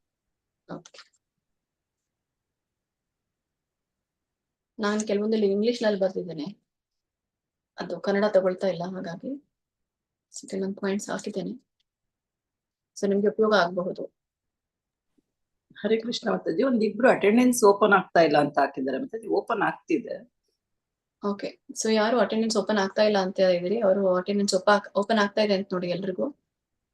ಎಷ್ಟು ಜನರಿಗೆ ಓಪನ್ ಆಗ್ತಾ ಇಲ್ಲ ಅವರು ಹ್ಯಾಂಡ್ ರೈಸ್ ಮಾಡಿ. ಓಕೆ, ಸೊ ಅನಂತ್ ಕುಲಕರ್ಣಿ ಪ್ರಭು. ಹರೇ ಕೃಷ್ಣ. ಸೊ ಇವತ್ತಿನ ಕುರಿತಾಗಿ ಸ್ವಲ್ಪ ತತ್ವಗಳ ಕುರಿತಾಗಿ ನಿಮ್ಗೆ ತಿಳಿಸ್ಬೇಕು, ಏನು ತತ್ವಗಳು ಅಂತ ಹೇಳಿ. ಈಗ ಕೆಲವೊಂದು ಪ್ರಿನ್ಸಿಪಲ್ಸ್ ಅಂತ ಇರುತ್ತೆ, ಯಾವುದೇ ನಾವು ಓದುವಾಗ ನಮ್ಗೆ ಅದರಲ್ಲಿ ಮುಖ್ಯವಾದ ಅಂಶಗಳನ್ನ ನಾವು ತಗೊಳ್ತೇವೆ. ಈಗ ಭಗವಂತನ ಪೂಜೆಯಲ್ಲಿ, ಭಗವಂತನ ಪೂಜಿಸೋದ್ರಲ್ಲಿ ಹಬ್ಬಗಳ ಆಚರಣೆ ಮಾಡುವಂಥದ್ದು, ಕಾರ್ತಿಕ ಮಾಸದ ವ್ರತವನ್ನ ನಾವು ಮಾಡುವಂಥದ್ದು, ವಿಗ್ರಹ ಸೇವೆ ಅದು ಒಂದು ನೇರವಾದಂತಹ ಸೇವೆ. ಸೊ ಹೀಗೆ ನಾವು ಕೆಲವೊಂದು ವಿಷಯಗಳನ್ನ ಆಯ್ಕೊಳ್ತೇವೆ. ಸೊ ಇವುಗಳಿಗೆ ನಾವು ತತ್ವಗಳಂತ ಹೇಳ್ತೇವೆ. ತುಂಬಾ ಜನರು ಈಗ ನೀವು ಪಿಕಪ್ ಆಗಿದ್ದೀರಾ ತತ್ವಗಳು ಏನು ಅಂತ ಹೇಳಿ. ಸೊ ನಮ್ಗೆ ಪೂರ್ಣ ರೀತಿಯಾಗಿ ಅಲ್ಲಿರುವಂತಹ ಕಥೆನ ಹೇಳೋ ಅವಶ್ಯಕತೆ ಇಲ್ಲ. ಒಂದ್ ಪಾಯಿಂಟ್ ಅನ್ನ ಹೇಳ್ಬಿಟ್ಟು ನೀವು ಅದನ್ನ ಆ ಕಥೆಗೆ ನೀವು ಲಿಂಕ್ ಮಾಡ್ಬಹುದು. ಈಗ ಹೇಗೆ ಶ್ರೀಮದ್ ಭಾಗವತ ಕೇಳೋದ್ರಿಂದ ಏನಾಗುತ್ತೆ, ಸೊ ಈ ಒಂದು ಭಕ್ತಿಯಲ್ಲಿ ಆಸಕ್ತಿಯನ್ನ ಹೊಂದ್ತಾರೆ, ಭಗವಂತನ ಜ್ಞಾನ ಅವ್ರಿಗೆ ಸಿಗುತ್ತೆ. ಮತ್ತೆ ಈ ಭಾಗವತಂಗೆ ಗ್ರಂಥ ರಾಜ ಅಂತ ಕರೀತಾರೆ, ಶುಕಮುನಿಗಳ ಬಾಯಿಯಿಂದ ಬಂದಿರುವಂತದ್ದು. ಮತ್ತೆ ಇದನ್ನ ಭಾಗವತರಿಂದ ಕೇಳ್ಬೇಕು. ಸೊ ಭಕ್ತರನ್ನ ಭಾಗವತ, ಶುದ್ಧ ಭಕ್ತರನ್ನ ಭಾಗವತ ಅಂತ ಕರೀತಾರೆ, ಅಂತ ಭಾಗವತರಿಂದ ನಾವು ಇದನ್ನ ಆಲಿಸ್ಬೇಕು. ಮತ್ತೆ ಇದು ಶುಕಮುನಿಗಳ ಮೂಲಕ ನಮ್ಗೆ ಬಂದಿರುವಂತದ್ದು. ಮತ್ತೆ ಬಿಲ್ವ ಮಾಂಗಲ ಠಾಕೂರರು ಹೇಳಿರುವಂತಹ ಒಂದು ಅವರ ಒಂದು ಉಲ್ಲೇಖ ಕೊಟ್ಟಿರುವಂತದ್ದು. ಮತ್ತೆ ಈ ಒಂದು ಶ್ರೀಮದ್ ಭಾಗವತ ಎಲ್ಲರ ಮನೆಯಲ್ಲಿದ್ರೆ ಇದು ಒಂದು ನಾರಾಯಣ ಉಪಸ್ಥಿತಿ ಇದ್ದ ಹಾಗೆ. ಸೊ ನಿತ್ಯ ಇದನ್ನ ಶ್ರವಣ ಮಾಡಬೇಕು. ಸೊ ಹೀಗೆ ಒಂದೊಂದು ಪಾಯಿಂಟ್ ಆಗಿ ನಾವು ತತ್ವಗಳನ್ನ ಆಯ್ಕೆ ಮಾಡ್ಕೊಳ್ಬೇಕು ಇದರ ಕುರಿತಾಗಿ. ಮತ್ತೆ ಇನ್ನೊಂದು ಉದಾಹರಣೆ, ಹರೇ ಕೃಷ್ಣ ಮಹಾಮಂತ್ರವನ್ನ ಜಪಿಸುವಾಗ, ಸೊ ಹರೇ ಕೃಷ್ಣ ಮಹಾಮಂತ್ರ ಜಪಿಸೋದ್ರಿಂದ ಏನಾಗುತ್ತೆ, ಎಲ್ಲ ಸಿದ್ಧಿಯನ್ನು ಕೂಡ ಪಡೆಯಬಹುದು. ಮತ್ತೆ ಭಗವಂತನ ನೇರ ಸಂಬಂಧವನ್ನ ಕಲ್ಪಿಸ್ಕೊಳ್ಬಹುದು. ಮತ್ತೆ ಭಗವಂತನ ನಾಮಕ್ಕೂ ಮತ್ತೆ ಭಗವಂತನಿಗೆ ಯಾವುದೇ ವ್ಯತ್ಯಾಸವನ್ನ ನಾವು ಕಾಣಲ್ಲ. ಸೊ ಅನೇಕ ಜನ್ಮಗಳ ಫಲ ಇದರಲ್ಲಿ ಸಿಗುತ್ತೆ. ನಮ್ಮ ಹೃದಯದಲ್ಲಿರುವಂತಹ ಕಲ್ಮಶಗಳು ನಾಶವಾಗುತ್ತೆ. ಸೊ ಇದೊಂದು ಶುದ್ಧ ನಾಮ. ಮತ್ತೆ ನಿರ್ಣೀತಾಮ್ ಅನ್ನುವಂಥ ಪದವನ್ನು ಕೂಡ ಇಲ್ಲಿ ಬಳಸಿದ್ದಾರೆ. ಹೀಗೆ ಮತ್ತೆ ಮಥುರಾವಾಸದಲ್ಲಿ ಇರೋದ್ರಿಂದ ನಾವು ಭ್ರಮೆಯಿಂದ ಮುಕ್ತಿಯನ್ನ ಪಡಿತೀವಿ. ಪವಿತ್ರ ಕ್ಷೇತ್ರ ಇದಾಗಿದೆ. ಸೊ ಮಧುರೆಯಲ್ಲಿ ಕೇವಲ ಹೆಜ್ಜೆ ಇಡೋ ಮಾತ್ರದಿಂದ ನಾವು ಪುಣ್ಯವನ್ನ ಗಳಿಸ್ಕೊಳ್ಬಹುದು. ಮತ್ತೆ ಇದೊಂದು ಬ್ರಹ್ಮ ಸ್ಥಿತಿಯ ಹಂತದಿಂದ ನಮ್ಗೆ ಭಕ್ತಿ ಸೇವೆಯ ಹಂತಕ್ಕೆ, ಪ್ರೇಮಕ್ಕೆ ಒಯ್ಯಬಹುದು. ಮತ್ತೆ ಕೃಷ್ಣ ಪ್ರೇಮ ಲಭ್ಯ ಆಗತ್ತೆ. ಇದು ವರಾಹ ಪುರಾಣದಲ್ಲಿ ಇದರ ಉಲ್ಲೇಖ ಇದೆ. ಸೊ ವೈಕುಂಠಕ್ಕಿಂತಲೂ ಹೆಚ್ಚಾಗಿದೆ ಇದು. ಸೊ ಇವೆಲ್ಲವೂ ಕೂಡ ಮೂಲ ತತ್ವ. ಸೊ ಹೀಗೆ ಇದಕ್ಕೆ ಹೆಚ್ಚಿನ ವಿವರಣೆ ಏನು, ಅದಕ್ಕೆ ಸಂಕ್ಷಿಪ್ತವಾದ ವಿವರಣೆ ನಾವು ಕೊಡ್ಬೋದು. ವರಾಹ ಪುರಾಣದಲ್ಲಿ ಏನ್ ಹೇಳಲಾಗಿದೆ, ಸ್ಕಾಂದ ಪುರಾಣದಲ್ಲಿ ಏನ್ ಹೇಳಲಾಗಿದೆ. ಈಗ ಮಥುರಾವಾಸ ಹೇಳಿದಾಗ ಆಯ್ತು. ಮತ್ತೆ ಈಗ ಭಕ್ತರ ಸೇವೆ ಭಗವಂತನ ಸೇವೆಗಿಂತಲೂ ಮುಖ್ಯವಾಗಿರುವಂತದ್ದು. ಈಗಾಗಲೇ ಹೇಳಿರೋ ಹಾಗೆ ಇದನ್ನ ಪದ್ಮ ಪುರಾಣದಲ್ಲಿ ಶಿವ ಪಾರ್ವತಿಗೆ ತಿಳಿಸ್ತಾರೆ. ಮತ್ತೆ ನಾವು ಯಾವಾಗ್ಲೂ ಕೂಡ ಭಕ್ತನ ಸೇವೆ ಹೇಗೆ ಮಾಡ್ಬೇಕು, ದಾಸನಾಗಿ ಮಾಡ್ಬೇಕು, ದಾಸನಾಗಿ ಸೇವೆ ಸಲ್ಲಿಸ್ಬೇಕು. ಭಕ್ತರ ಮುಖಾಂತರಾನೇ ನಾವು ಭಗವಂತನ ಹತ್ರ ಹೋಗ್ಲಿಕ್ಕೆ ಸಾಧ್ಯ. ಇಲ್ಲ ಅಂತಂದ್ರೆ ನಮ್ಗೆ ವೈಯಕ್ತಿಕವಾಗಿ ಯಾವುದೇ ಅರ್ಹತೆ ಇಲ್ಲ ಭಗವಂತನಲ್ಲಿಗೆ ಹೋಗ್ಲಿಕ್ಕೆ. ಮತ್ತೆ ನಿಜವಾದ ಭಕ್ತನಾಗ್ತಾನೆ, ಸ್ಕಾಂದ ಪುರಾಣದಲ್ಲಿರುವಂತಹ ಉಲ್ಲೇಖ. ಮತ್ತೆ ಇದರಿಂದ ನಮ್ಗೆ ಏನಾಗುತ್ತೆ, ಒಬ್ಬ ಭಕ್ತ ಭಗವಂತನ ಭಕ್ತರ ಸೇವೆಯನ್ನ ಮಾಡೋದ್ರಿಂದ ಏನಾಗ್ತಾನೆ, ಪಾಪ ಪರಿಹಾರ ಆಗುತ್ತೆ. ಆದಿಪುರಾಣದಲ್ಲಿ ಇದರ ಉಲ್ಲೇಖ ಕೊಟ್ಟಿದ್ದಾರೆ. 4 ಚತುರ್ಕುಮಾರರ ಒಂದು ಕಥೆಯನ್ನ ನಾವು ತಿಳ್ಕೊಳ್ಬಹುದು. ಮತ್ತೆ ಹೇಗೆ ಈ ಭಕ್ತನಾಗಬಹುದು. ಬಿಲ್ವಮಂಗಲ ಠಾಕೂರರ ಉದಾಹರಣೆ ನಾವು ಕಾಣ್ತೇವೆ. ಸೊ ಬಿಲ್ವಮಂಗಲ ಠಾಕೂರರು ಅವರು ಒಂದು ವ್ಯಭಿಚಾರಣೆಯ ಸಂಘದಲ್ಲಿ ಇದ್ರು. ಆ ವ್ಯಭಿಚಾರಣೆಯ ಆಕ್ಚುಲಿ ಕೃಷ್ಣ ಭಕ್ತಿ ಆಗಿದ್ಲು. ಸೊ ಆ ಒಂದು ಸಂಘದಿಂದ ಏನಾಯ್ತು, ಆ ಬಿಲ್ವಮಂಗಲ ಠಾಕೂರರು ಕೂಡ ಭಗವದ್ ಭಕ್ತರಾದ್ರು. ಅವಳನ್ನ ತೊರೆದ್ಬಿಟ್ಟು ಅವರು ಮಥುರೆಗೆ ಹೋದ್ರು ಅನ್ನೋದನ್ನ, ವೃಂದಾವನಕ್ಕೆ ಹೋದ್ರು ಅನ್ನೋದನ್ನ ನಾವು ಕಥೆಯನ್ನ ನೋಡ್ತೇವೆ. ಮತ್ತೆ ಪ್ರಭುಪಾದರು ಭಕ್ತಿ ಸಿದ್ಧಾಂತ ಸರಸ್ವತಿ ಠಾಕೂರರ ಒಂದು ಸಹವಾಸದಿಂದ ಅವರು ಉನ್ನತ ಭಕ್ತರಾದ್ರು ಅನ್ನೋದನ್ನ, ಮತ್ತೆ ಇಲ್ಲಿರಲ್ಲಿ ಭಕ್ತರಿಗೆ ಸ್ಫಟಿಕದ ಒಂದು ಉದಾಹರಣೆಯನ್ನ ನಮ್ಗೆ ಹಿರಣ್ಯಕಶಿಪು ಅವರು ಕೊಟ್ಟಿದ್ದಾರೆ. ಸೊ ಈ ತರನಾದಂತಹ ಒಂದೊಂದು ಪದವನ್ನ ನಾವು ಕಲೆ ಹಾಕಿ ಅದಕ್ಕೆ ಏನು ನಾವು ವರ್ಣಿಸಬಹುದು, ಏನು ನಾವು ಅದಕ್ಕೆ ವಿವರಿಸಬಹುದು ಅನ್ನೋದನ್ನ ನೀವು ಬರ್ಕೊಳ್ಳಿ. ಸೊ ಈ ತರ ನಾವು ತತ್ವಗಳನ್ನ ಕೊಡಬಹುದು. ಓಕೆ, ಸೊ ಅದು ತತ್ವ ಅಂತಂದ್ರೆ ಅದು ಒಂದು ಸೆಂಟೆನ್ಸ್ ರೂಪದಲ್ಲಿ ಇರೋಕ್ಕಿಂತ ಒಂದು ಪದ ಅಥವಾ ಒಂದು ಅಂಶದ ರೂಪದಲ್ಲಿದ್ರೆ ತುಂಬಾನೇ ಒಳ್ಳೇದು. ಸೊ ಚೆನ್ನಾಗಿ ಮಾಡಿದಿರಾ ಎಲ್ರು ಕೂಡ, ಗುಡ್ ಎಫರ್ಟ್ ಅನ್ನ ಹಾಕಿದ್ದೀರಾ. ಸೊ ತತ್ವ ಅನ್ನೋದು ಏನು ನಮ್ಗೆ ಅರ್ಥ ಆಯ್ತು ಅಂತ ಅನ್ಕೊಳ್ತೇನೆ. ಇನ್ನ ಮುಂದಿನ ವಿಷಯಗಳನ್ನ ಏನು ನಮ್ಗೆ ಇದ್ರ ಕುರಿತಾಗಿ ಶಿಲ ಪ್ರಭುಪಾದರು ಹೇಳ್ತಾರೆ ಅನ್ನೋದನ್ನ ನೋಡೋಣ. ಪಂಚಾಂಗ ಭಕ್ತಿಯ ಕುರಿತಾಗಿ ಶಿಲ ಪ್ರಭುಪಾದರು ಹೇಳ್ತಾರೆ. ಹ್ಯಾಂಡ್ ರೈಸ್ ಮಾಡಿ, ಸಾರಿ ಓದಿ. ಚಾಟ್ ಬಾಕ್ಸ್ ಅಲ್ಲಿ ಹಾಕಿದ್ದೇನೆ ನೋಡಿ, ಬೇಕಾದವರು ಸ್ಕ್ರೀನ್ ಶಾಟ್ ಅನ್ನ ತಗೊಳ್ಳಿ. ಹಾ ಹೇಳಿ. ಈ ಹರೇ ಕೃಷ್ಣ ಓದಿ ಮಾತಾಜಿ. ಹರೇ ಕೃಷ್ಣ. ಪಂಚಾಂಗ ಭಕ್ತಿ. ಈ 5 ತತ್ವಗಳ ಶಕ್ತಿ ಅದ್ಭುತ ಮತ್ತು ಅರಿಯುವುದು ಕೃಷ್ಣ ಕಷ್ಟ. ಅವುಗಳಲ್ಲಿ ನಂಬಿಕೆ ಇಲ್ಲದಿದ್ದರೂ ಅಪರಾಧಿಯಲ್ಲದವನು ತನ್ನಲ್ಲಿ ಸುಪ್ತವಾಗಿರುವ ಕೃಷ್ಣ ಪ್ರೇಮವನ್ನು ಅವುಗಳ ಜೊತೆ ತುಸು ಸಂಪರ್ಕವಿಟ್ಟುಕೊಂಡು ಜಾಗೃತಗೊಳಿಸಬಹುದು. ಹರೇ ಕೃಷ್ಣ ಮಾತಾಜಿ, ಧನ್ಯವಾದಗಳು. ಸೊ ಈ 5 ತತ್ವಗಳ ಶಕ್ತಿ ತುಂಬಾನೇ ಅದ್ಭುತವಾಗಿದೆ. ಅದಕ್ಕಾಗಿ ಇದಕ್ಕೆ ಪ್ರಬಲವಾದವುಗಳು ಅಂತ ಕರೀತಾರೆ. ಹಾಗಾಗಿ ಇದಕ್ಕೆ ಪಂಚ ಅಂಗವನ್ನ ಹೊಂದಿರುವಂತಹ ಭಕ್ತಿ ಅಂತ ಹೇಳ್ತಾರೆ. ಸೊ ಈ ಅರಿಯುವುದು ಕಷ್ಟ, ಅವುಗಳಲ್ಲಿ ನಂಬಿಕೆ ಇಲ್ಲದಿದ್ರು, ಒಂದ್ ವೇಳೆ ಈ 5 ಭಕ್ತಿಯನ್ನ ಅಥವಾ 5 ಅಂಶಗಳನ್ನ ನಮಗೆ ನಂಬಿಕೆ ಇರೋದಿಲ್ಲ, ಯಾರೋ ಹೇಳ್ತಾ ಇದ್ದಾರೆ ಅಂತ ನಾವು ಫಾಲೋ ಮಾಡ್ತಾ ಇದ್ದೇವೆ, ಮತ್ತೆ ಅವುಗಳನ್ನ ತಿಳ್ಕೊಳ್ಳೋದು ಕೂಡ ಕಷ್ಟ ಆಗ್ಬಿಡುತ್ತೆ. ಯಾಕಂದ್ರೆ ಈಗ ತತ್ವಗಳನ್ನ ಹುಡುಕಿ ಅಂದಾಗ ಅಲ್ಲಿ ತತ್ವಗಳು ನಮ್ಗೆ ಇದ್ದನ್ನೇ ನಾವು ತೆಗಿತೇವೆ ವಿನಃ ನಾವು ಮತ್ತೆ ಯಾವ ವಿಷಯಗಳು ಇದರಿಂದ ಹಿಡನ್ ಆಗಿದೆ, ಶ್ರೀಲ ಪ್ರಭುಪಾದವರ ಒಂದು ಉದ್ದೇಶ ಧ್ಯೇಯ ಅದರಲ್ಲಿ ಇರುತ್ತೆ, ಆದ್ರೆ ನಮ್ಗೆ ಗೊತ್ತಾಗಲ್ಲ. ಸೊ ಅಂತದಿಂದ ಏನಾಗುತ್ತೆ, ಕೆಲವೊಮ್ಮೆ ನಮ್ಗೆ ಅರಿಯಲಿಕ್ಕೆ ಕಷ್ಟ ಆಗತ್ತೆ ಈ ಪಂಚಾಂಗ ಭಕ್ತಿಗಳನ್ನ.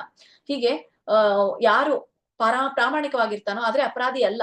ಸೊ ಅವನ್ ಮಾಡ್ಬೋದು, ತನ್ನಲ್ಲಿ ಏನು ಸುಪ್ತವಾಗಿರುತ್ತೋ ಪ್ರಜ್ಞೆ, ಸೊ ಹುಟ್ಟಿದ ಮೊದ್ಲಿಂದನೂ ಇದೆ, ಯಾವಾಗ ಈ ಒಂದು ಆತ್ಮ ದೈಹವನ್ನ ಪಡೆದಿದೆ ಅವಾಗಿಂದನೂ ಕೂಡ ಆತ್ಮ ಇದು ಒಂದು ನಮ್ಮ ಪ್ರಜ್ಞೆ ಇರುತ್ತೆ, ಆದ್ರೆ ಅದು ಜಾಗೃತಗೊಂಡಿರೋದಿಲ್ಲ. ಸೊ ಆ ವ್ಯಕ್ತಿ ಇವುಗಳನ್ನ ಪಾಲಿಸಿದರೆ ಆ ಸುಪ್ತ ಪ್ರಜ್ಞೆಯೂ ಕೂಡ ಪ್ರಜ್ಞೆ ಜಾಗೃತವಾಗುತ್ತೆ, ಕೃಷ್ಣ ಪ್ರೇಮ ಜಾಗೃತವಾಗುತ್ತೆ. ಸೊ ಅವುಗಳ ಜೊತೆ ತುಸು ಸಂಪರ್ಕವಿಟ್ಟುಕೊಂಡು ಜಾಗೃತಗೊಳಿಸ್ಕೊಳ್ಬಹುದು ಅಂತ ಹೇಳಿ. ಸೊ ಹೀಗೆ ನಾವು ಪಂಚಾಂಗ ಭಕ್ತಿಯಿಂದ ಕೃಷ್ಣ ಪ್ರೇಮವನ್ನ ಜಾಗೃತಗೊಳಿಸ್ಕೊಳ್ಬಹುದು ಅನ್ನೋದನ್ನ ಶ್ರೀಲ ಪ್ರಭುಪಾದವರು ಹೇಳ್ತಾರೆ. ಸೊ ಇವತ್ತಿನ ತರಗತಿಯಲ್ಲಿ ನಾವು ಇವತ್ತಿನ ತರಗತಿಗೆ ಅಲ್ಪ ವಿರಾಮವನ್ನ ಕೊಡೋಣ. ಇವತ್ತಿನ ತರಗತಿಯಲ್ಲಿ ಯಾವ ವಿಷಯಗಳನ್ನ ನಾವು ತಿಳ್ಕೊಂಡ್ವಿ ಅನ್ನೋದನ್ನ ನಾವು ನೋಡೋಣ. ಸೊ ಸಾಧನಾ ಭಕ್ತಿ 64 ಅಂಶಗಳನ್ನ ನಾವು ಇಲ್ಲಿ ಪರಿಶೀಲಿಸಿದ್ವಿ. ಭಕ್ತಿ ಸೇವೆಯ 5 ಪ್ರಬಲ ರೂಪಗಳು ಯಾವುದು, ಅದರ ಪ್ರಾಮುಖ್ಯತೆಗಳು ಏನು, ಅದರ ತತ್ವಗಳು ಯಾವುದು ಅನ್ನೋದನ್ನ ತಿಳ್ಕೊಂಡ್ವಿ. ಸಾಧನಾ ಭಕ್ತಿಯ ಪ್ರಸ್ತುತಿಯಲ್ಲಿ ಏನು ಹೀಗೆ ವರ್ಣಾಶ್ರಮ ಧರ್ಮ ಮತ್ತೆ ಜ್ಞಾನ ವೈರಾಗ್ಯ ಇವುಗಳ ಒಂದು ಮಹತ್ವವನ್ನ ನಾವು ತಿಳ್ಕೊಂಡ್ವಿ. ಯುಕ್ತ ವೈರಾಗ್ಯದ ತತ್ವವನ್ನ ಪ್ರತಿಬಿಂಬಿಸುವ ಪ್ರಭುಪಾದರ ಧ್ಯೇಯವನ್ನ ಕುರಿತು ನಾವು ಚರ್ಚೆಗಳನ್ನ ಮಾಡಿದ್ವಿ. ಈ ಯುಕ್ತ ವೈರಾಗ್ಯ, ಫಲ್ಗು ವೈರಾಗ್ಯ ಇವುಗಳ ಮಧ್ಯೆ ಇರುವಂತಹ ವ್ಯತ್ಯಾಸ, ಯಾವ ರೀತಿಯಾದಂತಹ ವೈರಾಗ್ಯವನ್ನ ನಾವು ಹೊಂದಬೇಕು, ಮತ್ತೆ ಈ ಜ್ಞಾನ ವೈರಾಗ್ಯ ಅನ್ನುವಂಥದ್ದು ಯಾವಾಗ ಬೇಕು ಯಾವಾಗ ಬೇಡ ಅನ್ನೋದನ್ನ ನಾವು ಅರ್ಥ ಮಾಡ್ಕೊಂಡ್ವಿ. ಮುಂದಿನ ಒಂದು ಸ್ಲೈಡ್. ಆದ್ದರಿಂದ ಪ್ರಭು ಸೇವೆಯ ಮನೋಧರ್ಮವನ್ನ ಬೆಳೆಸಿಕೊಳ್ಳುವ ವ್ಯಕ್ತಿಗೆ ಪ್ರೋತ್ಸಾಹ ನೀಡಬೇಕು, ಏಕೆಂದ್ರೆ ಅವನನ್ನು ಅಪರಾಧವಿಲ್ಲದೆ ಜಪ ಮಾಡಲು ಸಹಾಯ ಮಾಡುತ್ತದೆ. ಹೀಗೆ ಶಿಷ್ಯನಿಗೆ ಗುರುಗಳ ಮಾರ್ಗದರ್ಶನದಲ್ಲಿ ಸೇವೆಯ ಹಾಗೂ ಹರಿಕೃಷ್ಣ ಮಹಾಮಂತ್ರವನ್ನು ಉಚ್ಚರಿಸುವ ಶಿಕ್ಷಣ ಸಿಗುತ್ತದೆ. ಹೀಗೆ ಒಬ್ಬ ವ್ಯಕ್ತಿಗೆ ಕೃಷ್ಣ ಪ್ರಜ್ಞೆಯಲ್ಲಿ ಉನ್ನತೀಕರಿಸಿಕೊಳ್ಬೇಕು ಅಂತಂದ್ರೆ ಅವನು ಏನ್ ಮಾಡ್ಬೇಕು, ಮಾರ್ಗದರ್ಶನ ಅವಶ್ಯಕತೆ ಇದೆ. ಯಾರ ಮಾರ್ಗದರ್ಶನ? ಗುರುವಿನ ಮಾರ್ಗದರ್ಶನ. ಹೀಗೆ ಒಬ್ಬ ಭಕ್ತ ಶಿಷ್ಯನಾಗ್ಬೇಕು. ಸೊ ಗುರುಗಳಿಂದ ಮಾರ್ಗದರ್ಶನವನ್ನ ಪಡೆದುಕೊಂಡು ಅವನು ಆ ಪ್ರೋತ್ಸಾಹವನ್ನ ತೆಗೆದುಕೊಂಡು ನಾಮವನ್ನ ಅಪರಾಧವಿಲ್ಲದೆ ಜಪಿಸಬೇಕು ಅನ್ನೋದನ್ನ ಇಲ್ಲಿ ಹೇಳ್ತಾರೆ. ಸೊ ಹೀಗೆ ವ್ಯಕ್ತಿಯು ಸ್ವಯಂ ಪ್ರೇರಣೆಯಿಂದ ಸೇವಾ ಮನೋಧರ್ಮವನ್ನು ಬೆಳೆಸಿಕೊಂಡರೆ ಅವನು ಆ ಕ್ಷಣವೇ ಹರಿಕೃಷ್ಣ ಮಹಾಮಂತ್ರದ ಪವಿತ್ರ ನಾಮಗಳ ದಿವ್ಯ ಗುಣಗಳನ್ನು ಅರ್ಥ ಮಾಡಿಕೊಳ್ಳಬಹುದು.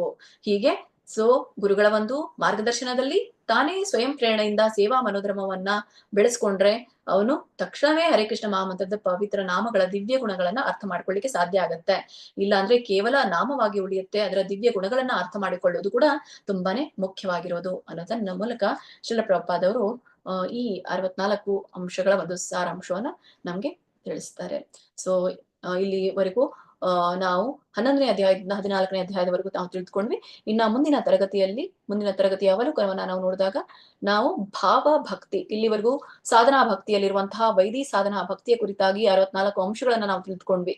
6ರಿಂದ ಈ 13ನೇ ಅಧ್ಯಾಯವರೆಗೂ ಕೂಡ ವೈದಿ ಸಾಧನಾ ಭಕ್ತಿಯ ಕುರಿತಾಗಿ ನಾವು ತಿಳಿದುಕೊಂಡ್ವಿ. ಸೊ ಇನ್ನು ಮುಂದೆ 44 ಅಂಶಗಳನ್ನ ತಿಳ್ಕೊಂಡ್ವಿ, ವೈದಿ ಸಾಧನಾ ಭಕ್ತಿಯ ಕುರಿತಾಗಿ ತಿಳ್ಕೊಂಡ್ವಿ.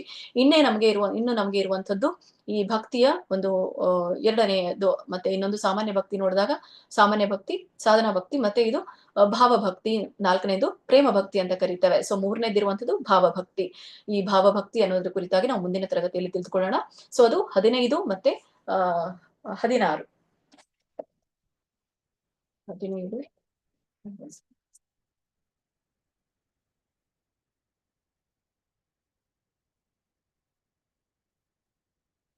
ಓಕೆ, ಸೊ ಮುಂದೆ ನಮಗೆ ಭಾವಭಕ್ತಿ ಬರುತ್ತೆ.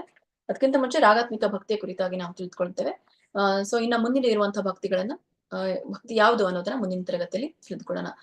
ಸೊ ಇಲ್ಲಿಗೆ ನಾನು ಇವತ್ತಿನ ತರಗತಿಗೆ ಅಲ್ಪ ವಿರಾಮನ ಕೊಡ್ತೇನೆ.